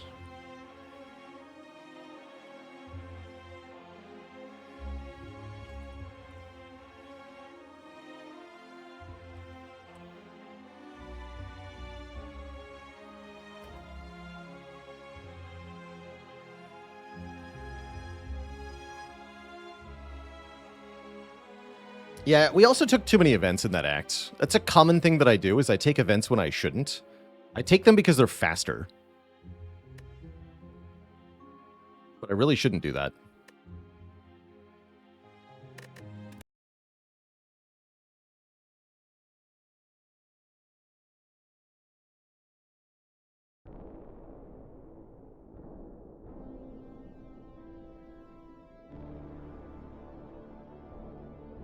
Try the 4-cat run again sometime without a magic character. We did a yellow 4-cat run. Did you see that? Because that was also mind-numbingly easy.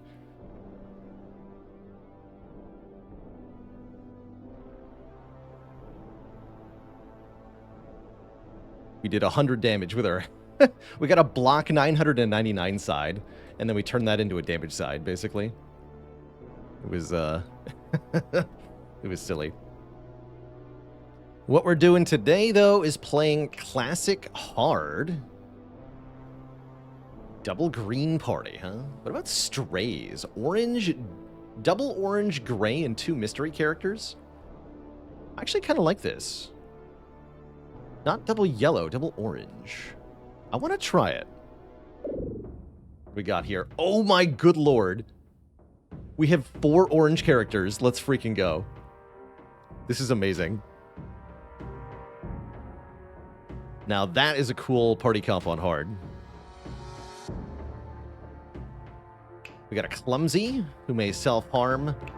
Thief is a really good orange character. Oranges are often unreliable, but really powerful. Like Scoundrel here.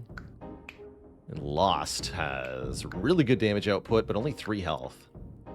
On hard mode, we have to play with a Curse. Monsters have spikes. Monsters have +2 pips on the right side. Heroes who died in the previous round can't use their dice. That's really, really bad. Or heroes add single use to all sides with an odd number of pips. How curious. That's also quite bad. I'm thinking we probably want Monster Right +2. That has a couple of nasty things, but we should be able to snipe enemies that are using their powerful right side. So I think that's what I'm taking, is Monster Right +2. Which is none of these rolls. Then on each turn, all of our heroes roll their dice, and essentially what they roll is what they do with their turn. We've got a party of 5 who are all cooperating. Kill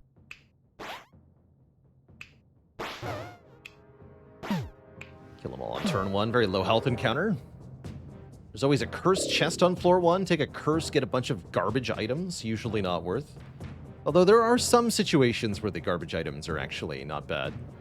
What is this? Chest. Flee at the end of turn 1 and drop a tier 0 to 2 item if defeated. Cool. We can level up our gray hero to a monk who can redirect damage. Or our thief into a ninja who can copy the keywords on other characters. That seems pretty good, because we've got vulnerable to copy, we've got cleave to copy, we've got range poison to copy. I'll take ninja. And their double attack side is quite good. 2 damage, 2 uses. So, can we stop the chest from fleeing on turn 1? Ow! The ninja automatically stabs the thorn and gets freaking murdered. Or no, the clumsy... Oh, I see, because we copied cantrip. Whoops. Amazing. Do that again? Hopefully not. Cool. Thanks for not dying. Immediately. See, the ninja's getting killed by the chest. Cute.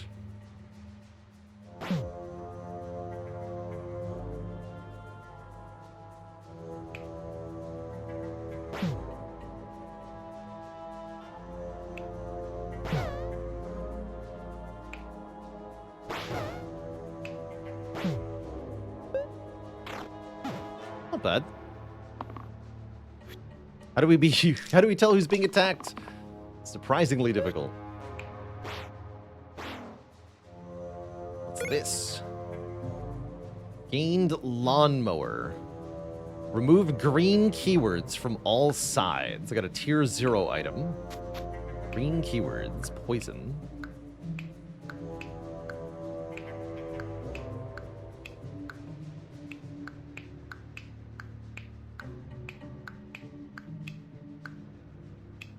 Huh. Big heart. Replace the middle side with heal 7, or replace the left side with 1 damage cantrip. Left side? The song.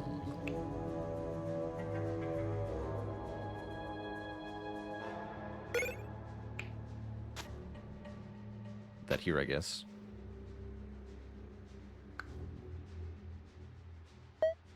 Yeah, tier 0 items are usually very niche. Arguably a penalty in most cases. But we still copy the cantrip from the stealth farm. That's cute. Repel seems good. Repel shield deals 2 here. Shields for a bit as well.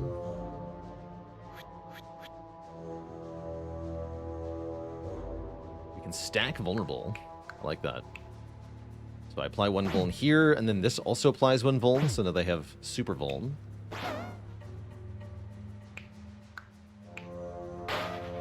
Dead.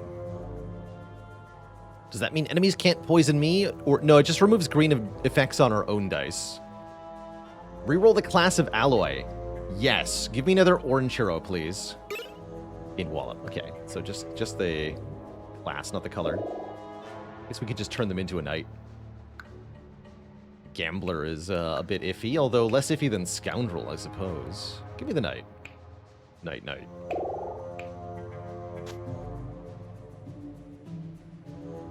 No, this is kind of bad. Yeah, we'll have him do that. Exert is not green. Reroll never changes color. Okay. I see. Now we face our first boss. Note that one of their effects could be summon 3 wolves because of the monster right +2. Thankfully, that didn't happen. But yeah, that's totally a thing that we can roll. Spooky. To kill this wolf.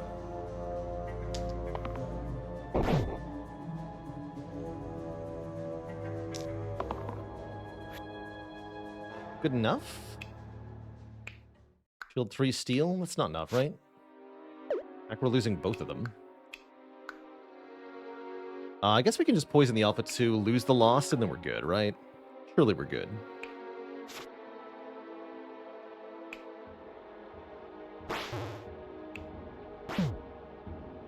Oh, that's right. What does parry do? For 2 damage pips, we can shield for 3. So we could actually keep the lost alive. Although I'd have to shield like a maniac.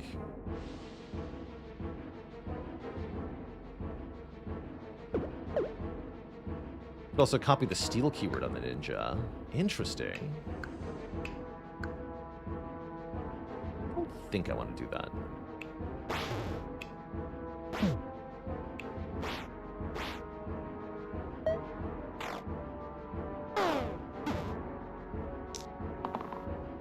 Uh-oh. Kill the boss, quickly! We got it, we got it. Please don't summon 3 wolves, thank you.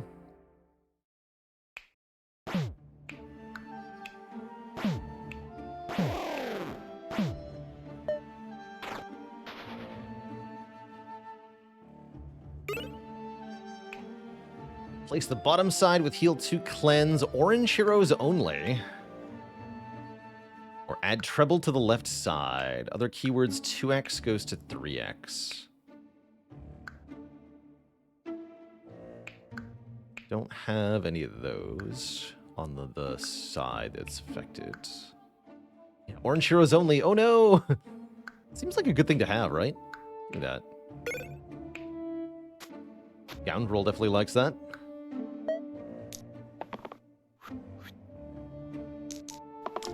Clumsy is getting hecking murdered. Not much I can do about it either.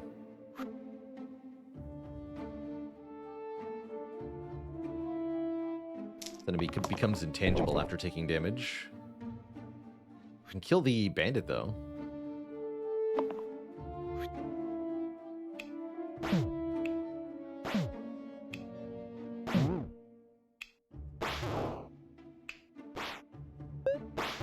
Maybe I could have parried. Keep forgetting about parry.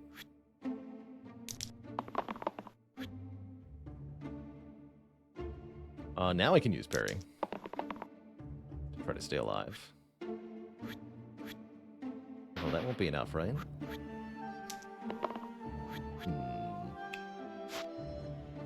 It's not enough. I can use it and still parry? If I just parry...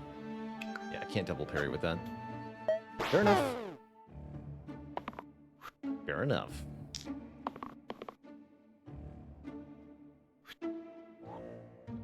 Oh yeah, that works, right? Because I can shield the ninja, then this hits for 4. 2 militias and a snake.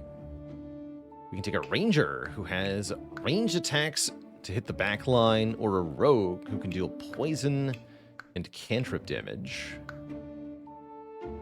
I like a ranger, especially over clumsy. Let's take a ranger here.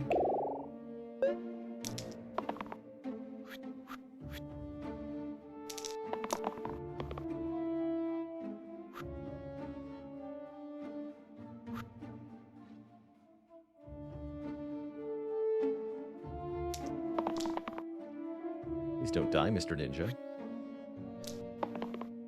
Oof. Like that. Yeah, if we just kill the snake, we're good, right?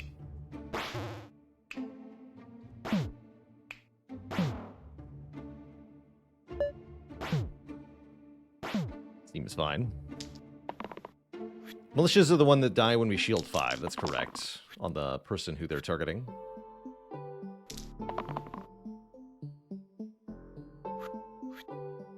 We can do some fun stuff with that.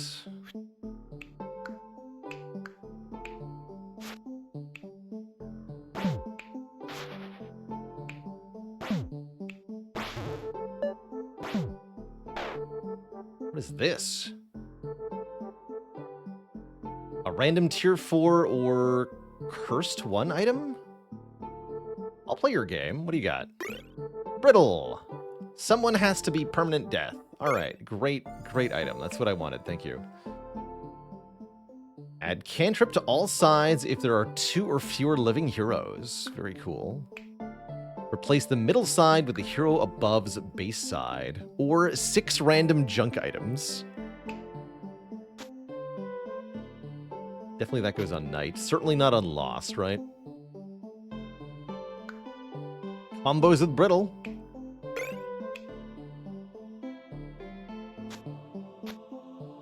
Copy that Vuln side. That side's really good. Bummer.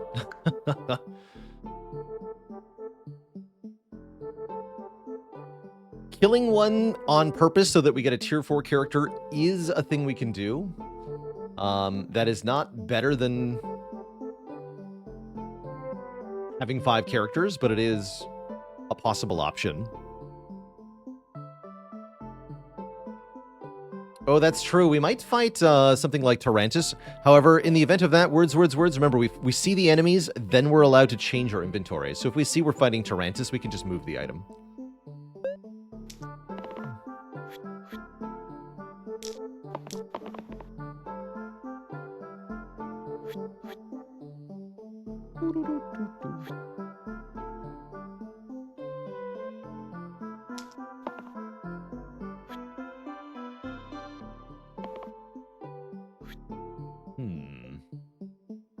I can block on Scoundrel. I'm not sure if I want to.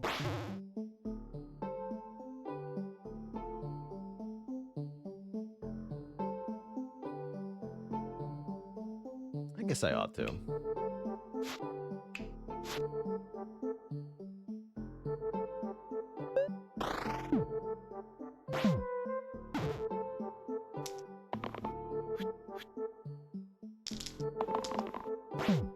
If the brittle character dies, does the brittle item go away? Apparently not, so yikes. Don't like that part. Doesn't sound very good.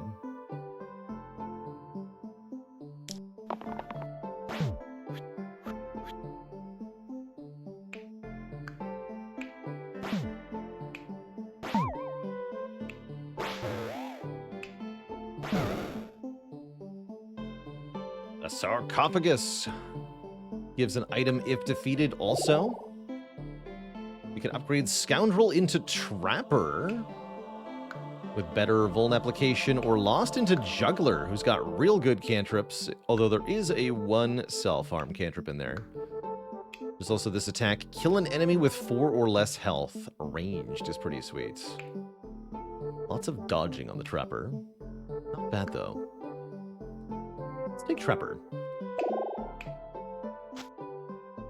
You hate Trapper personally? I could see that.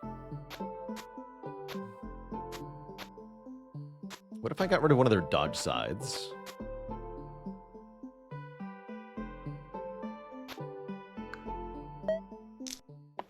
Is this a custom run? Believe it or not, this is classic hard.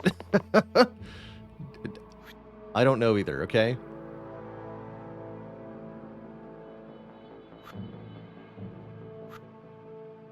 Please don't kill my knight.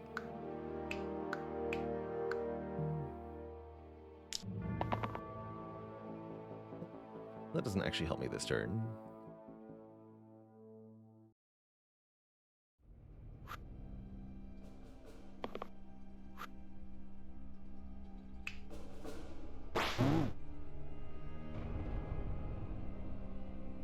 This is such a weird team setup for being classic, right? It was, the party comp was 2 oranges and then 2 randoms, and the 2 randoms rolled orange-orange, is how we got here. And yes, it is ridiculous.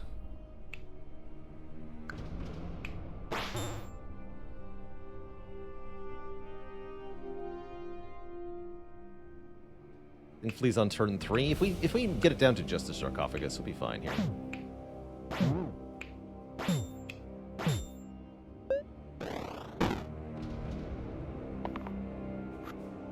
Summoning 2 spooters.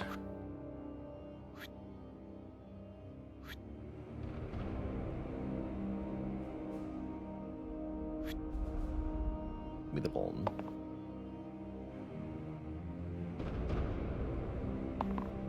I regret everything. Oh well.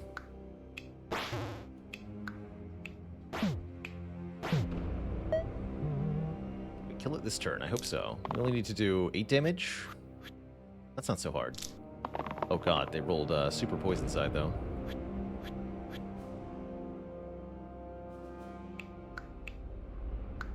The spider is just solo killing the knight. Terrible.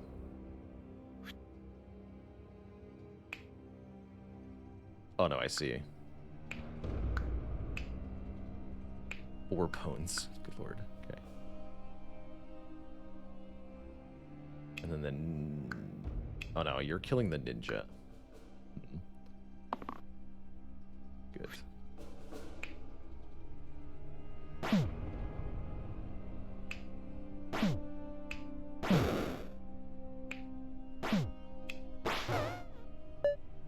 Nice.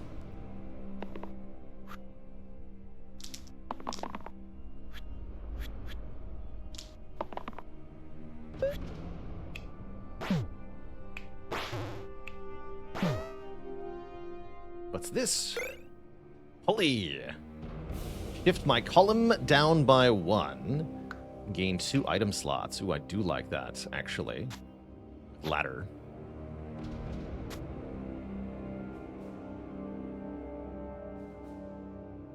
Have to know.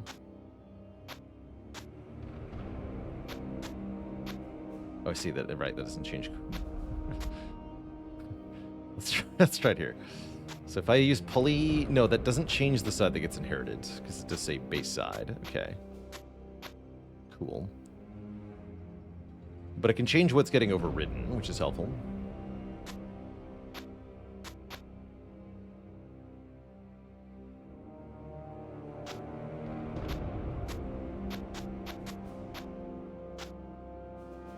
Doesn't matter yet. 2 additional item slots is also very good. So the character with the pulley can have 3 other items. I like that.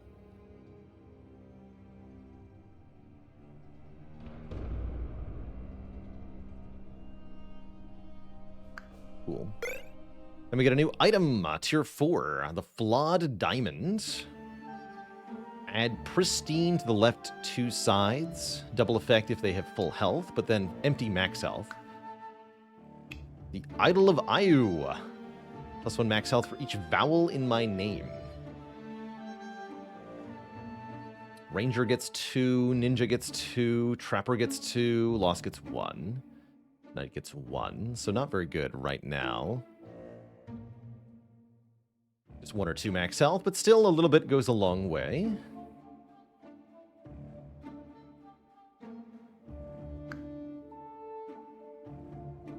Doesn't work with custom names, unfortunately, so you can't just name yourself and get a lot of health. Not how it works. Oh, mind random tier 4. 2 max health is fine. Seems unlikely to be more than 3 or 4.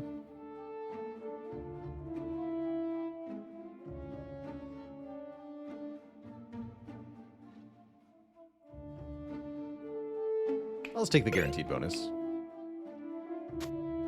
Pick it on Ranger for now.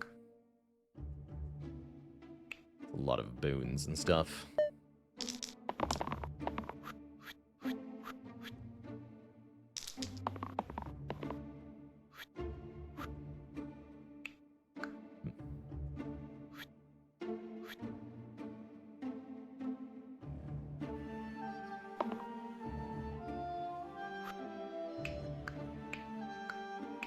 Trapper can be saved just by killing this imp.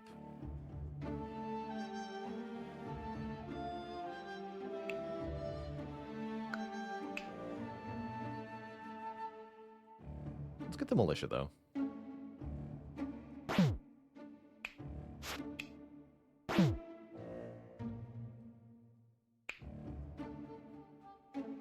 then the Trapper dies, right? Wait, no. Right. Perfect.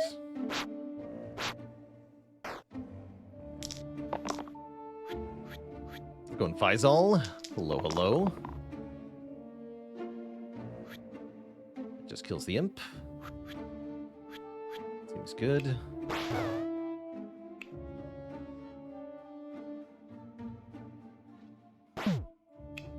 Is this 2 damage? Just 1. Gambler's back to replace Lost, or we can go Juggler. I really want the Juggler. I like the Juggler.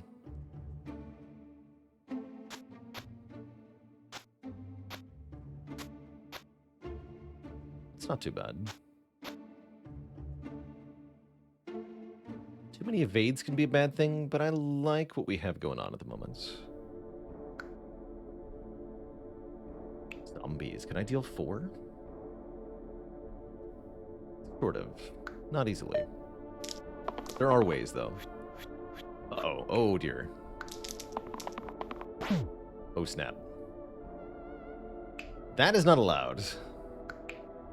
This side gets +2, so it's 3 damage to all heroes and monsters with poison. Everything dies if that goes off. We cannot allow that.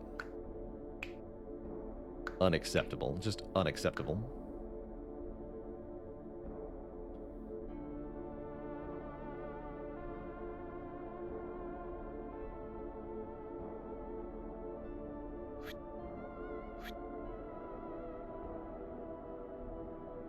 Roll this.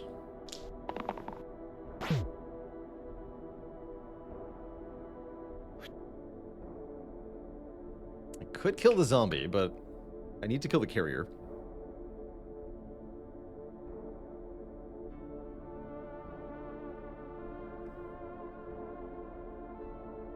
Yeah, copycatting Vuln is good, definitely.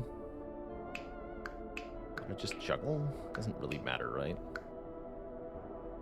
Doesn't matter that much. Ah.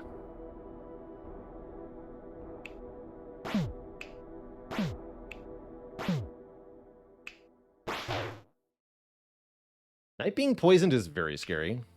I don't have the cleanse equipped, so we have to end the fight pretty quickly. Although we have a few turns, right? We'll be okay.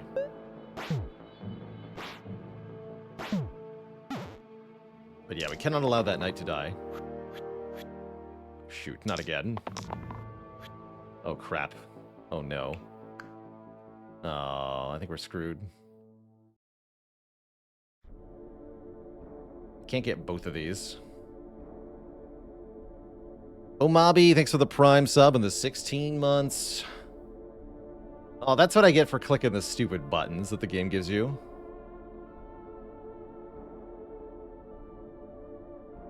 Such a troll game sometimes.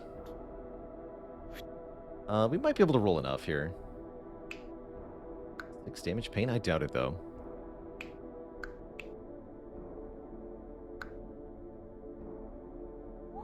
Roll the 2 damage side.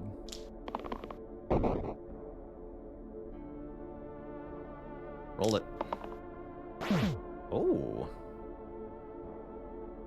It's dangerously close to being enough.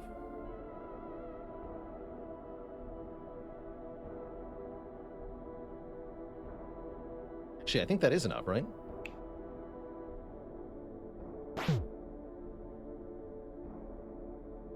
Is it?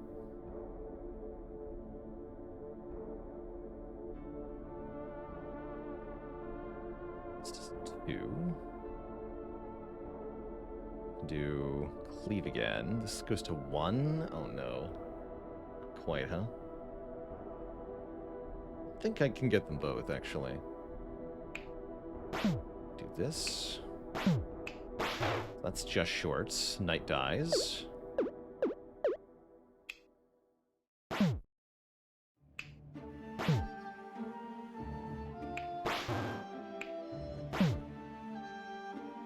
I can kill the carrier, then everybody dies. That's definitely not acceptable. So yeah, I think we're losing the knight permanently here, which is as good as game over, probably, but we might as well keep playing.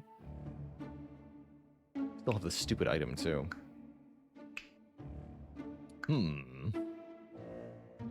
Concerning. Unless there's a way to get lethal on both that I'm not spotting, but I don't see it.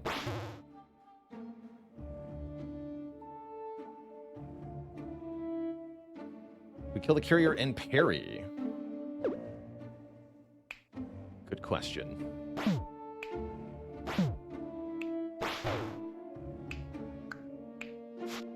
Yes, but it's not enough to keep him alive.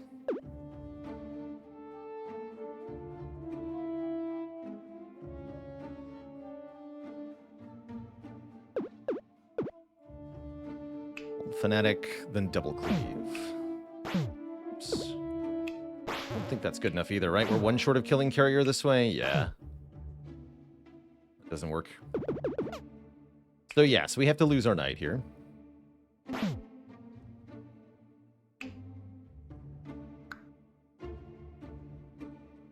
Close, but not there. Knight, knight. Knight. Can I kill the zombie in the carrier? I don't think so.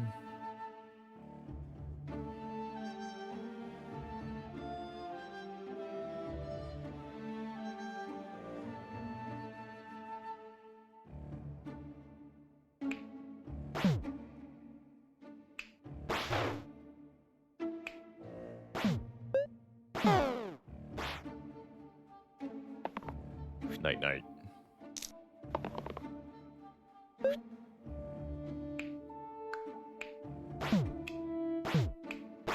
Actually, not enough.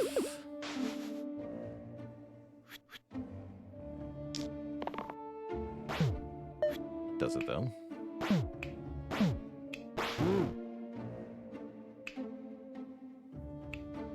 Smash the Idol of Ayu to get 2 random tier 3 items. I accept. Wristblade short sword is cool. Mini crossbow. Early grave. Pain and cantrip to sides with 3 or more pips. Love it. Take the mini crossbow. Yes, we still have the cursed item. Spooky. Short sword on juggler, definitely.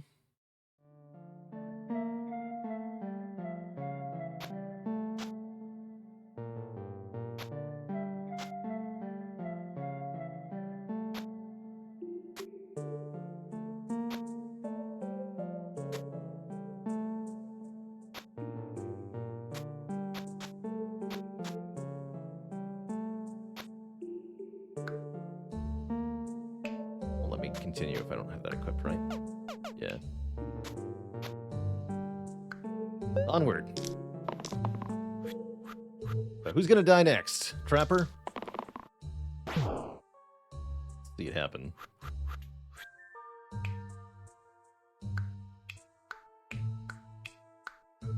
And I can't even protect the ninja? Oh, garbage. Truly terrible.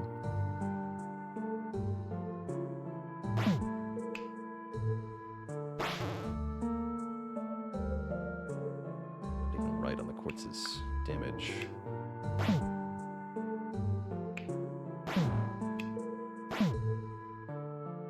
That's not right.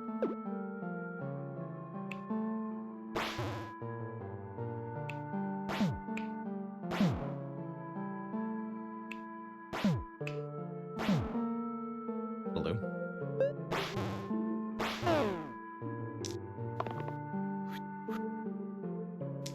Stop focusing fire.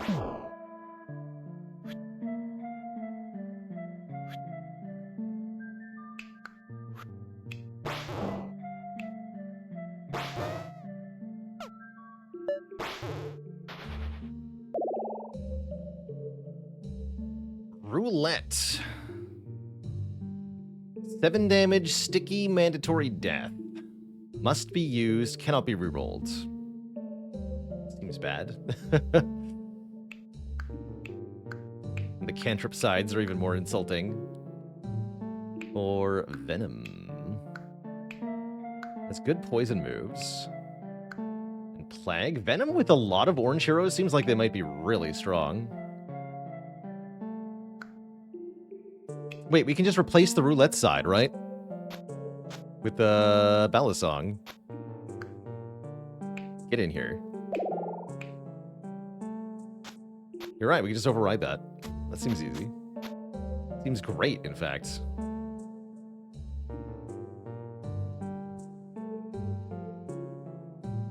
Five damage side, it's quite good too.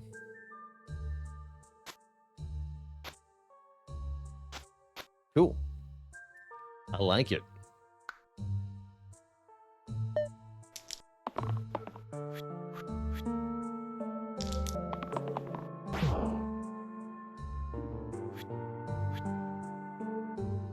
That kills the ghost. That's great news. So I probably have to kill this one, huh?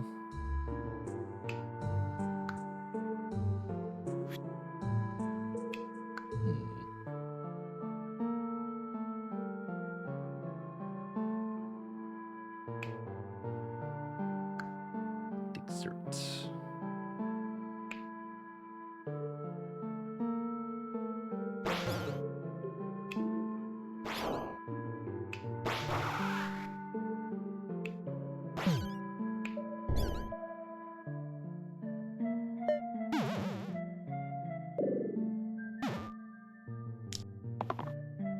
We just kill turn 2, because that would definitely make this easier.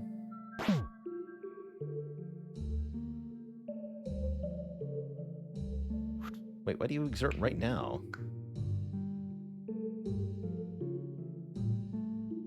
Oh, because I cantripped tact. Oh, no. Shoot. Oh, that's bad. And I did it again. Great, we're all gonna die. All right, I think this run's over. So is my win streak.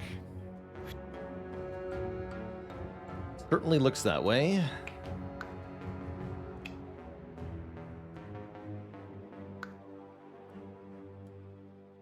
Certainly looks that way.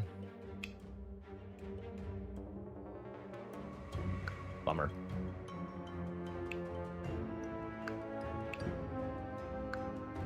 Maybe reroll that. It's very marginally better. Doesn't change anything though. The trapper dies permanently. Actually, no, they don't. Hold on. I still have ranger trapper. Okay, hold on. Could I have killed Baron on that turn? Because maybe that was the better play. Wait, why are you exerted? Damn it, I'm dead. Yeah, we're dead. I might have been able to kill the Baron there. Whatever. We'll let it go. And so goes the win streak, too. All because I clicked on the button. Never much like those buttons in this game. You're constantly being offered, like, bonuses that are actually suicide buttons. It's very weird. It's very weird. Try loot mode? I've already tried loot mode, Twishette.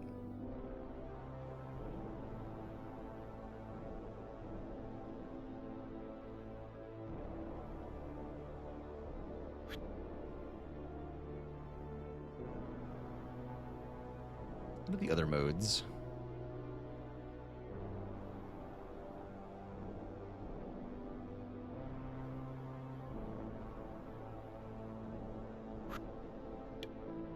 Duff Punch Strong, thanks for the Prime sub and the 7 months. I'm just going to do one more classic card. With a flex party.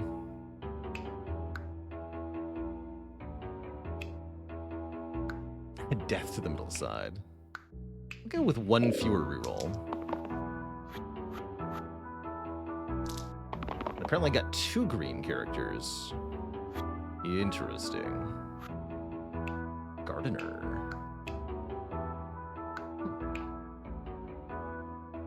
Damage poison. That's kind of cool.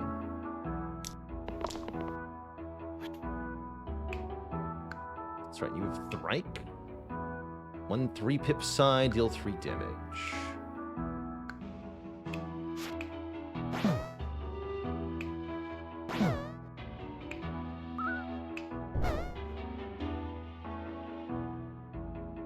Seems like the optimal play is to just never pick them. Yeah, which makes me really wonder why they're here.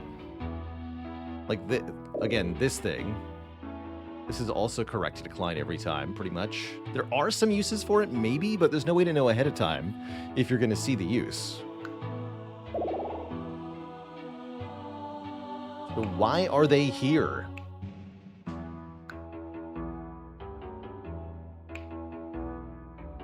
One damage to all heroes and all monsters is kind of cool. Wait, Grandma? My, what big teeth you have, Grandma.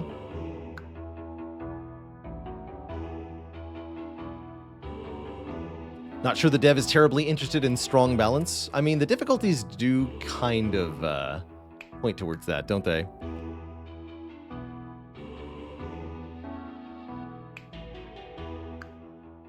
I like Priestess and then Fiend. Although I believe if we skip Fiend, we don't see it again. No, that's not true, I don't think.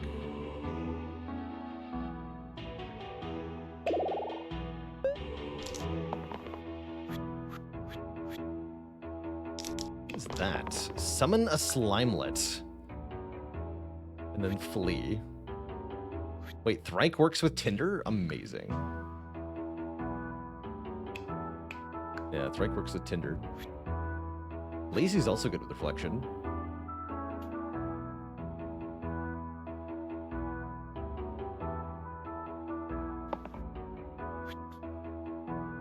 I got the one reroll.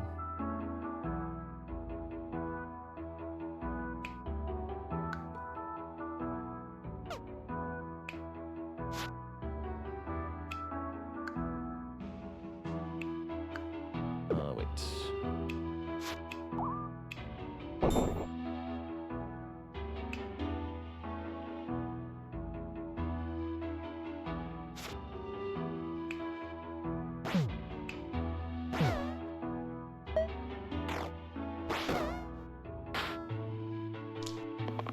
So what's Reflection's deal? They're able to copy the pips of other characters, and they have a strategy that allows them to do 3 damage with any 3 pip side. So I can take the Tinder's 3 self-damage mandatory side and use it to deal 3 damage to an enemy instead, which is very nice.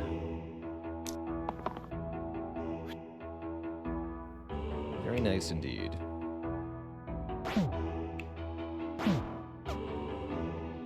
Has to be exactly 3 pips.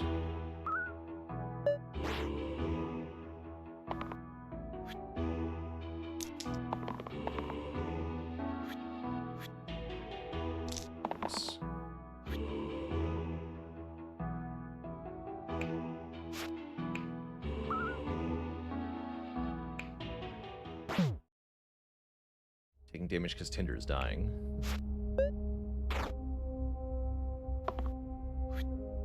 Yeah, the tactic is very good for its broad utility. So we get a Spanner. Revert all changes to the rightmost side. Bizarre. Good way to undo a curse, maybe. Fight an extra Thorn to get an Anchor and a Caster Root. That'll do. Thorn is easy.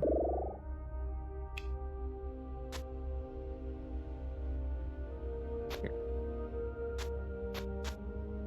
Replace blank sides with heal 1. You got it. And Tincture. Add Cleanse to the rightmost side or revert all changes to the whole middle column. Again, a good way to revert curses that apply to a character. A random item. Refactor.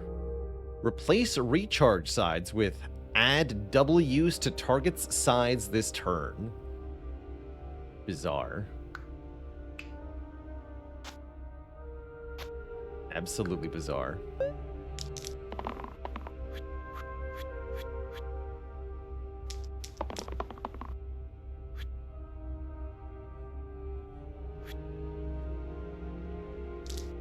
Don't get many rerolls though.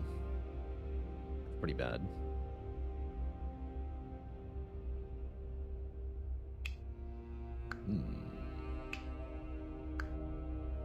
No way to keep the reflection alive, huh? I don't think so.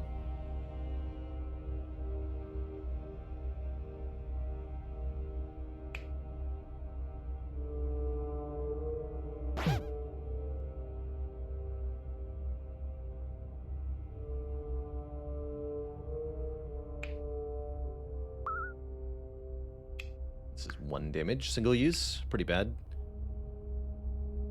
Might as well hit the thorn if I'm already dying, though, right?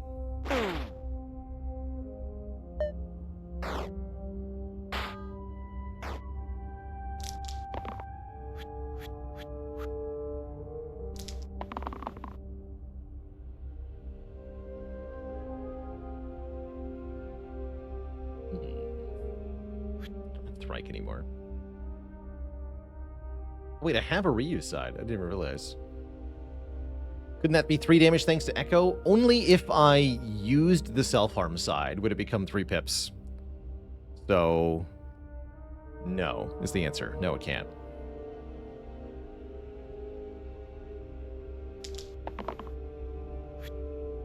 Sweet, we got Lazy's thing, though.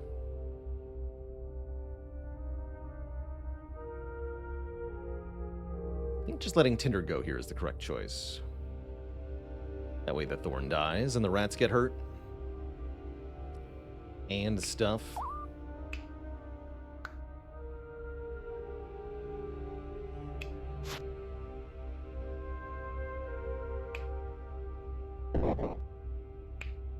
That 3.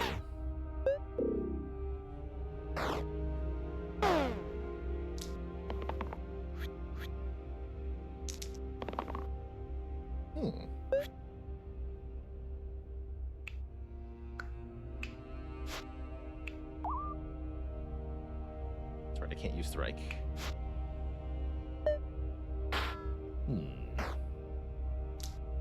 Concerning, actually.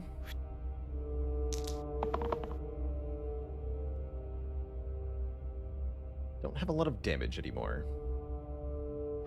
Kills the rat, at least.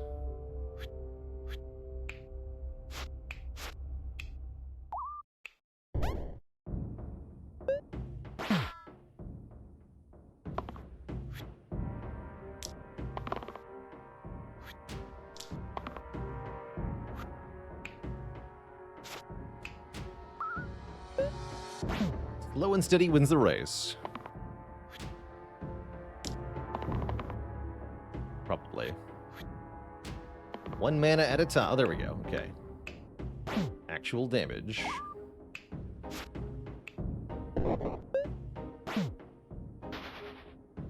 Woof. Tinder levels up into Sphere, which has gain reroll Slam. 4 damage heavy for 2 1-keyword sides. Cool. Or Glacia. Glacia's really good. Glacia can weaken an enemy, and that's a really good way to shut down the Alpha's summon. I'll take Glacia here. Also, good max health on a mage-type character is quite nice, too. Indeed, we get a summon on turn 1. Maybe we can just shut that down, though.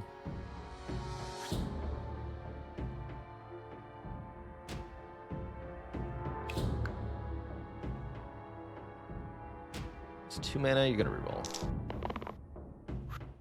Okay, we got 2 mana at least. So again, we can't turn this into a 3-pip side unless I use the Tinder's side first. So I'd rather just use Thrike on the top side there.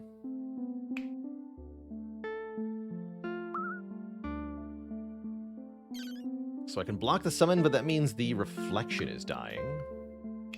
I'd rather just kill the wolf here. Let a new wolf come in.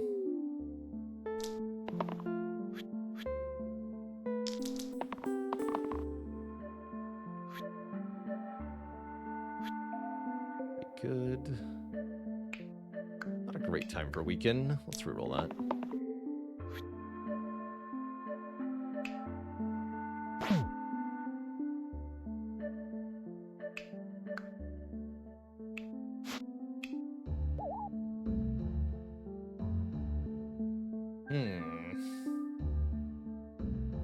Wait, this is the perfect time for Prey. Heal and shield 1 to all dying allies. The only way to keep them both here. I'll try not to use this side. Fascinating. Changes when the enemy's used to things, too. Curious. Most curious.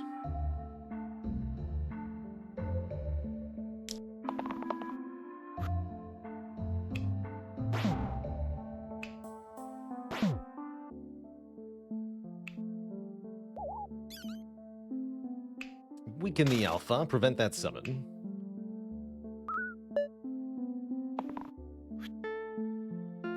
Spell is only one-time use, but we can maybe get the weaken side. Can't.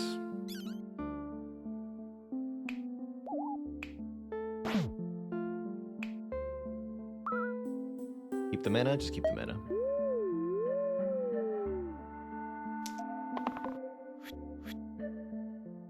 Yeah, you get to see any actual game impact of the changing during enemy sides? Same. Same. Inflict pain is fine, I guess. It's not that good this turn, but what can you do? I guess we can kill the alpha is what we can do.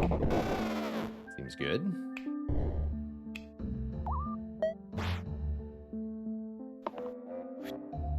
Not bad. This party's doing okay.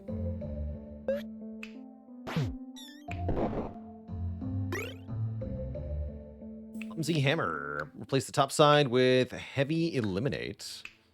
Or 1 max health this fight whenever I save a hero. Take the hammer. Put it on Lazy, I think. Also works pretty well on Tinder. But I can Thrike these 3 damage sides, so I like them for now. They're actually pretty good.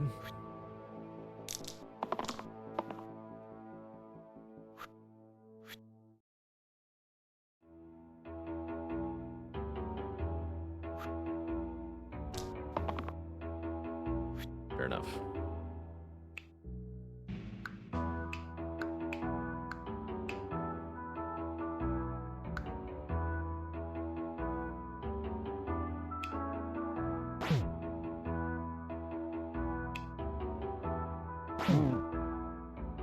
Dying.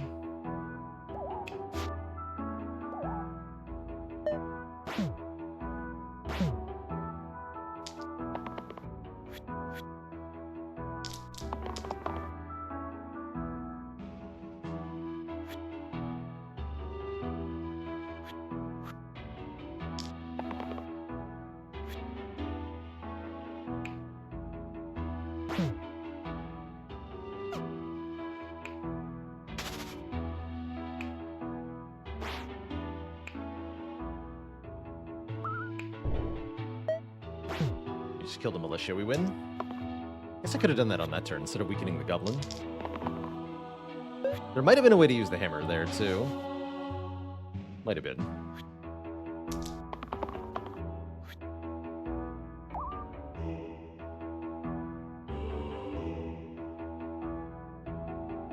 Oh, because the Tinder's dying? So we win. That's funny. Oh yeah, I can just strike here. There we go. Statue! No sides, 20 health. Or alien. Over reflection. Some weird effects. Target enemy 3 damage. Target ally 2 cleanse. Target ally 5 shields. Devoid. Kill all enemies with 2 or less health for a blank side and 2 damage pips. What items do I have?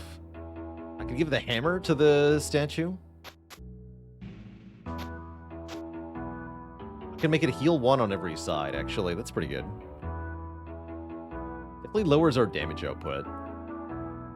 Having the statue, but I like how tanky it is, and there's some fun stuff you can do with it, so give me a statue.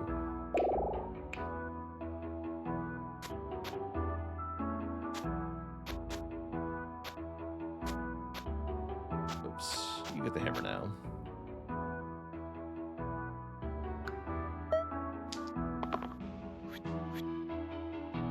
Yeah, poison the statue. See if I care. I'll reroll that. So obviously, same thing. Hey, they have the same health.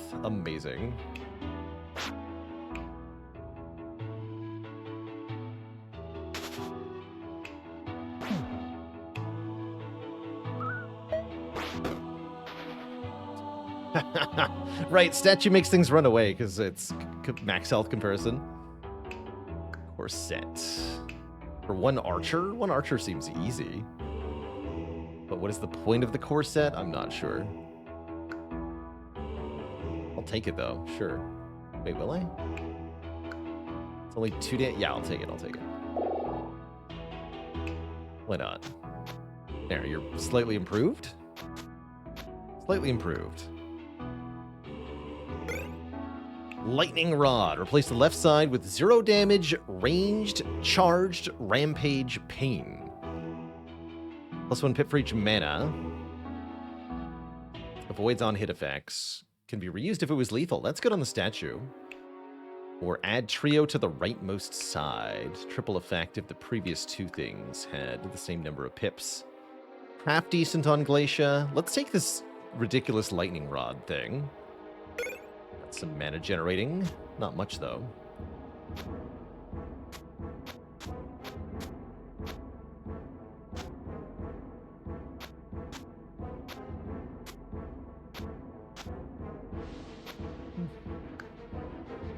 Is fine.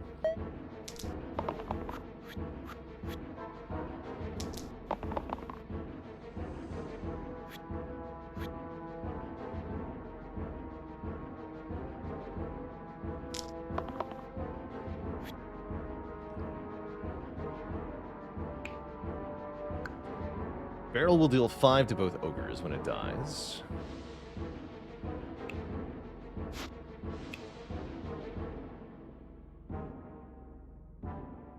The ogres get enraged when they're low on health.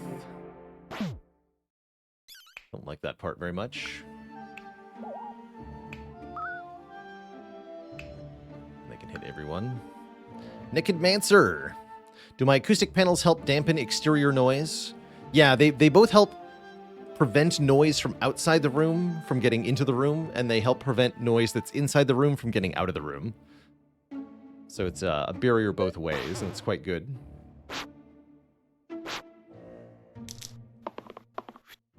Okay, double stomp, very scary. And that roll is even scarier.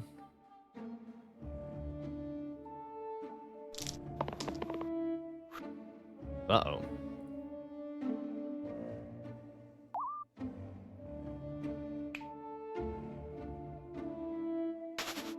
That archer's actually being a real pain, though. Reflection dies. It's not good. This is bad.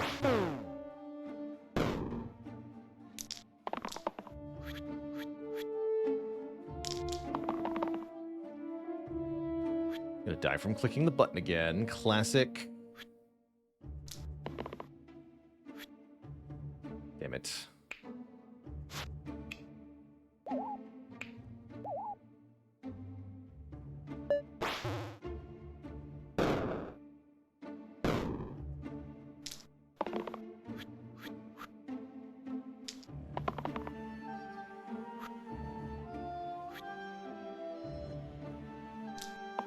I need Lazy to do something.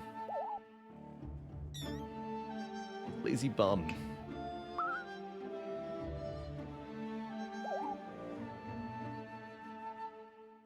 Sorry, too lazy.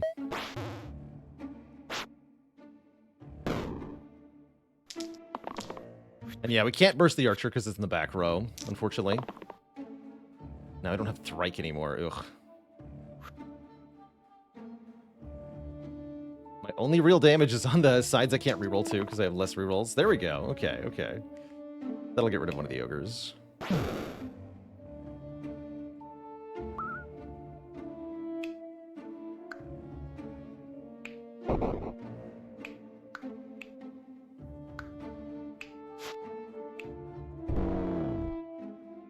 She still dies by 1.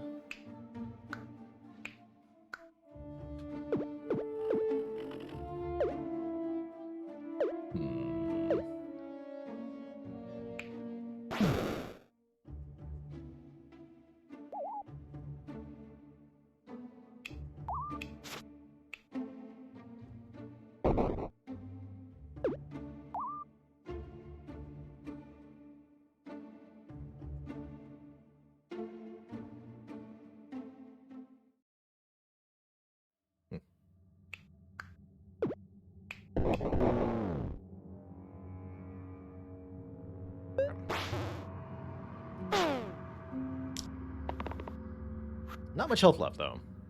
Problem is we don't do much damage.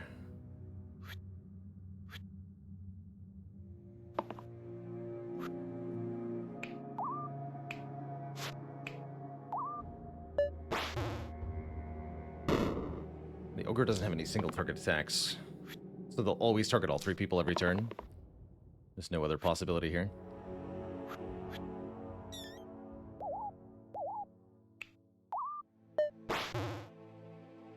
Not sure what I'm expecting to roll.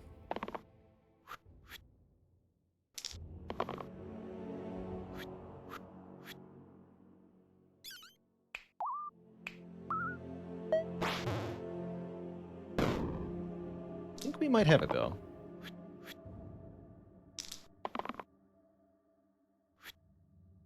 That kills the ogre.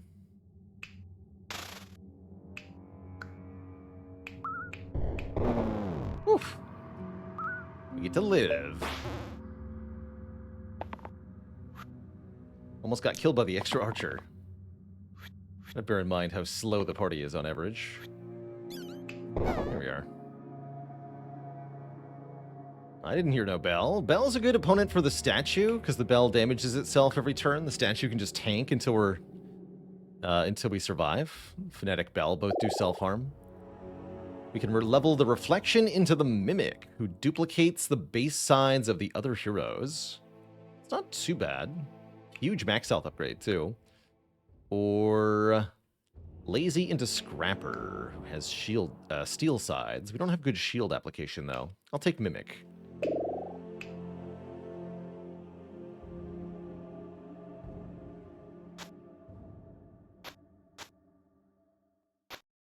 Take the Mimic here.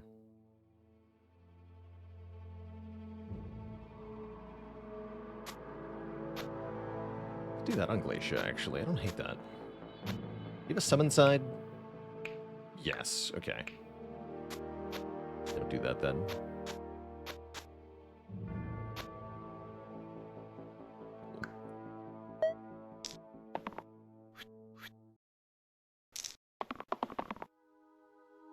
Hey, what's that ringing sound?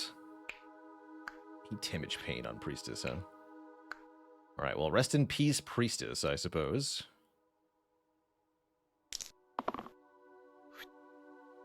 Oof.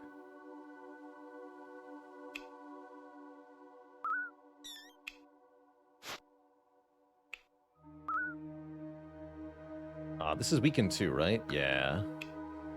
Although this will prevent itself from being exerted. I think that's actually worth it. Because the bell will not do anything next turn. Where's the Fanatic?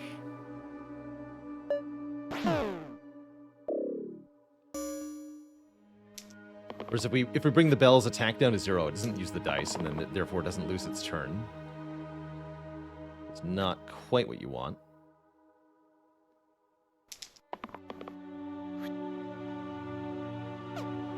No valid targets, huh?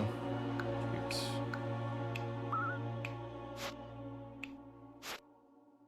Heck.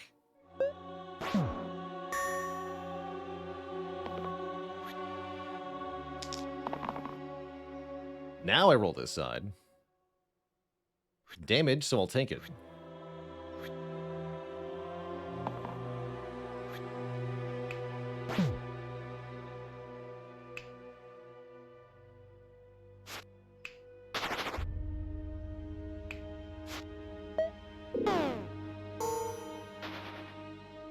Lee. Inner Strength. Remove red and purple keywords from all sides. Pain and Rampage. Interesting. Not single use, though. Fascinating. Obol. Add Death Wish to the 2 right sides. Double effect if we're dying that turn. I think I'm going to take a random item. Is Clumsy red? The Eliminate is red. So we could make the hammer a lot more useful. But I still think I'm going to take a random item.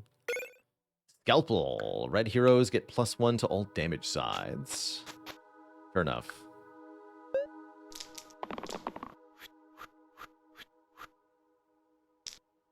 Guess I should have taken inner strength.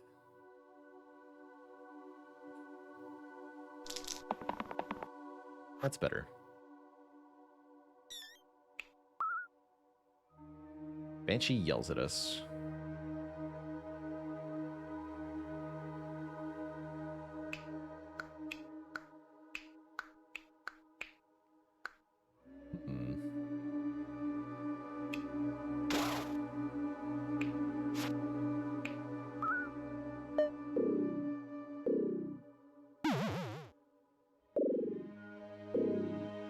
Don't have an easy way to kill these illusions. It's not good.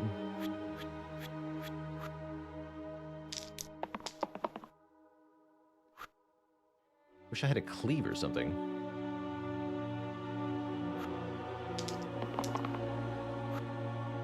Oh, wait, that'll do it. Although you might be weakened? No, you're not weakened. Good.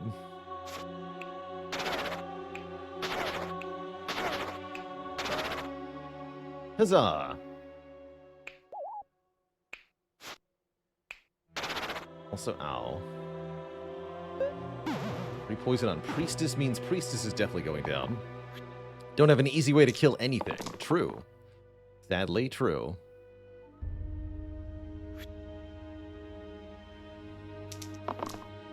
Please stop poisoning me. Oh gosh, these rolls are bad. Help! Help! We lose 2 people no matter what I do here? Yikes.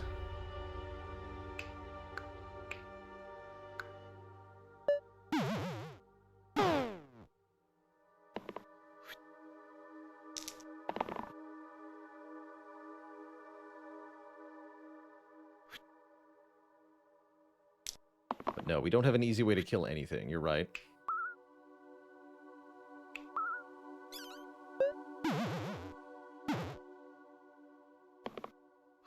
Oh yeah, we could have saved Priestess for 1 turn with Prey there. That's true.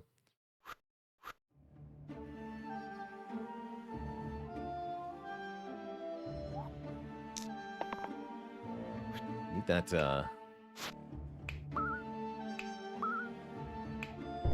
that damage side. Okay, double burst here. So close. Green blood.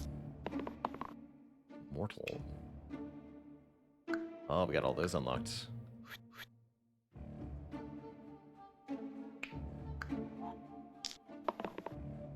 Nice. 200 death. Oh, good. We can level up the lazy person into a similarly lazy generated yellow hero, or the collector, who at least does something with every side. I've got less rerolls, so please give me collector. Good Lord.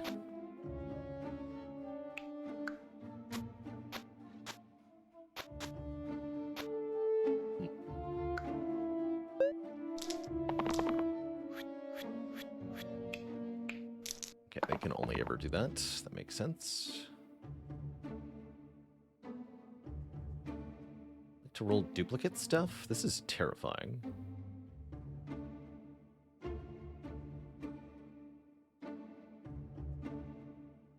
Roll everything. Okay, that's much better. We could at least kill one of the graves here. Maybe even 2 of them.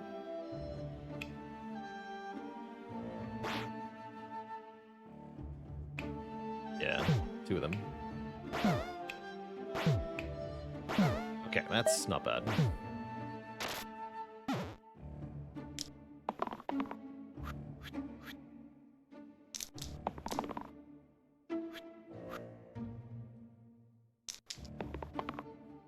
Wonderful.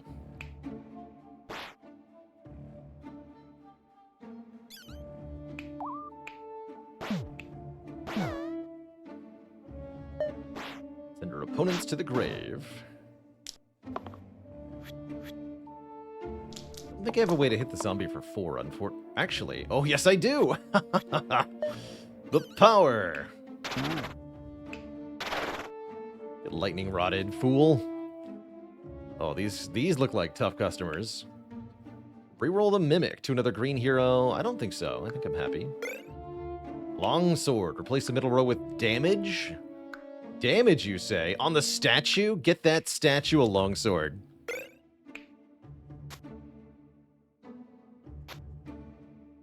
That's more like it. Put the lightning rod on the priestess. Maybe. Although the pain part does mean it's still better on statue.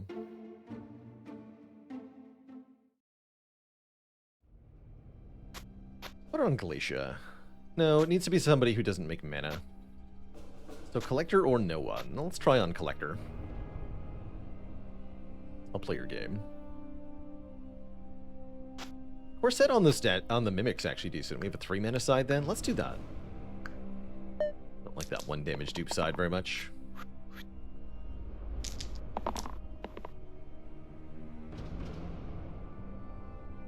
Oh yeah, Corset Lightning Rod should work, right? We should just do that. That's a good point.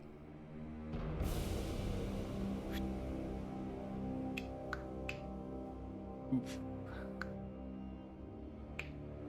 So it takes 5 damage to kill a quartz easily. Let's reroll these. Okay, there's 5 damage. Weakening Collector is fine, I guess.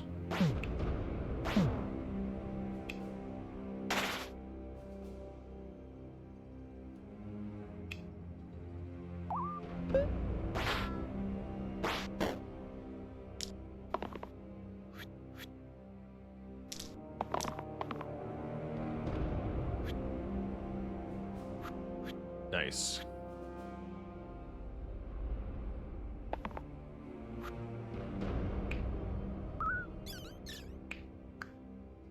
Oh, you're weakened. That's right.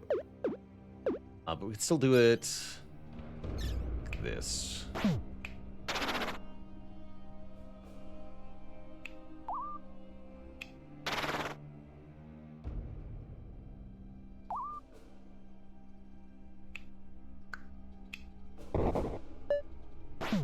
Cool.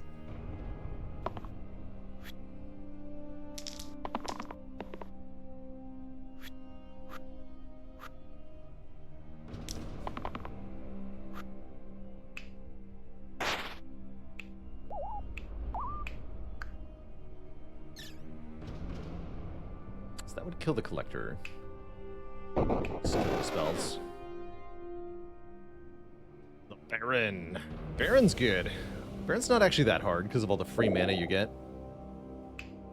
Collector into Brawler. Has more Rampage sides.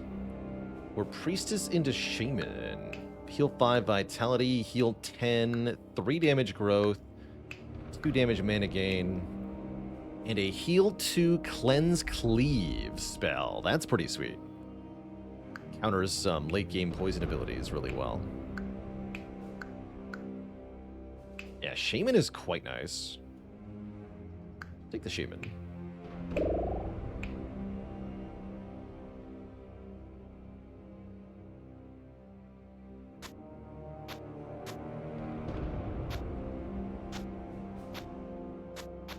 Yeah, we just have the Lightning Rod for free.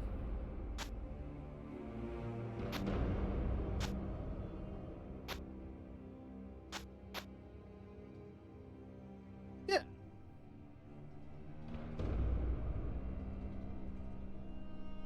Although this is still weird on the 3 mana character. No, I don't think we want this here.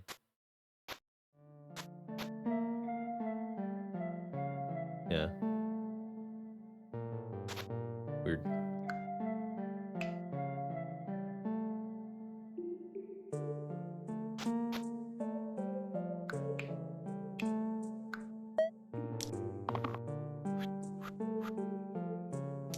Don't kill my Collector.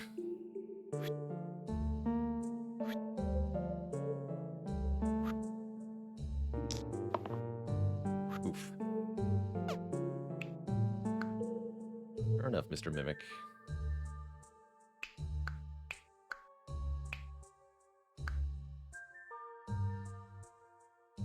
No way to keep him alive. Actually, no, he stays alive with this, right?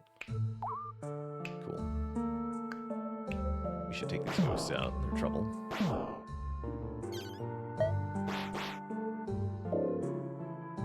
exert for a turn. As long as we get rid of the ghost, though, we're fine.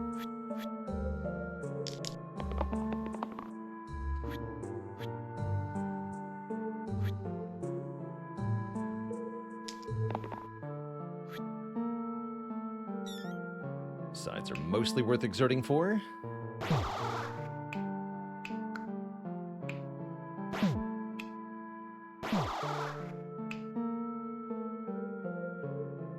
Nullify your turn.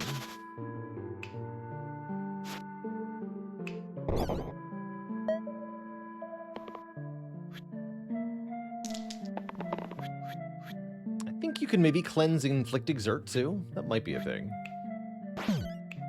Or we can just duplicate our attack and not be exerted at all, actually.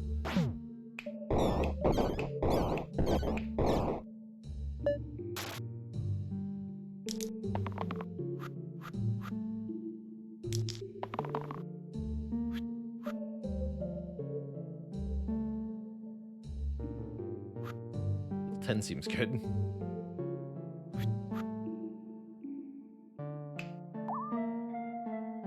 It's very good.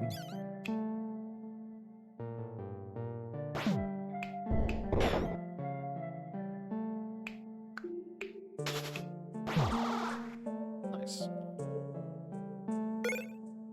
Ghost Shield. 2 block per turn. Or add Vigil to all sides, +1 pip for each defeated ally. Ghost Shield sounds nice. Put that on Galatia, maybe? Keep our mana generator alive. Not bad on Shaman either, to make sure the healer stays up.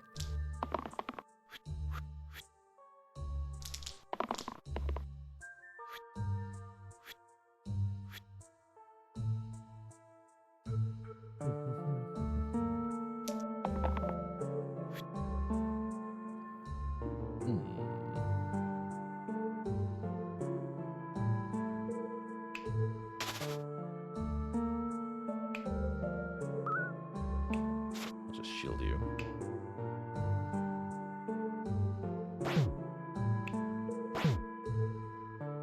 Focus that ogre down.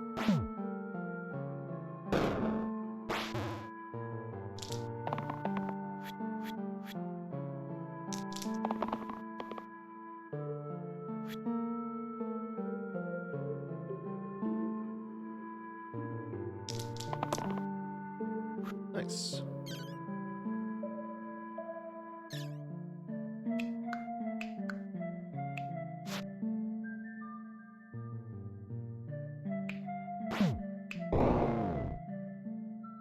Doesn't really matter though, right? Can't target the sniper yet.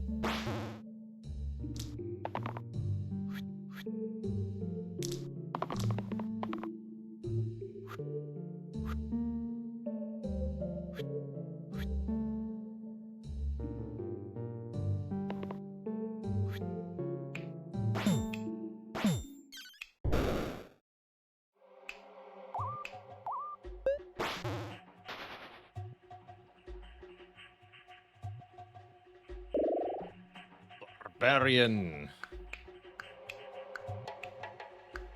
Now there's the good one for the keyword removal. Glacia into Ghast. Can kill enemies that have exactly 1 health. There's also a self-kill side, in addition to some cool weakness. I don't love Ghast. Wouldn't say I love Barbarian either, though.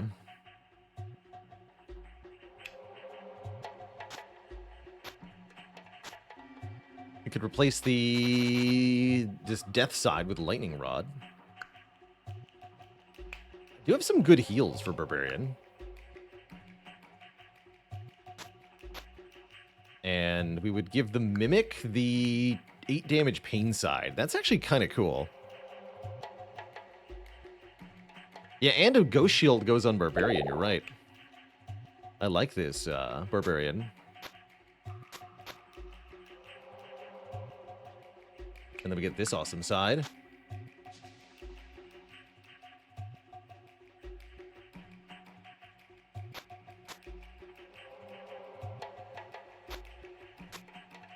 Cool.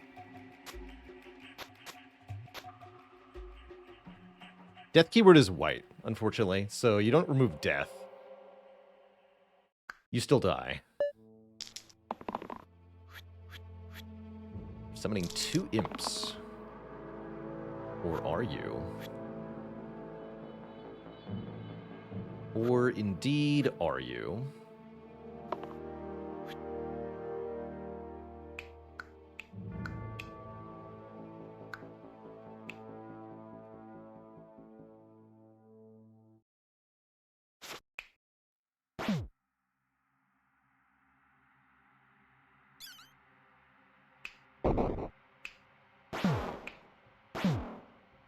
Yeah, that seems good.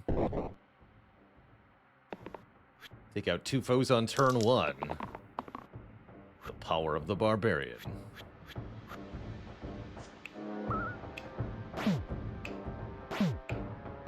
Dang. Let's go in Valor Desert Fox. Last day you finished Nightmare Mode. It was insane. Got the recall power where a targeted hero can use its power again on Cleave. So you're able to do 40 attack 4 times in 1 turn. Sounds nonsense. Charged and single use to the top and bottom sides. Or plus to healing.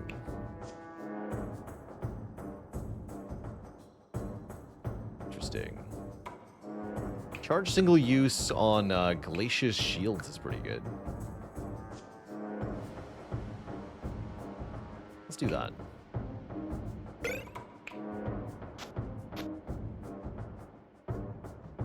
Turn those into mana multipliers.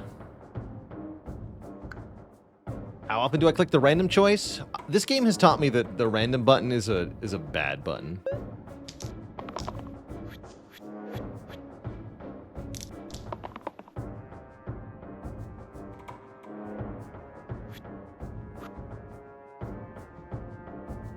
It's almost universally the case that there exists some character, class, or item, or level up that is just instantly lose. Which is not acceptable.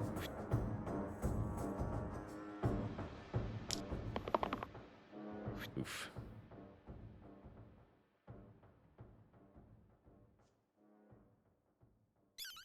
Kill one snake, I guess.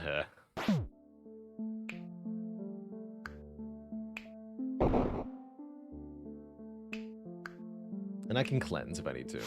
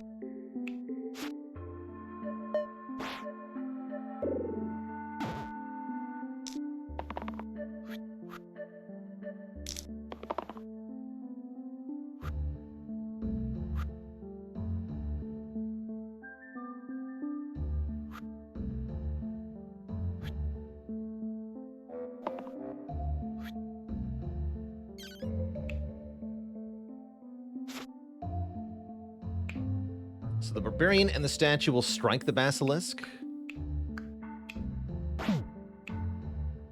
causing them to become petrified, and then we can heal 2, cleanse, cleanse, remove the poison, and unpetrify, both with the same thing here. Then I'm going to freeze you so you don't know damage. Looks like you can double cleanse the poison there. Interesting. They were already poisoned, were they not? I believe they were.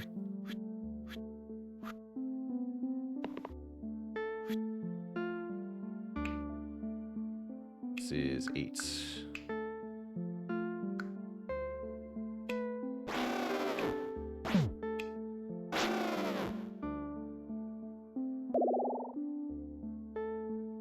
Tier 3 generated green hero. 2 blanks, 4 damage growth, 1 damage inflict pain, shield 2 cantrip, 1 damage to self mandatory.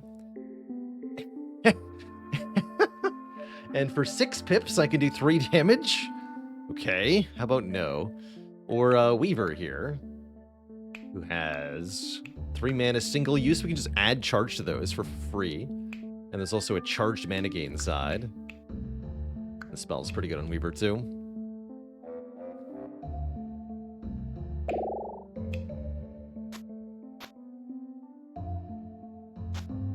Seems great. Oh, now you have a base 3 mana side from Weaver. Good for you, Mimic. Good for you. Maybe Mimic wants the hammer. Yeah, there's less whiffs on the Mimic then. We might whiff on the statue sometimes. That's fine. Just gotta kill the Troll King. No problem. No problem. Ooh, that's great mana. Keep that. Shield is better than heal. There are 3 sides that I'd say are better here. I'll reroll then. Same. Okay, well, that's better. A form of better, anyway. We can kill the archer with a crush. That's good. Can I kill the Troll King outright?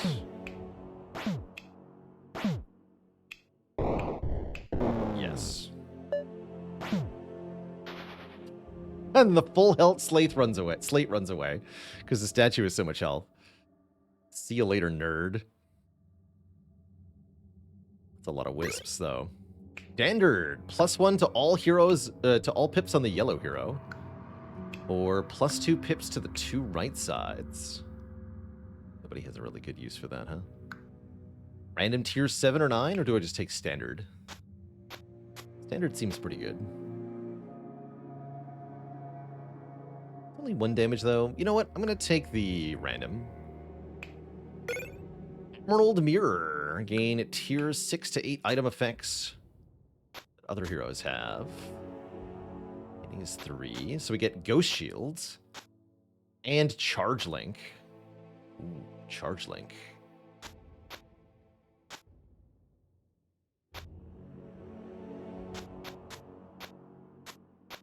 Just Ghost Shield and Charge Link, looks like. So that's not that good. Still pretty good, though. Let's put that on the Barbarian.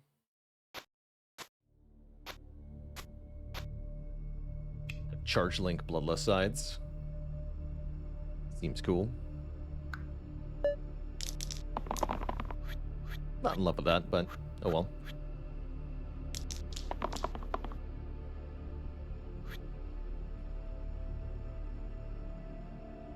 We dodge that. That's a good idea.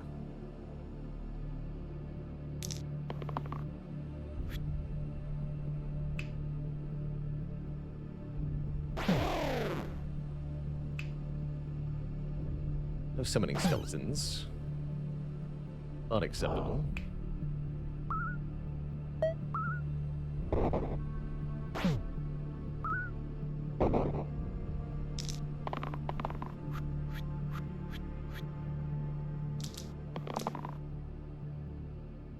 I'll just dodge the Fanatic twice and he dies. That's kind of cool. Excellent.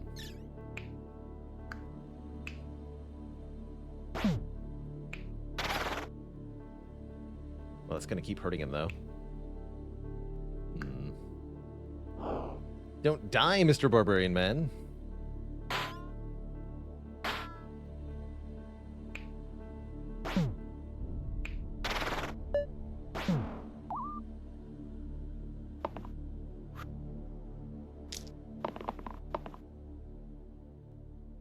I click on the items icon in inventory. Thank you, Illustrious.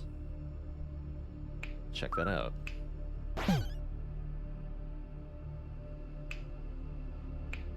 Oh, I see. Here we go. Yeah.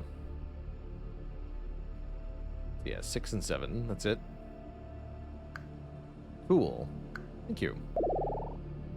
Oh, but we have luggage here. Upon pickup of luggage, gain a random tier 6 item, a random tier 7 item, and a random tier 8 item. That seems good, right? With Emerald Mirror, that just seems really good. We can give that suitcase a longsword, too. Welcome luggage. What do I get here? Serration. Add vulnerable to the top and bottom sides. Wow. That's insane. Pair of kings. Add pair to the top and bottom sides. And the Infini-Heal. Replace the 2 right sides with heal all sides, retaining their original pips and keywords, including mana gain. Although, what about Infini-Heal on the Barbarian? Becomes heal 6 to all allies pain. Fascinating. Overall, yes, appears to be bonkers.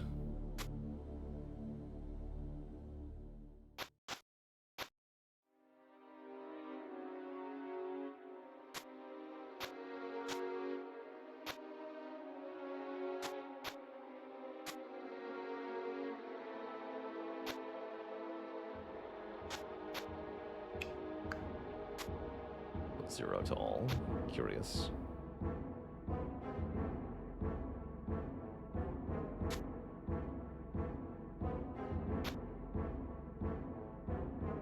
Could make that.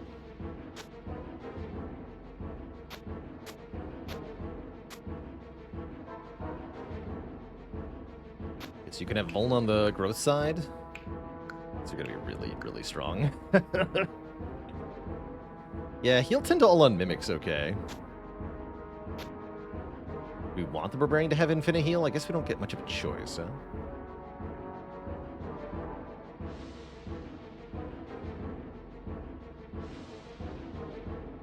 Do not want to have Vuln on a shield side. Oh, I see. Hmm.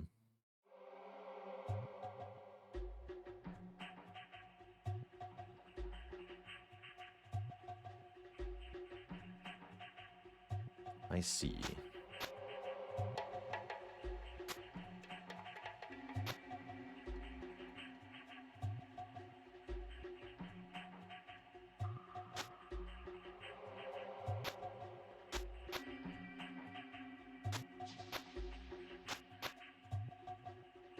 Keep that if I want to. Cute.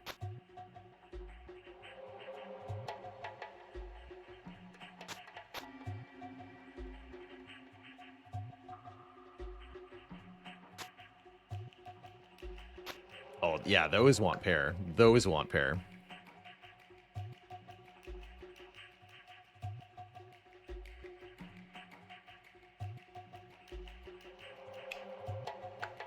Can't even see the pips on that anymore.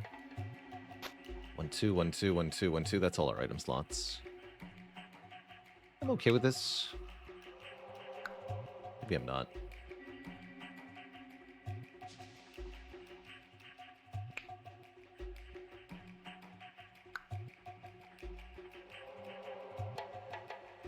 They'll never proc pair?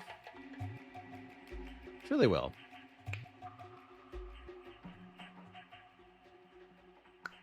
Sometimes.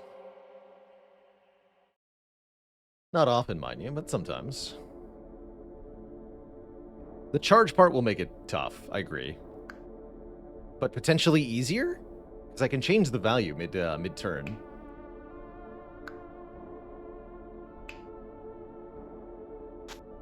We should probably do it that way, right? The luggage needs the health more than the Mimic does? Yeah. Let's see how this nonsense goes. Not great to start. Terrifying. Let's try that again.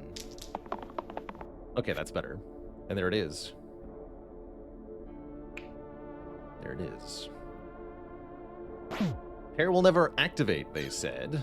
Immediately being proven wrong.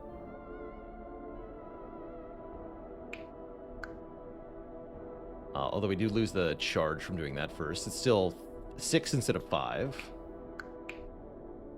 Right? These are 8. These are 8. This is 3 to top and bottom, not 4.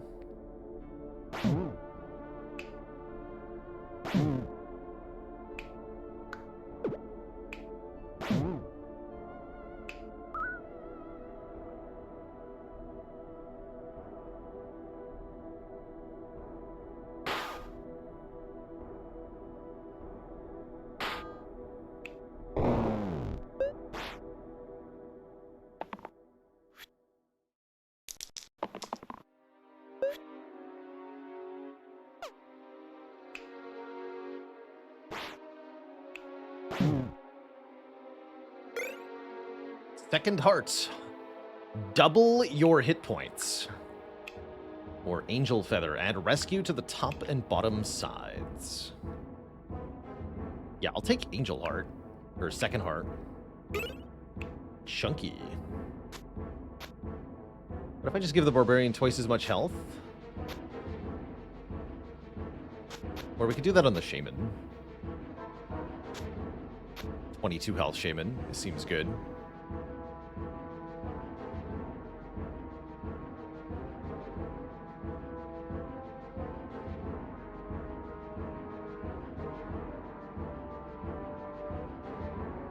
Works so well with the Golden Cup plus 100 empty health. Oh, that's cool, actually.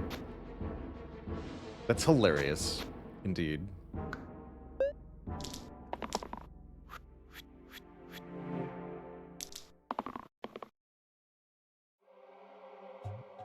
Seems good.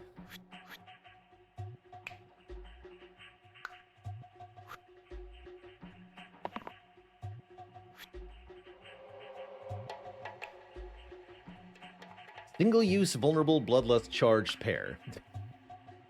So many keywords. 8 damage currently. 8 damage with Vuln, mind you. That's ludicrous. Kill this nerd.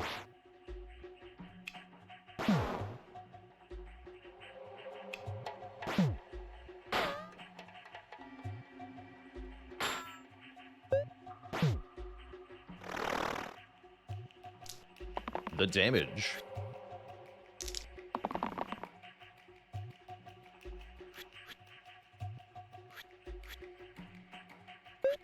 like a win to me.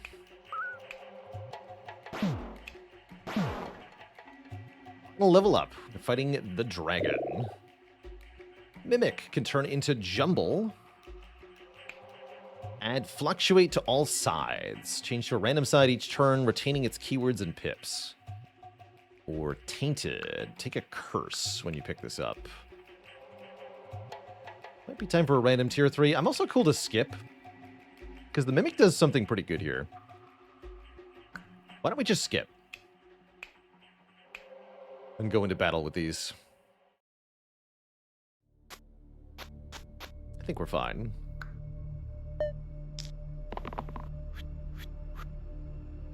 Quite the poison breath, Mr. Dragon. But I think you're about to have a really bad time. Let's do nothing. Dang it. So yes, the shield with Vuln is very bad. But I can activate, Wait, it's not useless, because I can activate the pair. Excellent. Excellent. The value? Alright, we could just one-shot the Caw. Seems reasonable. Looks like a good time to heal Cleanse, right? Only I could... Actually, wait. This applies to Burst, right? I can just kill Dragon, surely. Because you take 8 additional damage from abilities and dice. So, +8, +8, +8, dead. Then we lose the Weaver, but whatever. The dragon's gone. Good trade.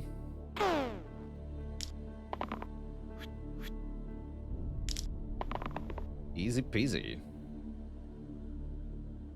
Can I have a non-healing side? Thank you. There we go. 2 damage, single-use vulnerable bloodlust charge pair. So I can make it super powered. Yeah. Good. GG! We get the W. Twitch chat. Back to a 1 streak. After losing to stupid nonsense. It's fun. I like this game. It's fun. GG's, Virtual 256, Johnny Biscuit, Mostly Logic, Coco Frio. GG's one and all. That is going to be the end of our stream for today, but we will be back tomorrow with more Spire action. As well as I'm thinking of checking out some more Against the Storm tomorrow. Against the Storm just got a new content update. Adding some stuff. Will I ever do any heaven runs for fun? No, I don't consider a lack of challenge to be fun, so I wouldn't consider that a fun run. See you later, KG the Jerk, Austin Fuego, and all my lovely lurkers. Until next time, my friends, have a good one, and stay cozy. Toodaloo.